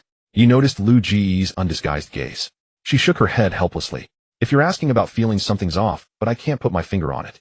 So don't ask me about things without evidence. After answering La Kusasi, she turned to Lu Gu. Well, don't be so competitive. I admit your knowledge is broader than mine, okay? Honestly. Lu Ji's pupils dilated at her words, his mind filled with shock and doubt. Did she admit defeat in the comparison of knowledge? But wasn't what she just said exactly what he was thinking? You? Ya Hung Hong. Just as Lu Gu muttered in his mind, Yi showed a smile, almost simultaneously saying out of the blue, you guess. Indeed, he also has the ability to hear thoughts. So all my previous actions that I thought were well hidden. Lu Gu, forced calm, scratched his head awkwardly and bent slightly. Ha's expected of you everything under control. On the flamingo, fufufu. Even on his own turf, Doflamingo's laughter lacked some of its usual arrogance. He leaned back in his chair, legs propped on the table, adjusting his glasses with a smirk. The red lenses reflected figures Mihawk, Kuma, Crocodile, Moria, and Hancock. Inviting everyone to gather on my ship, I'm sure you all have an inkling of why. Otherwise, given the Empress's personality, she would never sit at the same table as us foul men unless it was a mandatory marine assembly. Gwaha! Crocodile glanced at Hancock, unconcerned by her cold demeanor. Doflamingo, as a current Shichibukai, you invite me, who has been expelled from the 7 warlords, to this gathering. Is it a whim, or is there another reason? Fufufufu. With a low laugh, Doflamingo glanced at Crocodile, then let his gaze drift to the figures behind him. Mr. 1 Mr. 2 1 Mr. 3. Sand Crocodile, I heard you were rescued recently, altering your fate of being imprisoned and impelled down. And now these former subordinates of yours who should also be locked up appear together here. Fufufu, isn't it reasonable to assume that your savior is none other than the Lord of Spirits? Crocodile did not respond. He stared at Doflamingo with an indifferent gaze, waiting for him to finish. Fufufu. That look, that cold demeanor. Could I have guessed wrong? Of course he guessed wrong, because the one who saved him was Yi and Batella. To minimize the impact, the Marines, unwilling to issue a public wanted notice just for rescuing Crocodile, directly put a bounty on the spirit beast contractor Batella and Yi, the spirit of Sky Island. Therefore, when Crocodile appeared beside Lu Gu, Doflamingo jumped to a conclusion. Let him finish his speech first. With a flicker of thought, Doflamingo decided to play along. The Lord of Spirits saved you and wanted to recruit you. But knowing you refused, right? However, the other party didn't give up and proposed invading Impelled Down to rescue your subordinates as a condition. If they succeeded, you and your men would join their ranks. Thus the scene before us. Boss. Mr. Wanna. Listening to Doflamingo's plausible analysis, his usually calm eyes flickered as he looked at his boss, visibly moved. Noticing Mr. One's expression, the cunning Crocodile immediately understood that if he went along with the latter Doflamingo had offered, he could harvest a wave of loyalty. Wahaha! He laughed, his laughter tinged with mockery. See, scumbag, you are so wrong. The one who saved me is the Lord of Spirits. Using the rescue of my former subordinates as a condition, and then joining their ranks after success. Wahaha, are you slandering me? My pride is not so easily broken. As expected, I guessed wrong. After saying this, Crocodile merely glanced at Doflamingo, whose face revealed nothing. The coldness in his eyes dissipated, and he calmly looked at the 3 elite members of Baroque Works. Dasbones, Bon Clay, Galdino. Put away your tears of emotion. The reason I joined Lu Gu in invading Impelled Down is simply because I was pissed off. They dared to lock me up there. So I just destroyed it. As for saving you, it was merely a side benefit. Don't be overly moved by the sea scumbag's words and your own imagination. Boss, you've become so unstraightforward. Bon Clay called softly, a thought unspoken passing through his mind. Just because you're pissed off at Impelled Down, you invaded. He didn't believe it, and he was sure the other 2 didn't believe it either. Oyohea, the man of friendship, Bon Clay let out his characteristic laugh. Whether straying from the path of man or the path of woman, not overstepping one's bounds, is the way of humanity. Boss, knowing the danger, you charged forward without hesitation, rushing to Impelled Down to rescue us from our cages. Don't let the sea scumbag's words make you think you're just self-impressed. Don't joke. It's you, your heartfelt act, that moved me so deeply. This is the essence of the Okama way. Okama way. Crocodile's face darkened. He bit down hard on his cigar and glared at Bon Clay. Don't talk nonsense, or I'll sue you for defamation. So, seeing that his 2 former colleagues had spoken, Galdino, with the 3 on his head, hesitated before speaking. Baroque Works has been destroyed. You rescued us from impelled down. Do you want us to continue serving you? Rebuild the agency, or found a new organization? No. Crocodile flatly denied. He scanned the three. Baroque works is gone, which means our superior-subordinate relationship is also gone. You are free. When we reach our destination, you can leave on your own. Live well according to your own will. That's really too bad. Mr. Free adjusted his glasses. For escaped convicts like us, without a boss's protection, we'll probably find it hard to move even an inch on the sea. Well, if it's possible, Mr. Crocodile, would you be willing to become our new boss? And me, Mr. One interjected at the right moment. Having no life goal, he thought it better to rejoin his former boss than to wander aimlessly. At least it would be a place to belong. Is that how you think? Mr. Bon Clay had a different decision. Sorry, boss, but I think I found my direction. I'm going to my friend, because when I'm by his side, my Okama way can bloom the most beautiful flower of friendship. Friends, huh? Crocodile stared at Bon Clay, a slight smile curling at the corner of his mouth. Wahaha, it's Straw Hat, that monkey D. Luffy, who once made you willing to sacrifice everything to escort them away from the Marines' capture. Go ahead. Protect what you want to protect, well, even if it costs your life. I believe with your determination you'll do a great job, Bon Clay. Fufu. Seeing that they had reached a consensus, Doflamingo forcibly inserted himself into the conversation to steer it back on track. Enough digression. Don't forget the real purpose of inviting you here. The spirit totem. Hey, the reason you all chose to come aboard is also because of that voice that sounded in your hearts, right? Want it? A spirit totem at the divine beast level. Then follow me. On the Cheyenne, people were discussing. On the Flamingo, others were conferring. Naturally, on the other ships, there were also activities. The afternoon sun shone upon the sea. On the surface, a ship made of glass led the way, followed by several pirate ships of various designs. No, among the pirate ships, a marine warship was mixed in, becoming the most striking standout. On the warship, World Destroyer, Bangi Warda, Devil's Heir, Deajalesai Baylite, Evil Monarch, Abaluo Pisaluo, Shiryu of the Rain, Yuji Shilio, Nightmare Demon Nateman, Fallen Pegasus Tiama. These 6 were all the members recruited by Lu Gu during his trip to Tujincheng. They each sat in different areas with an attitude of non-interference, showing no signs of camaraderie from having been imprisoned together.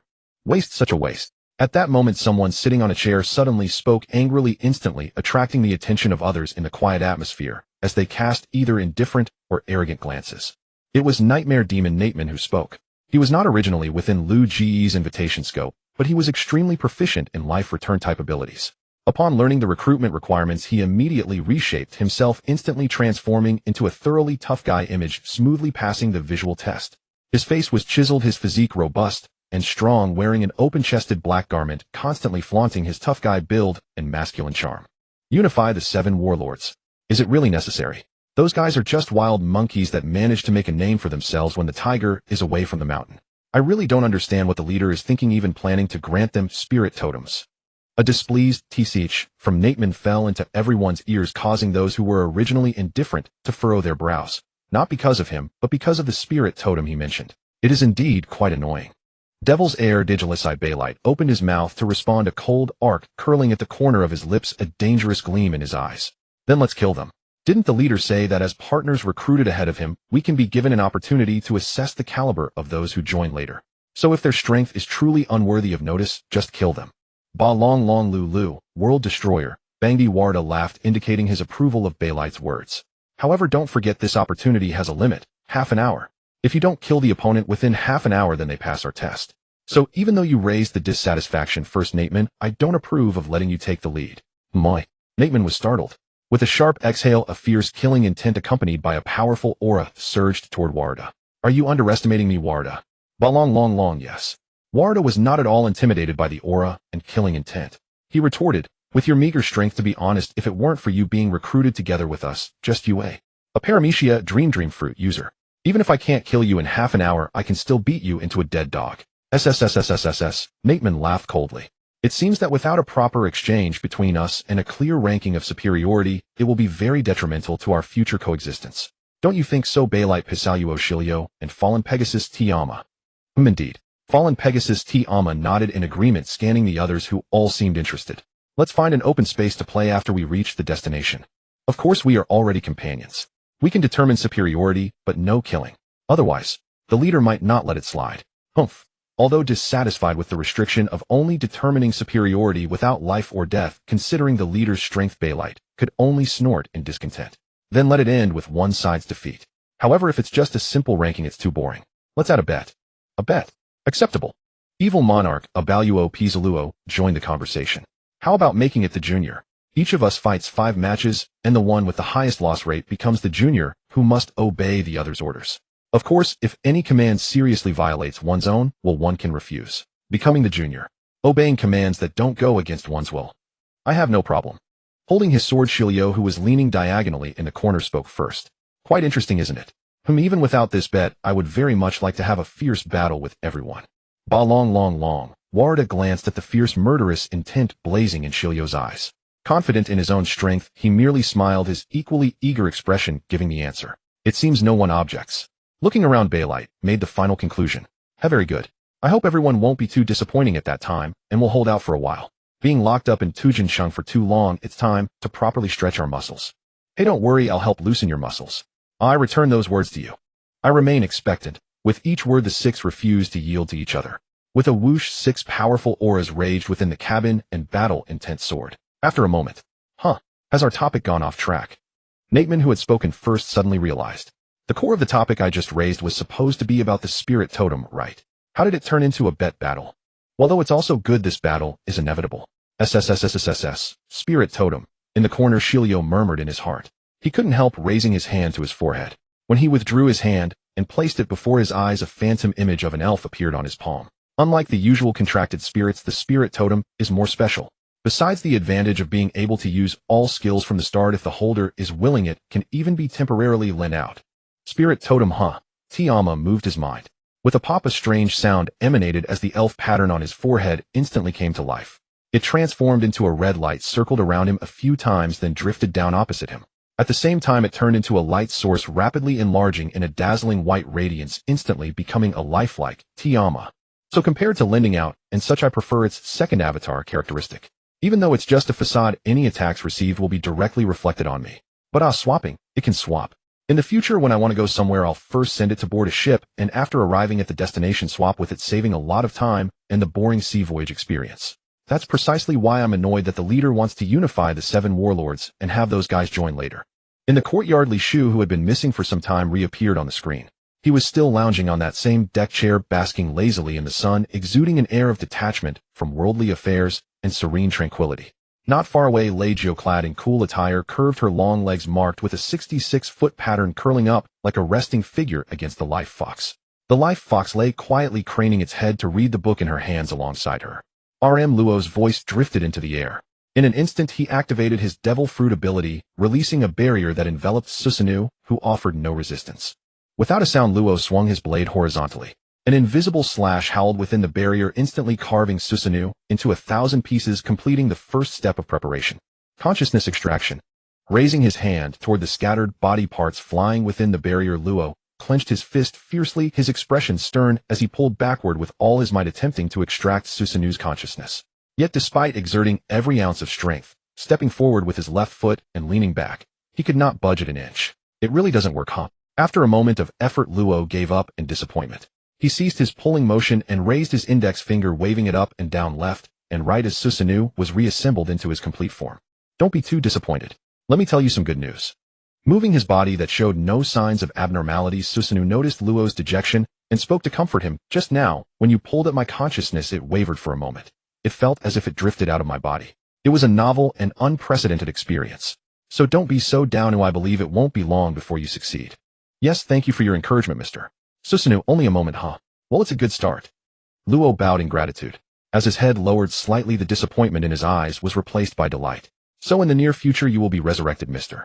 Corazon. Whoosh! Someone on the deck chair was resting with eyes closed when a sound of wind reached his ears. He leisurely opened his eyes and turned his head to gaze at the empty grassland. Rustle, the grass swayed, shooting up rapidly. Vines of grass danced and wove into a tree hollow familiar to Luo, from which a figure tumbled out stiffly, none other than Marshal D. Teach. What is this? Luo watched coldly and silently. He stared at Teach, who was listless and in a state of suspended animation, his thoughts drifting. Being sent here means he must be someone useful. But, suppressing his stray thoughts, Luo looked in confusion at Li Shu, who still lay on the chair without rising. What was going on? Was he not planning to offer treatment? Lei Jiu noticed the new guest in the courtyard. She set down her book and looked at Li Shu with equal confusion, a similar perplexity reflected in her eyes. All right, under the gaze of the two, Li Shu finally broke free from the deck chair seal and walked toward Teach. Don't stare. He's different from you. He won't stay here.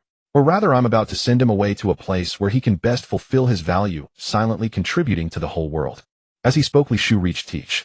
With a soft rustle, the grass grew on its own, lifting Teach to waist height. Then he pressed his hand against Teach's chest and slowly closed his eyes. In the luminous white space, dark fruit user, can he truly realize your vision? As soon as he entered, its voice resonated within the space, as if it had been waiting for this moment. He will. Li Shu replied softly, but his gaze fell on Teach, who was now in a soul state and had regained consciousness. Where is this? And who are you? Teach stared at Li Shu warily, his sinister eyes darting around his heart, trembling with unease. Just a moment ago, I was at Marine headquarters. After fainting, I wake up here. And that voice as if from the entire space. Stop looking around. As for where this is, Li Shu shook his head with a slight smile. I won't tell you. You only need to know that your sacrifice will benefit the entire world immensely. Without any inclination to explain further, he looked up at the luminous white space and gave a slight nod. The next instant, the entire space shuddered violently, generating ripples. As the ripples washed over Teach, his eyes froze, his pupils dilated, and he lost all vitality. My part is done. Now it's up to your methods. Okay, leisurely and elegantly, Li Shu slowly formed a gesture. The next second, various devil fruit energies surged, enveloping Teach. First, extract all his memories. Pop! With a peculiar sound, a crack split open on Teach's forehead, and a crystal slowly emerged from the gap. Once it fully came out, Li Shu lightly blew a breath, and the crystal shattered into sparkling fragments. Each fragment displayed scenes of different moments before ultimately dissolving into nothingness. Second, construct a completely new autonomous operation mode. Paying no heed to the scattered fragments, the fluctuation of devil fruit energy around Li Shu suddenly intensified. After a moment, a smile appeared on his face. Then, leverage the dark fruit's absorption trait to add a buff enhancement setting. Only now did Li Shu's expression become slightly more serious, for the setting to be added would be the key to crafting the realm power absorption amplifier. Time slipped away. After an unknown duration, sweat beaded on Li Shu's cheeks. Finally, the various devil fruit energy fluctuations around him trembled abruptly, then, like birds returning to their nest, instantly retreated back into his body. Success. Withdrawing his power, Li Shu observed Teach, who had transformed into a completely different form. It had become a ring, pitch black, with a constantly rotating vortex at its hollow center. To the naked eye, the vortex's rotation speed was not particularly fast, but that didn't matter. This luminous white space was under its control, and it could accelerate it purposefully, generating greater suction force, and becoming an accelerator to assist in absorbing realm power. Finally, attach it to the right place. Turning his palm upward, he lightly lifted it. The ring rose with his movement, accelerating until it shot into the dark vortex with a swoosh. The next moment, the luminous white space hummed and trembled. It's done. Li Shu looked up and saw the Teach that had vanished into the dark vortex reappear, but now as a layer of membrane. It rotated along the direction of the dark vortex, spinning so fast, it seemed motionless. You truly succeeded. The world, which had not interrupted Li Shu's actions, spoke with a tone of admiration. It was omnipresent, and now it constructed an eye looking down from the high sky, silently observing the dark vortex. Its efficiency had surged nearly tenfold. Efficiency increased by 35 times. Hearing the precise figure it provided, Li Shu let out a long, soft exclamation. Well, efficiency has increased, but having only one path is still too few. I've decided to set aside what I'm doing and focus on opening another world channel. This time I'll choose anime, without supernatural powers. Once successful, I'll further explore some new ideas. In the courtyard, silence reigned, yet within that stillness, thunder roared unseen. Luo's pupils contracted violently as he stared in utter disbelief at the spectacle before him. Li Shu merely placed a hand upon Teach, and in the next instant the man began to disintegrate, grain by grain vanishing into the air without trace. What is happening? Luo could not comprehend it. How could such an incomprehensible force reduce a living being to mere vapor, erasing him utterly from existence? Surprised, Teach had dissolved. Li Shu, having returned from the luminous void, slowly withdrew his arm. Noting Luo's trembling gaze, he smiled faintly. Every life emerges anchored to the world, but some bear negligible weight upon it. No matter how recklessly they act, they leave no wound upon reality. Others, however, are born extraordinary, even idle and adrift. A single catalyst suffices to reshape the world's very course. As you just witnessed, Teach belonged to that latter kind. Under ordinary circumstances, one might simply let such turbulence unfold. But now, this world has need of him. Born here, raised here, he must also give back here. Thus he has returned to the world's embrace. So compose your astonishment. Yes, young master. Hearing this, Luo suppressed his inner turmoil and accepted Li Shu's words without protest. Beneath the dappled shade of ancient trees, Jiu listened quietly to the discourse. After a moment's thoughtful silence, she gathered her thoughts with quiet grace and resumed reading. Her companion, the fox of life, curled beside her. Well then, let us suspend judgment for now. Footsteps rustled softly across dew-kissed grass toward the lounge chair. Li Mao reclined effortlessly, hands folded behind his head, gazing upward as visions of what lay ahead unfolded in his mind. It's settled, the Racing Brothers. A new world. Lion King way, lions roar slash. Crack, crack, crack. Black lightning erupted across the void. Shiki, restored to his prime, swung his prosthetic right leg like a blade, his conqueror's haki coiling around it, crackling with black lightning filaments as he cleaved toward his foe. Divine evade. Having foreseen Shiki's strike, through observation haki Shanks' eye sharpened. His own peak-tier conqueror's haki surged, converging upon the edge of his sword. As he leapt skyward, a thunderous roar tore forth, the legendary blade inherited from Roger, descending like heaven itself, sundering. Amidst the storm of black lightning, its brilliance was apocalyptic. Jaha! Ignoring the gale-force wind, Shiki laughed aloud. At last, you're beginning to look like someone worthy. That brat from Roger's crew. Divine evade, how long it's been. 20 years had passed since his last clash with Roger.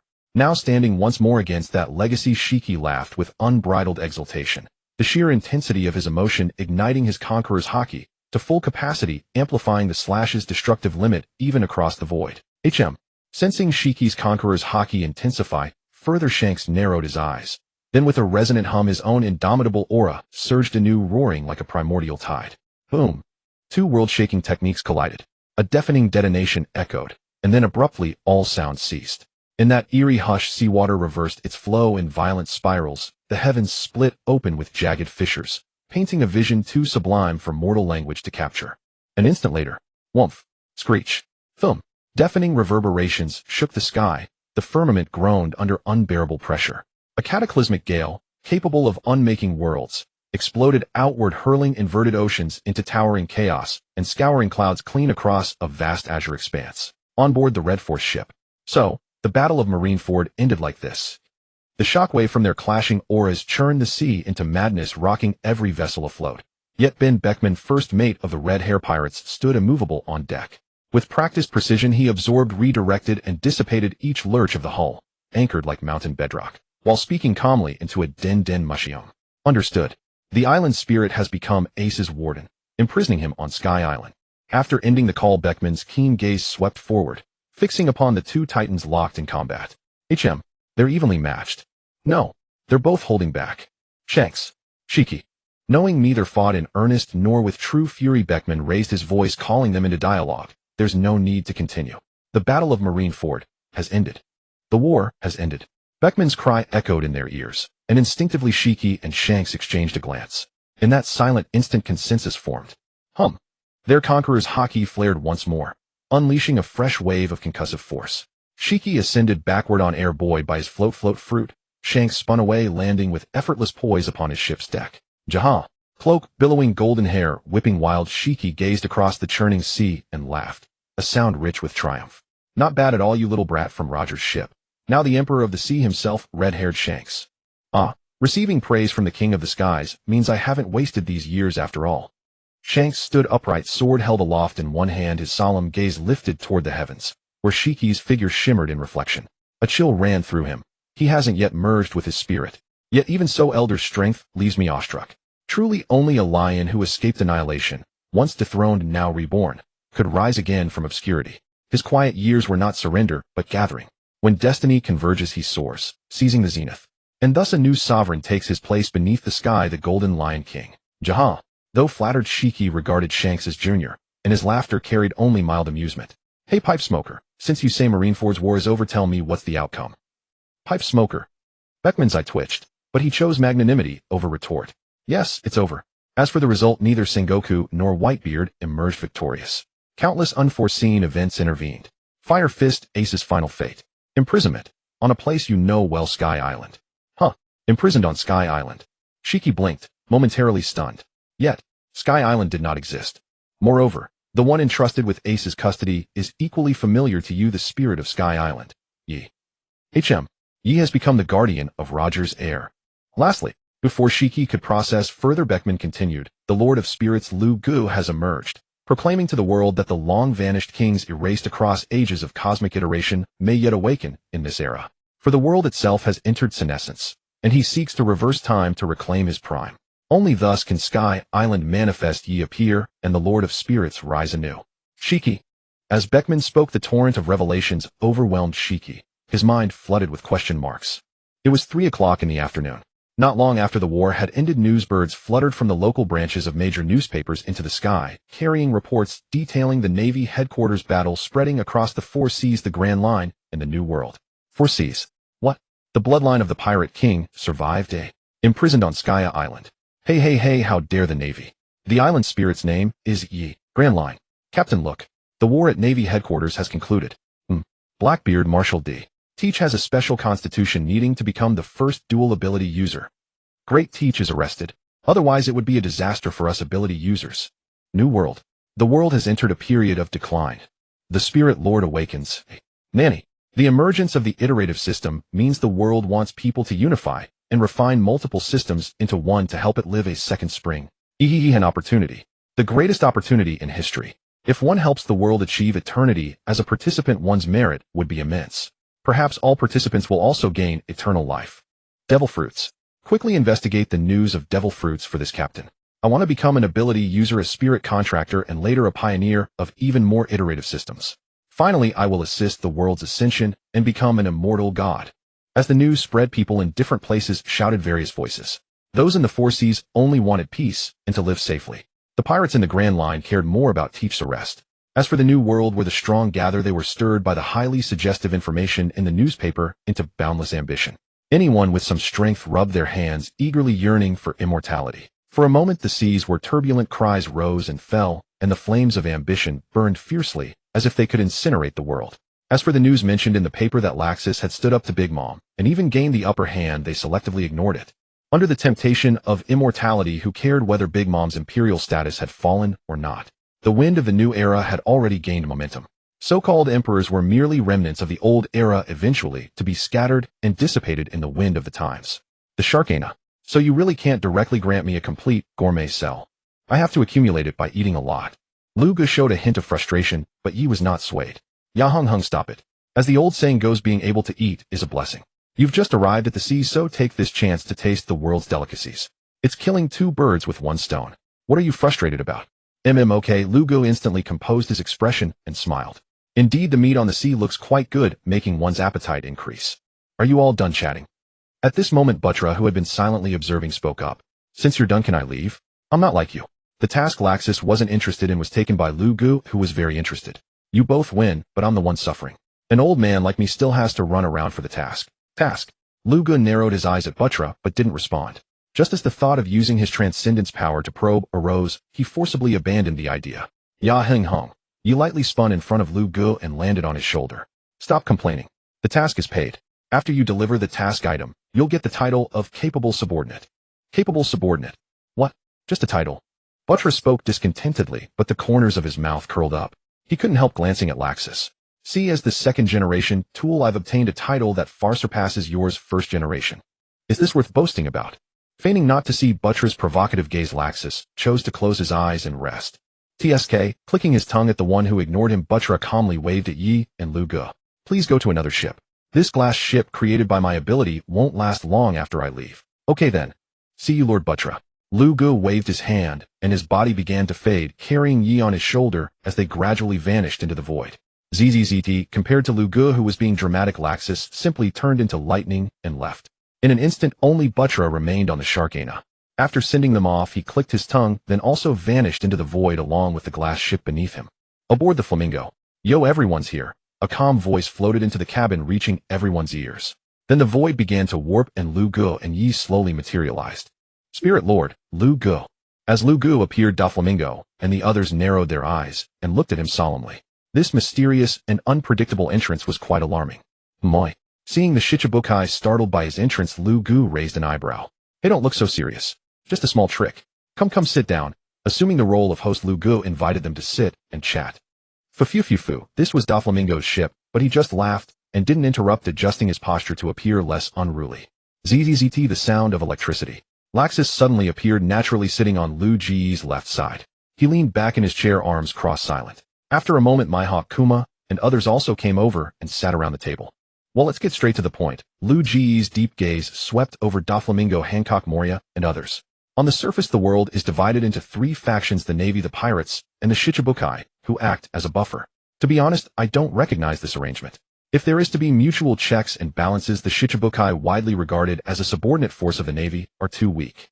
Therefore, the fundamental reason I sent the message to lure you aboard is just one: I, the Spirit Lord, Spirit Master, Lu Gu, want to unite the Shichibukai and forge them into a true third pole. Now I formally invite you to join my command. Follow my steps, and we shall face no enemies ahead. Establish a third pole. Recruit us under his command. We shall face no enemies ahead. Fufufu, a bold declaration. Is there no enemy before us? Fufufu, after Lu Gu shouted his domineering declaration, his gaze involuntarily drifted toward Don Quixote, Doflamingo, eyes narrowing. With Kaido as his backing among the others, the sea scoundrel, who worships power, more might be a good breakthrough. Hey, Don Quixote, Doflamingo, with a plan in mind, while Mihawk, Kuma, and others remained silent, he looked directly at Doflamingo and said, "The Emperor Kaido. The world's strongest creature. No, he won't be for long. In this new era, no one can be crowned with the title of world's strongest creature.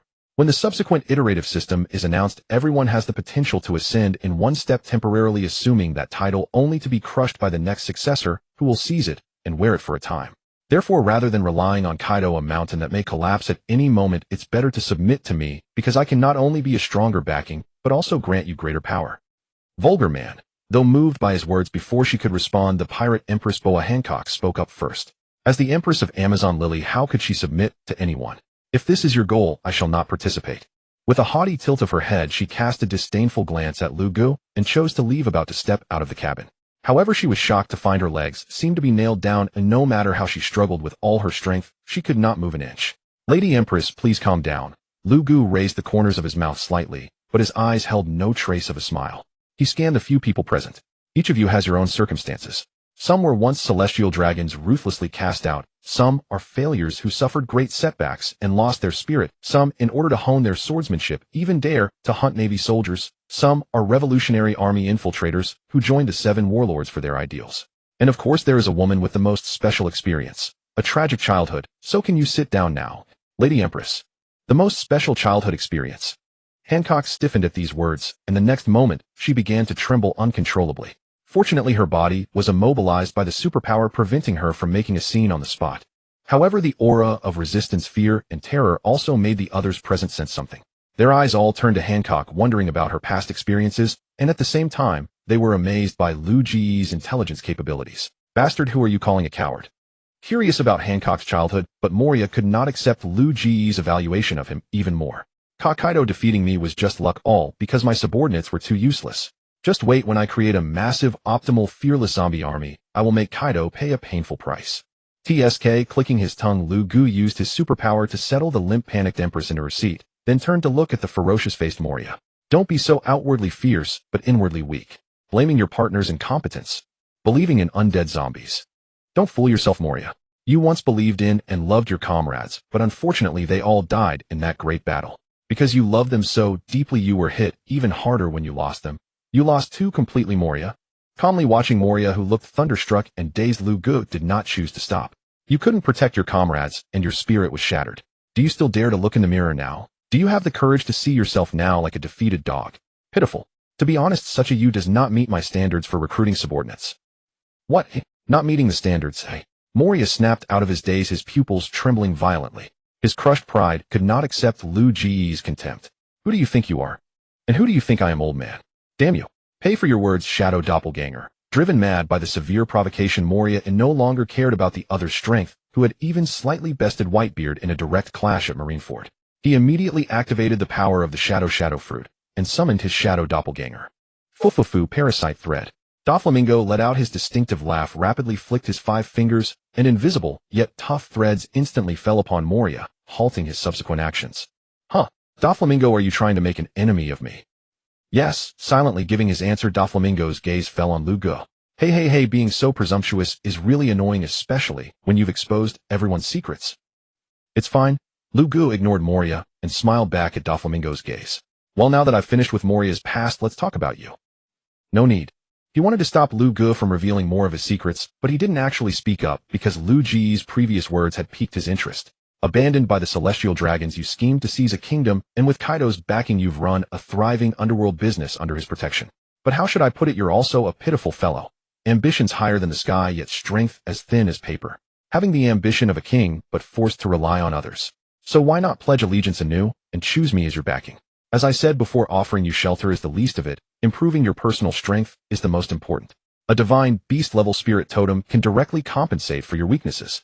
Then with this power as your foundation combined with your clever mind in this new era, you will surely go further and live a more splendid life. So I repeat, submit to me, fu. All right, Doflamingo adjusted his sunglasses and laughed.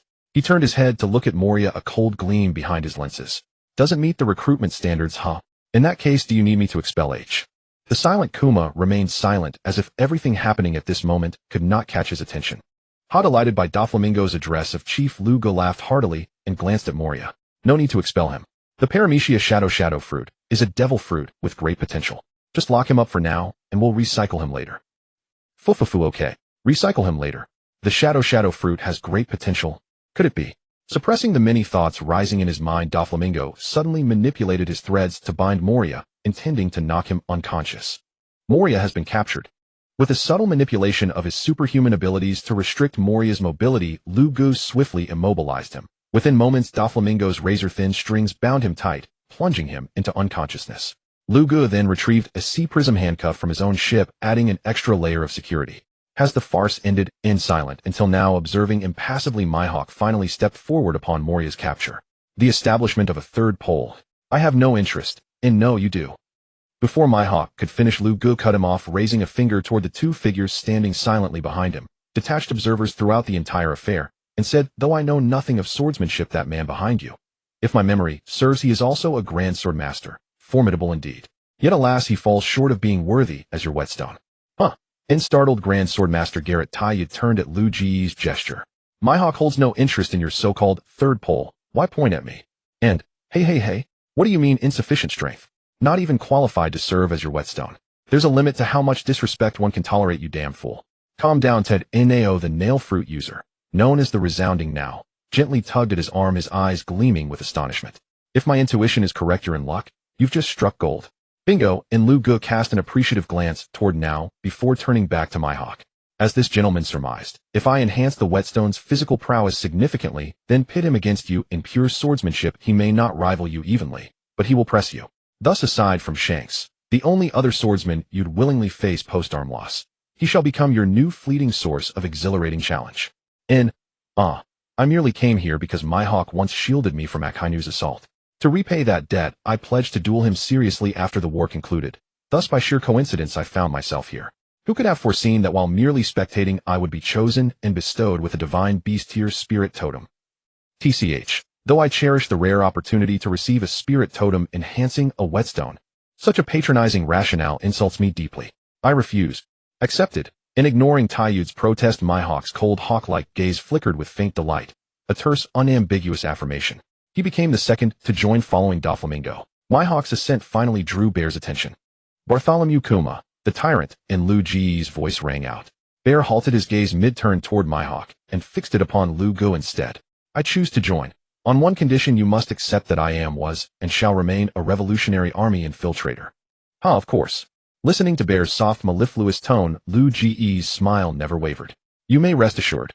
I bear no ill will toward the Revolutionary Army. In fact, I deeply admire Dragon's mission to liberate humanity. Yet concerning revolution itself, his vision remains somewhat naive. Would you like to hear my thoughts on the Revolutionary Army, Bear? Yes. Bear first affirmed eagerly, then shook his head. I fully embrace my identity as a revolutionary. Yet upon joining the 7 warlords of the sea, my purpose shifted. If permitted, I shall faithfully relay your words. Should the revolutionary commander wish to hear them, he will come himself. TCH. And shaking his head with a wry smile, Lugu rolled his eyes. Very well. Please deliver this message for me. Dragon, what exactly are you flailing about? Revolution. You dare call this, half-baked, half-abandoned, revolution? Take my advice, go home and raise your child. That's the full message. Deliver it verbatim. Understood. Fufufufu. In hearing Lu Ji's message for Bear, Doflamingo burst into unrestrained laughter. How rare to see you flustered, Bear. And ignoring Doflamingo's teasing, Lugu turned his gaze to Hancock.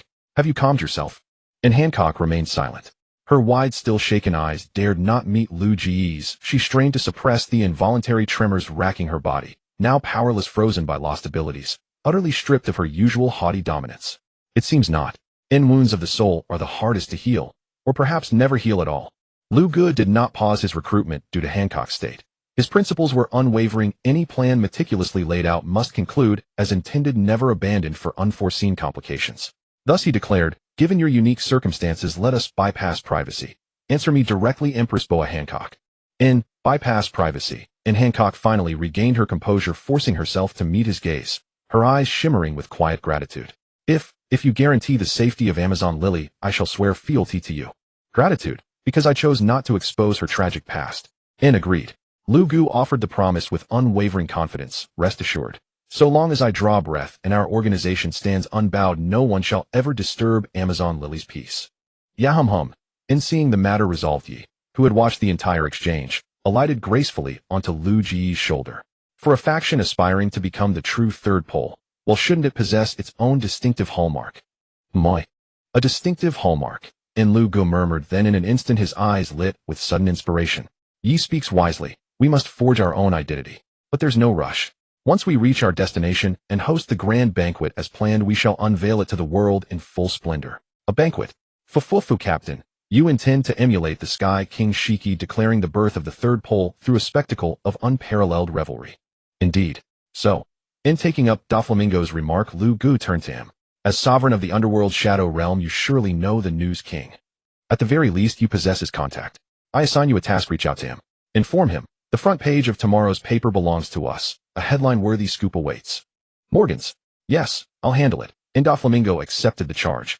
Though their acquaintance was distant, mere periodic exchanges, it sufficed. Sabaody Archipelago District 13 in outside the Bambaracket barn. Emerging from invisibility, Buttra descended gently from the air, a grin of anticipation playing upon his lips as he pushed open the tavern's wooden door. Sabaody Archipelago.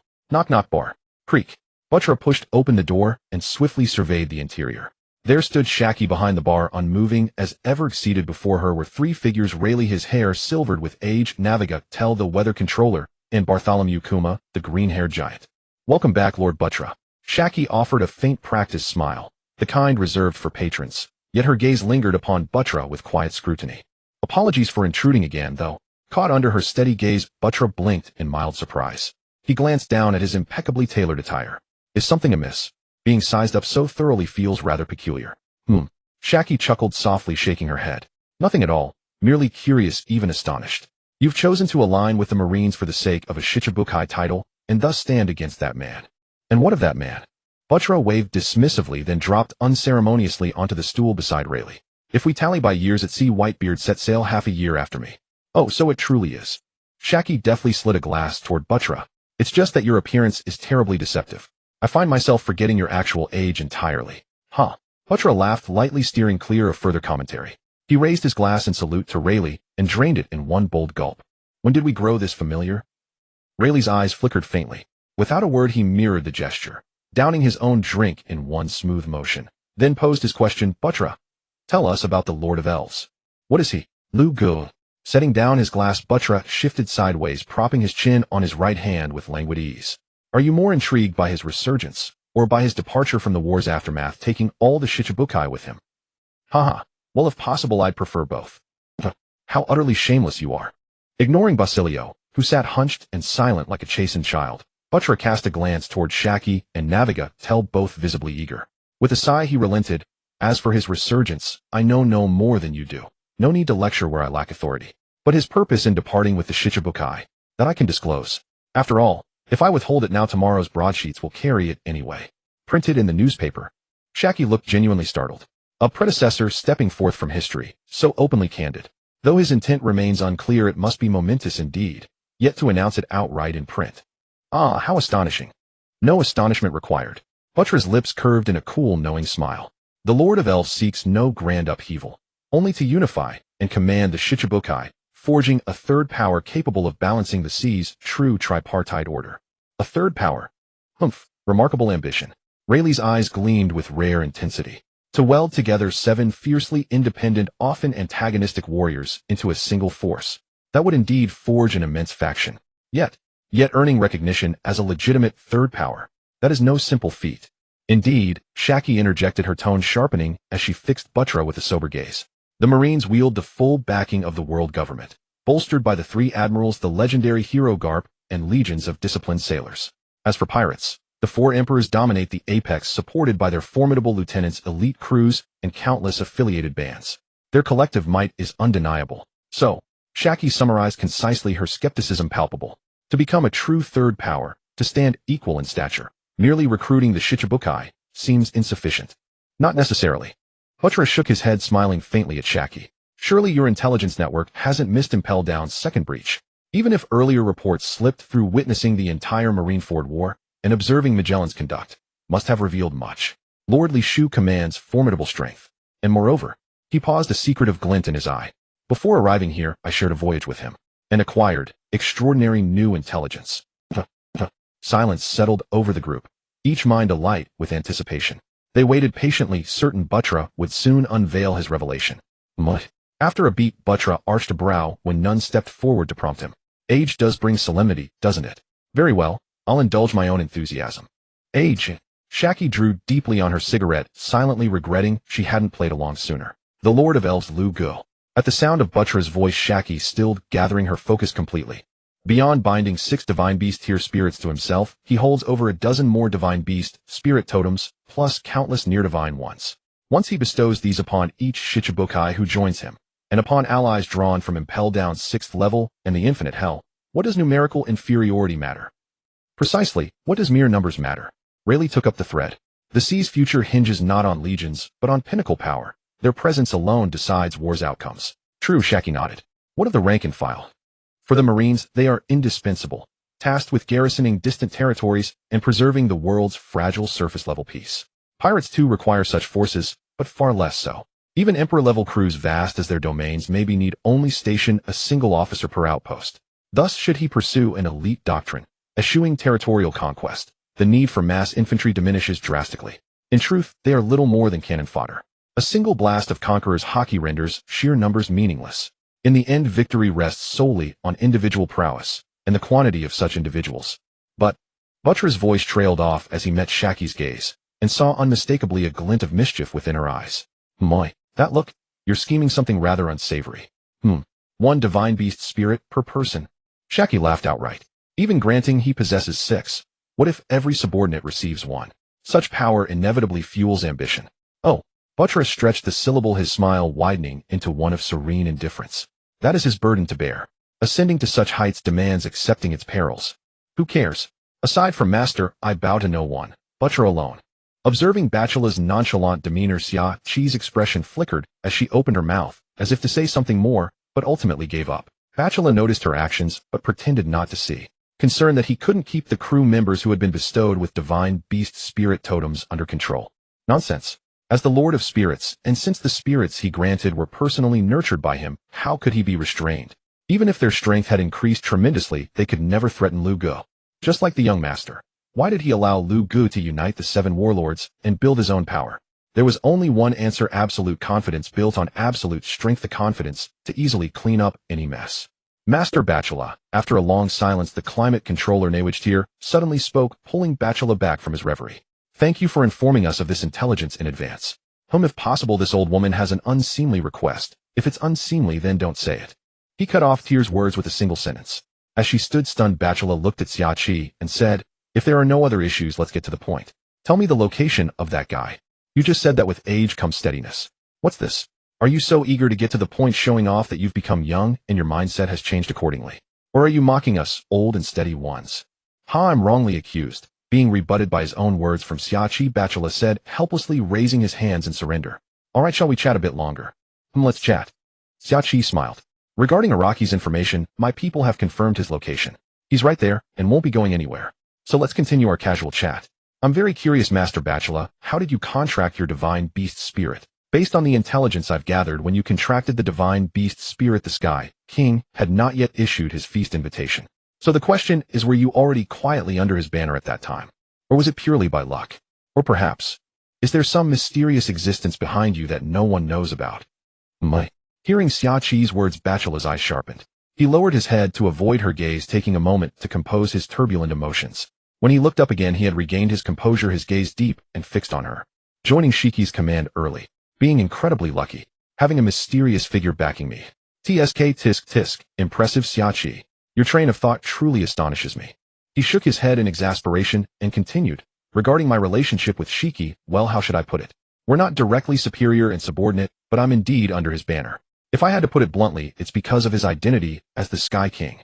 With this backing and my status as a divine beast contractor, even in this turbulent era of the seas, even if I emerge as a veteran pirate, the conveniences I gain allow me to thrive without much difficulty. So it's just about Shiki's reputation and prestige. Xiaoqi seemed unsatisfied with this explanation. She stared intently at Bachelor, hoping to read more from his face, but after a moment, she found no additional clues. How could that be? Ignoring Xiaoqi's scrutinizing gaze, Bachelor offered another more convincing reason. The condensate of the fountain of life. He gave me a treasure that can restore youth. A treasure almost no one can resist. So you should understand the rest. Alright, let's skip this topic. Before Xiaoqi could respond, Bachelor decided not to continue lest he find himself unable to fabricate further. Was he really going to mention that certain someone? How could we skip it? Xiaoqi chuckled softly, leaning forward slightly and resting her chin on one hand. The condensate of the fountain of life, indeed irresistible to anyone. So Master Bachelor, do you still have any left? Any left? Bachelor was momentarily stunned, then quickly realized and showed a helpless expression. After all that roundabout talk, even speculating that I have a mysterious backer, it turns out everything was for this treasure. Having figured it out, his expression turned serious. Don't hope for it. Even if there were any left of such a rare treasure, it wouldn't be passed on to others.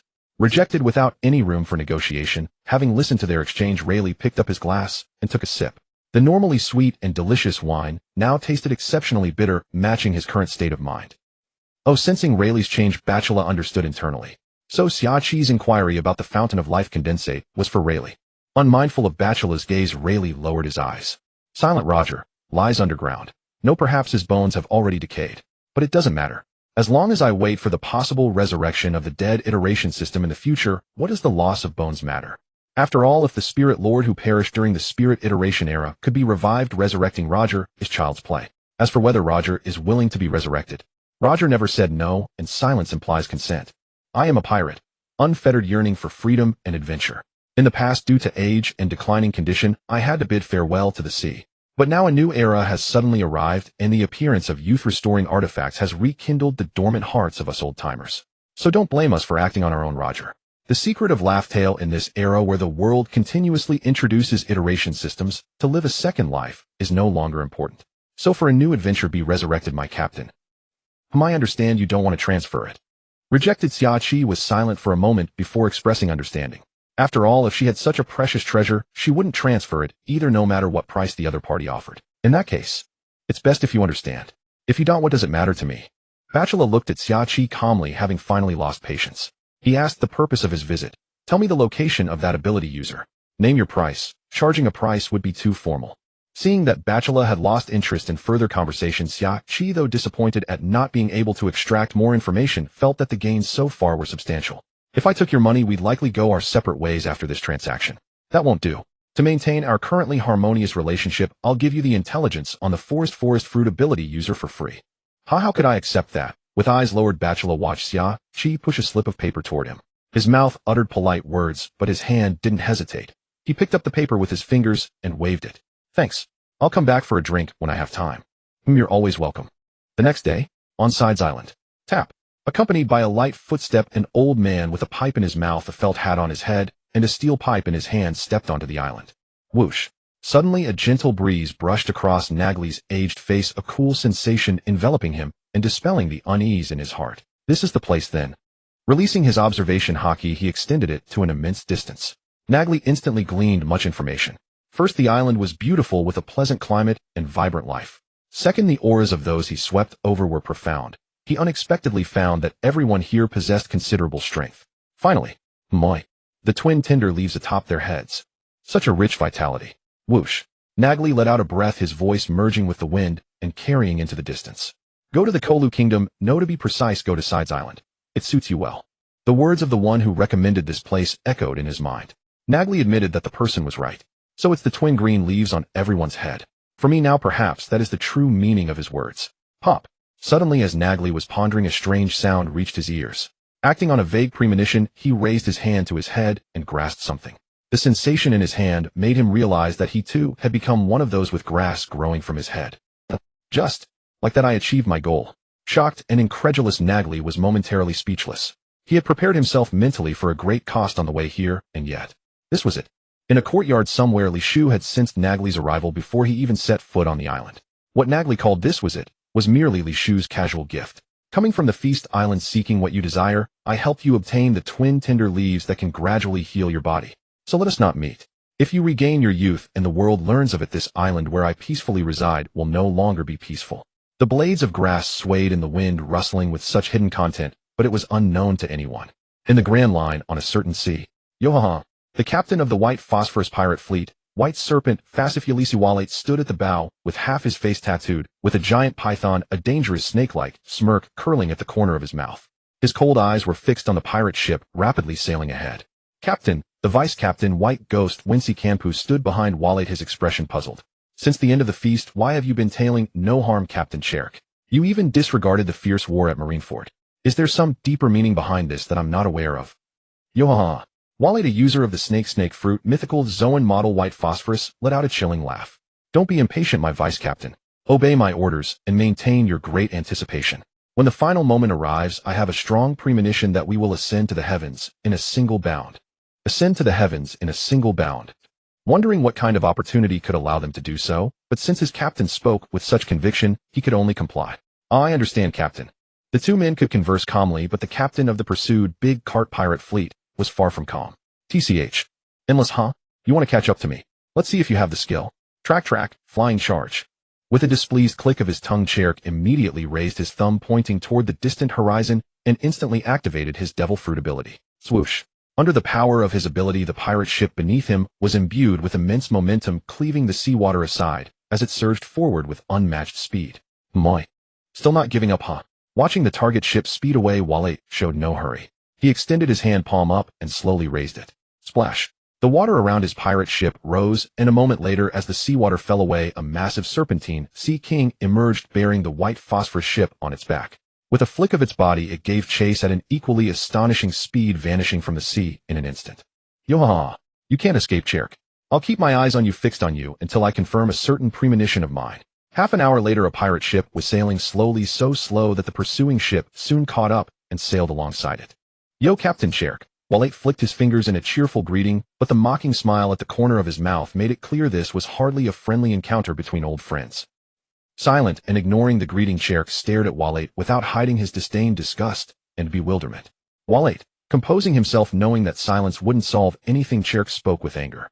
Are you out of your mind? Since the feast ended, you've been chasing me openly without any concealment. What the hell do you want? Yohaha. What do I want? Walate let out a dangerous laugh, glancing sidelong at Cherk. Stop playing dumb. You think I'm blind? That night, even Kaido failed to intercept the Crimson Light, but you still took decisive action. So I figure for one thing you were trying to feign exhaustion, to thwart those who forced you to help them obtain the gourmet cells. But more. Hey, you did something in the process, didn't you? Like using your ability to mark the Crimson Light. Huh. Cherk was stunned, his pupils contracting. How is that possible? Can he really guess that? Yohaha. Noticing Cherk's change in expression, Walate was also taken aback, then burst into laughter. Hey, Cherk, you're a pirate with a bounty of 645 million, but you're so bad at managing your expression.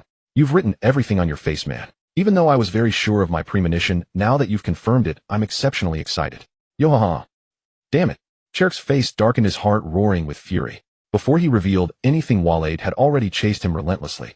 Now that the man was certain of his premonition, it was foreseeable that he would never shake off his pursuer on this voyage.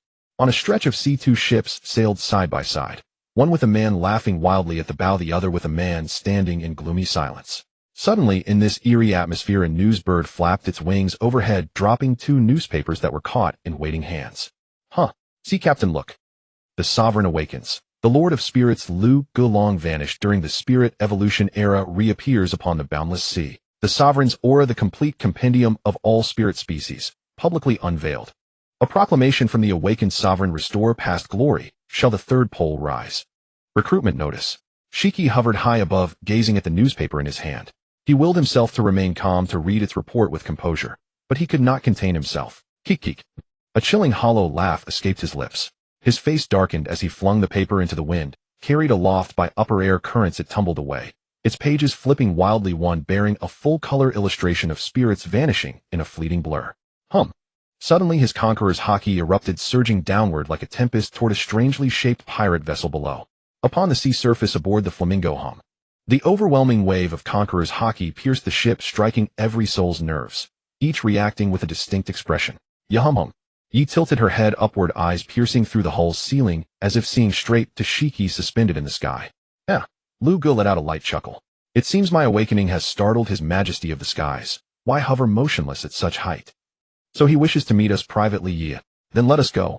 Okay. After this brief exchange, Lu Gu and Yi vanished instantly from the cabin, departing under the watchful gaze of Doflamingo, Mihawk, and others, to answer Shiki's summons.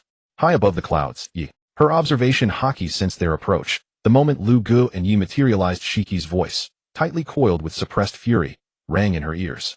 Yahum. After so long apart, Shiki, your temper has grown markedly fiercer. Me, furious? Ye's words momentarily derailed Shiki's prepared accusation. He blinked, then swiftly realized he'd ceded ground, and reined in his emotions. Yi, lately I've been burdened by matters most vexing. The Lord of Spirits. Will the proliferation of the spirit system awaken ancient sovereigns from that bygone evolution era? Hey. I know precisely what's transpired. So tell me, what is he truly? Another chosen emissary? Yahum. Yi smiled faintly, noting how Shiki's gaze remained fixed warily upon Lu Gu, understanding instantly the unspoken meaning behind his words. Vexing matters? Not at all. Existence itself is reality. Just as love never vanishes, so too must you avoid the hysterical despair of abandonment. Preserve your dignity. Shiki. Lu Gu stepped forward, bowing slightly. Your Majesty of the skies, though your hostility bewilders me, I thank you nonetheless for discovering that island, awakening its spirit guardian, and disseminating the spirit system. Without those acts, I would have remained eternally frozen within the boundless void of the evolution cycle. Thank me.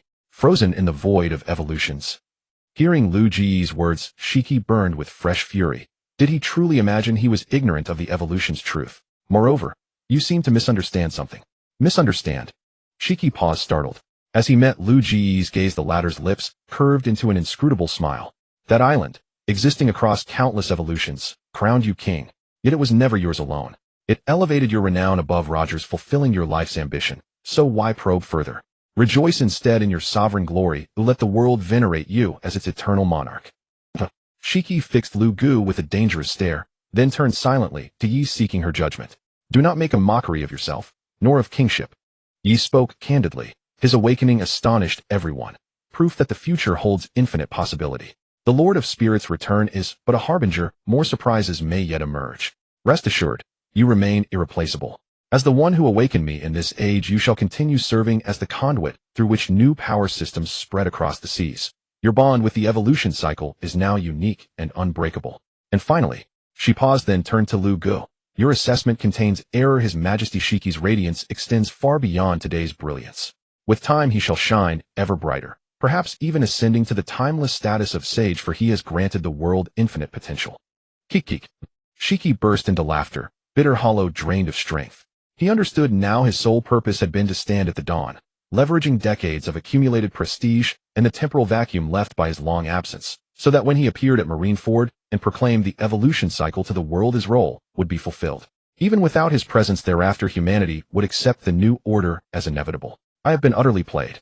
In that instant Shiki grasped his true station, yet refused to accept such fate. The Lord of Spirits. Kik. Shiki's icy glare locked onto Lu Gu. Love does not vanish, but shifts. A new generation supplants the old.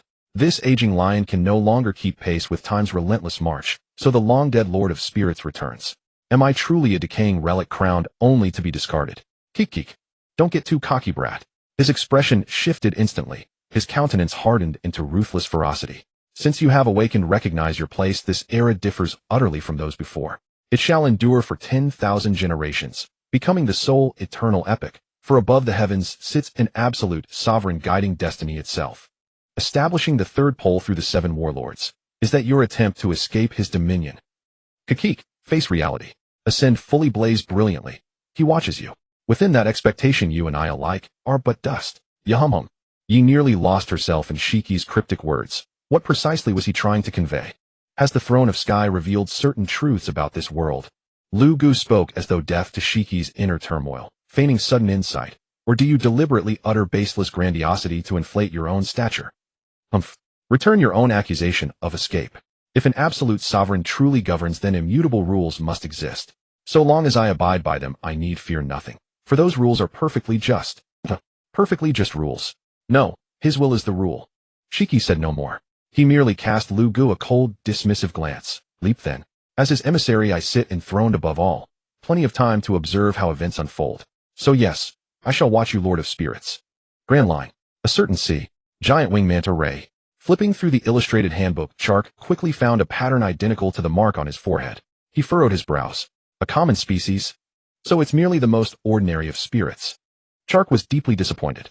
During the feast expedition, everyone knew that no divine beast-level spirits existed on the island. The most promising were quasi-legendary spirits. Thus his goal was to discover and contract a quasi-legendary spirit. But as it stood, he lacked such fortune. Alliance Wallart. Suddenly looking up, Chark stared resentfully at the figure on the opposite pirate ship and exclaimed passionately, I saw it. The spirit you contracted is also a common species, the toxic skull frog. Although its poison attribute can amplify the toxicity of your devil fruit ability, it is not a snake type, and thus not the most compatible spirit for you. So let's join forces, venture forth, go to the location given in the newspaper, and try to obtain a higher quality spirit. One that grants mastery of all skills upon contract, a spirit totem. Otherwise I refuse to accept this. Lowering his newspaper slowly, Wallart fixed his gaze on Chark, whose face was full of reluctance. An alliance, huh? Yo-ho-ho, stop putting on airs, Chark. Unmoved by the other's demeanor, he said coldly, divine beast spirits are desirable, but the difficulty of obtaining them is too high. The best one can strive for is a quasi-legendary spirit totem. Even if it grants mastery of all skills upon contract, I don't believe you would be so desperate to get it. So this act of resentful injustice is for my benefit, isn't it? Because I believe that Crimson Light Orb, the one that knocked back both Kaido and Big Mom, if you could claim it, the reward would far exceed a quasi-legendary spirit. Moreover, Wallart smiled sinisterly. Quasi-legendary spirits are not beyond plunder. You just need to obtain the benefits of the Crimson Light Orb, first greatly elevate your own power ceiling, and then what quasi-legendary spirit can you not get? It's just a matter of spending time to visit them one by one. TCH seen through. Chark clenched his fists, gnashing his teeth. He was unwilling, but whoosh. He exhaled heavily, forcing himself to calm down and think of a countermeasure. After a moment, he made his final decision. Wallart, let's ally. It was another invitation to join forces, but this time his expression was serious and sincere. Well, one had to ignore the deep-seated frustration and reluctance hidden in the depths of his eyes. Yo-ho-ho-ho. Seeing Chark's demeanor, Wallart laughed, finally showing some decency. An alliance can be considered, but on one condition. A condition? Chark understood the implication. After a moment of silence, he gave his answer. I understand. Regarding that Crimson Light Orb, it's most likely the opportunity of Gourmet Island. We'll split it equally. Equally. Wallart had expected Chark to make concessions, but he hadn't anticipated a 50-50 split. Suspicion arose in him again, and the undisguised change in his gaze was naturally noticed by Chark across the way. Huh. Chark's eyes widened. You actually doubt my resolve. This is too much. I take it back. Come at me, Wallart. Even if I die here today, I won't let you have any chance to set foot on Gourmet Island. If I can't keep pace with the times and fall behind midway, then come down and accompany me in the end. Yohi. Such a strong reaction. Wallart was somewhat surprised that Chark would go to extremes over a mere look. He certainly couldn't let that happen, as it concerned the location of Gourmet Island. Without his coordinate navigation, it would be a headache. No, it's my fault. I apologize. I'm sorry. Wallart, adaptable and unyielding, apologized without hesitation, even bowing deeply to show his awareness of the gravity of his mistake, lowering his posture considerably. As expected of you, Captain. Wency Kemp, the white ghost, narrowed his eyes, concealing the mockery that rose within them. Stopping at nothing to achieve your goals. An apology. How that seems like the cheapest form of deceit. Truly in keeping with your usual style, Wallart, the cunning white serpent. Chark remained vigilant inwardly, but softened his tone. Since we've allied, I hope both sides can show at least basic trust. I'll let it slide this time, but there can't be a next time. Yo-ho-ho-ho, of course. With a warm smile, Wallart straightened up and gave his assurance. It definitely won't happen again. We will become the most united allies, watching each other's backs and forging a future together. That's best. Chark chose to let the matter drop. He then ordered his crew to steer their ship closer to the other vessel. The alliance ceremony was indispensable. They needed to drink the oath of alliance. 50-50. How could that be? I'll just play along for now and slip away when the opportunity arises. My crew, seeing the other pirate ship approaching, Wallart immediately called out to his subordinates. Prepare meat and wine. To celebrate the alliance with Captain Chark, let's have a banquet. Yes, Captain. Hearing the shouts of his crew, Wallart curled his lips. You won't escape.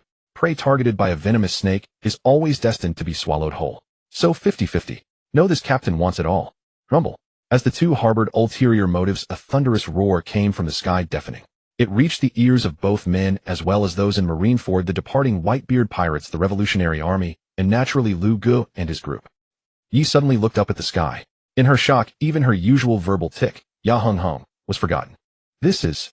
At almost the same moment, Lu Ji's pupils contracted sharply. Looking up at the sky, his eyes filled with shock and despair, for he sensed a very familiar aura. The same transcendent fluctuation as the ultimate spirit training system. What the hell is this development? Lu Gu couldn't believe it because he clearly sensed that a transcendent had arrived at the world barrier of the pirate world. The entity was full of malice and could annihilate the entire world at any moment. Brilliant white space. Looking coldly at the scene appearing in the void, it was the reincarnation of Furue being born into the world.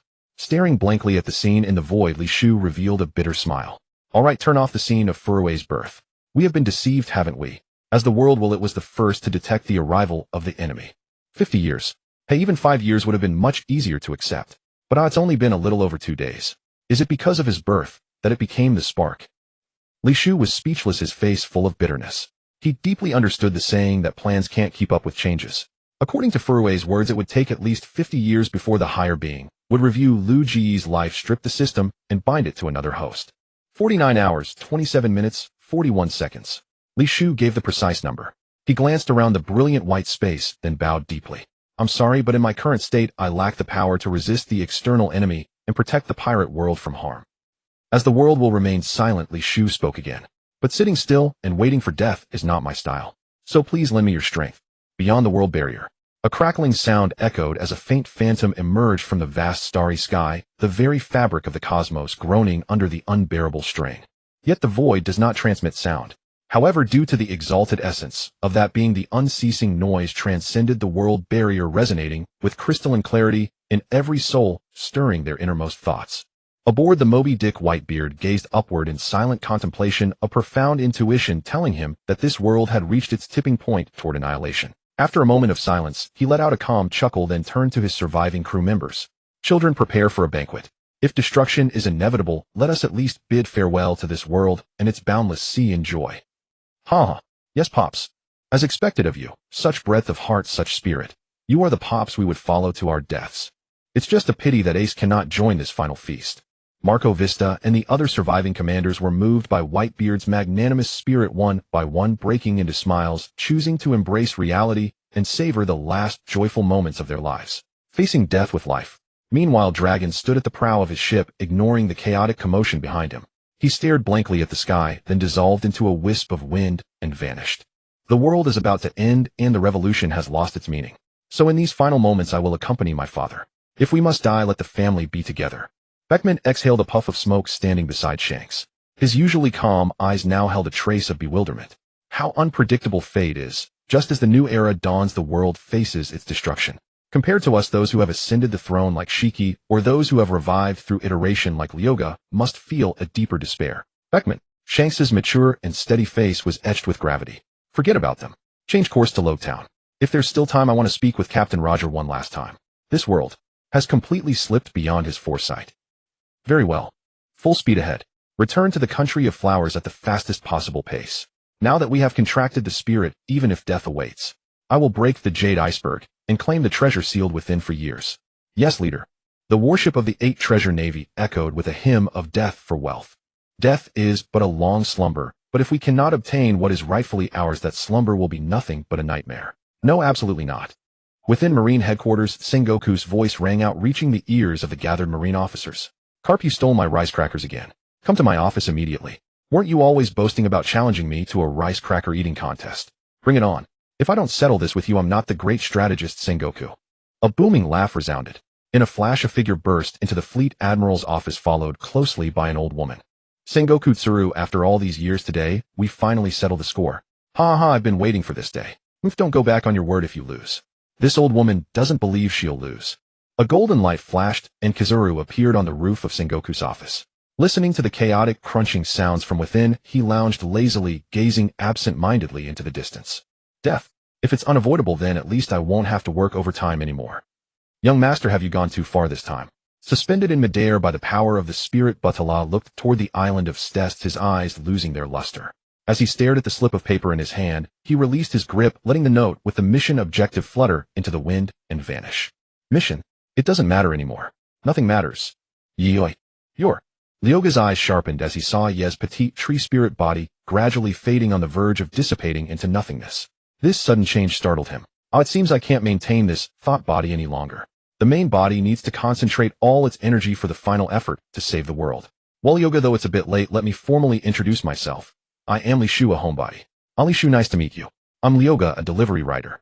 MHM, if there's a tomorrow, I'll invite you to my little courtyard. So finally, Yi waved at Lyoga, a serene smile on her face, and before her body dissolved, she said, I'm glad to have met you in this other world, my fellow countrymen.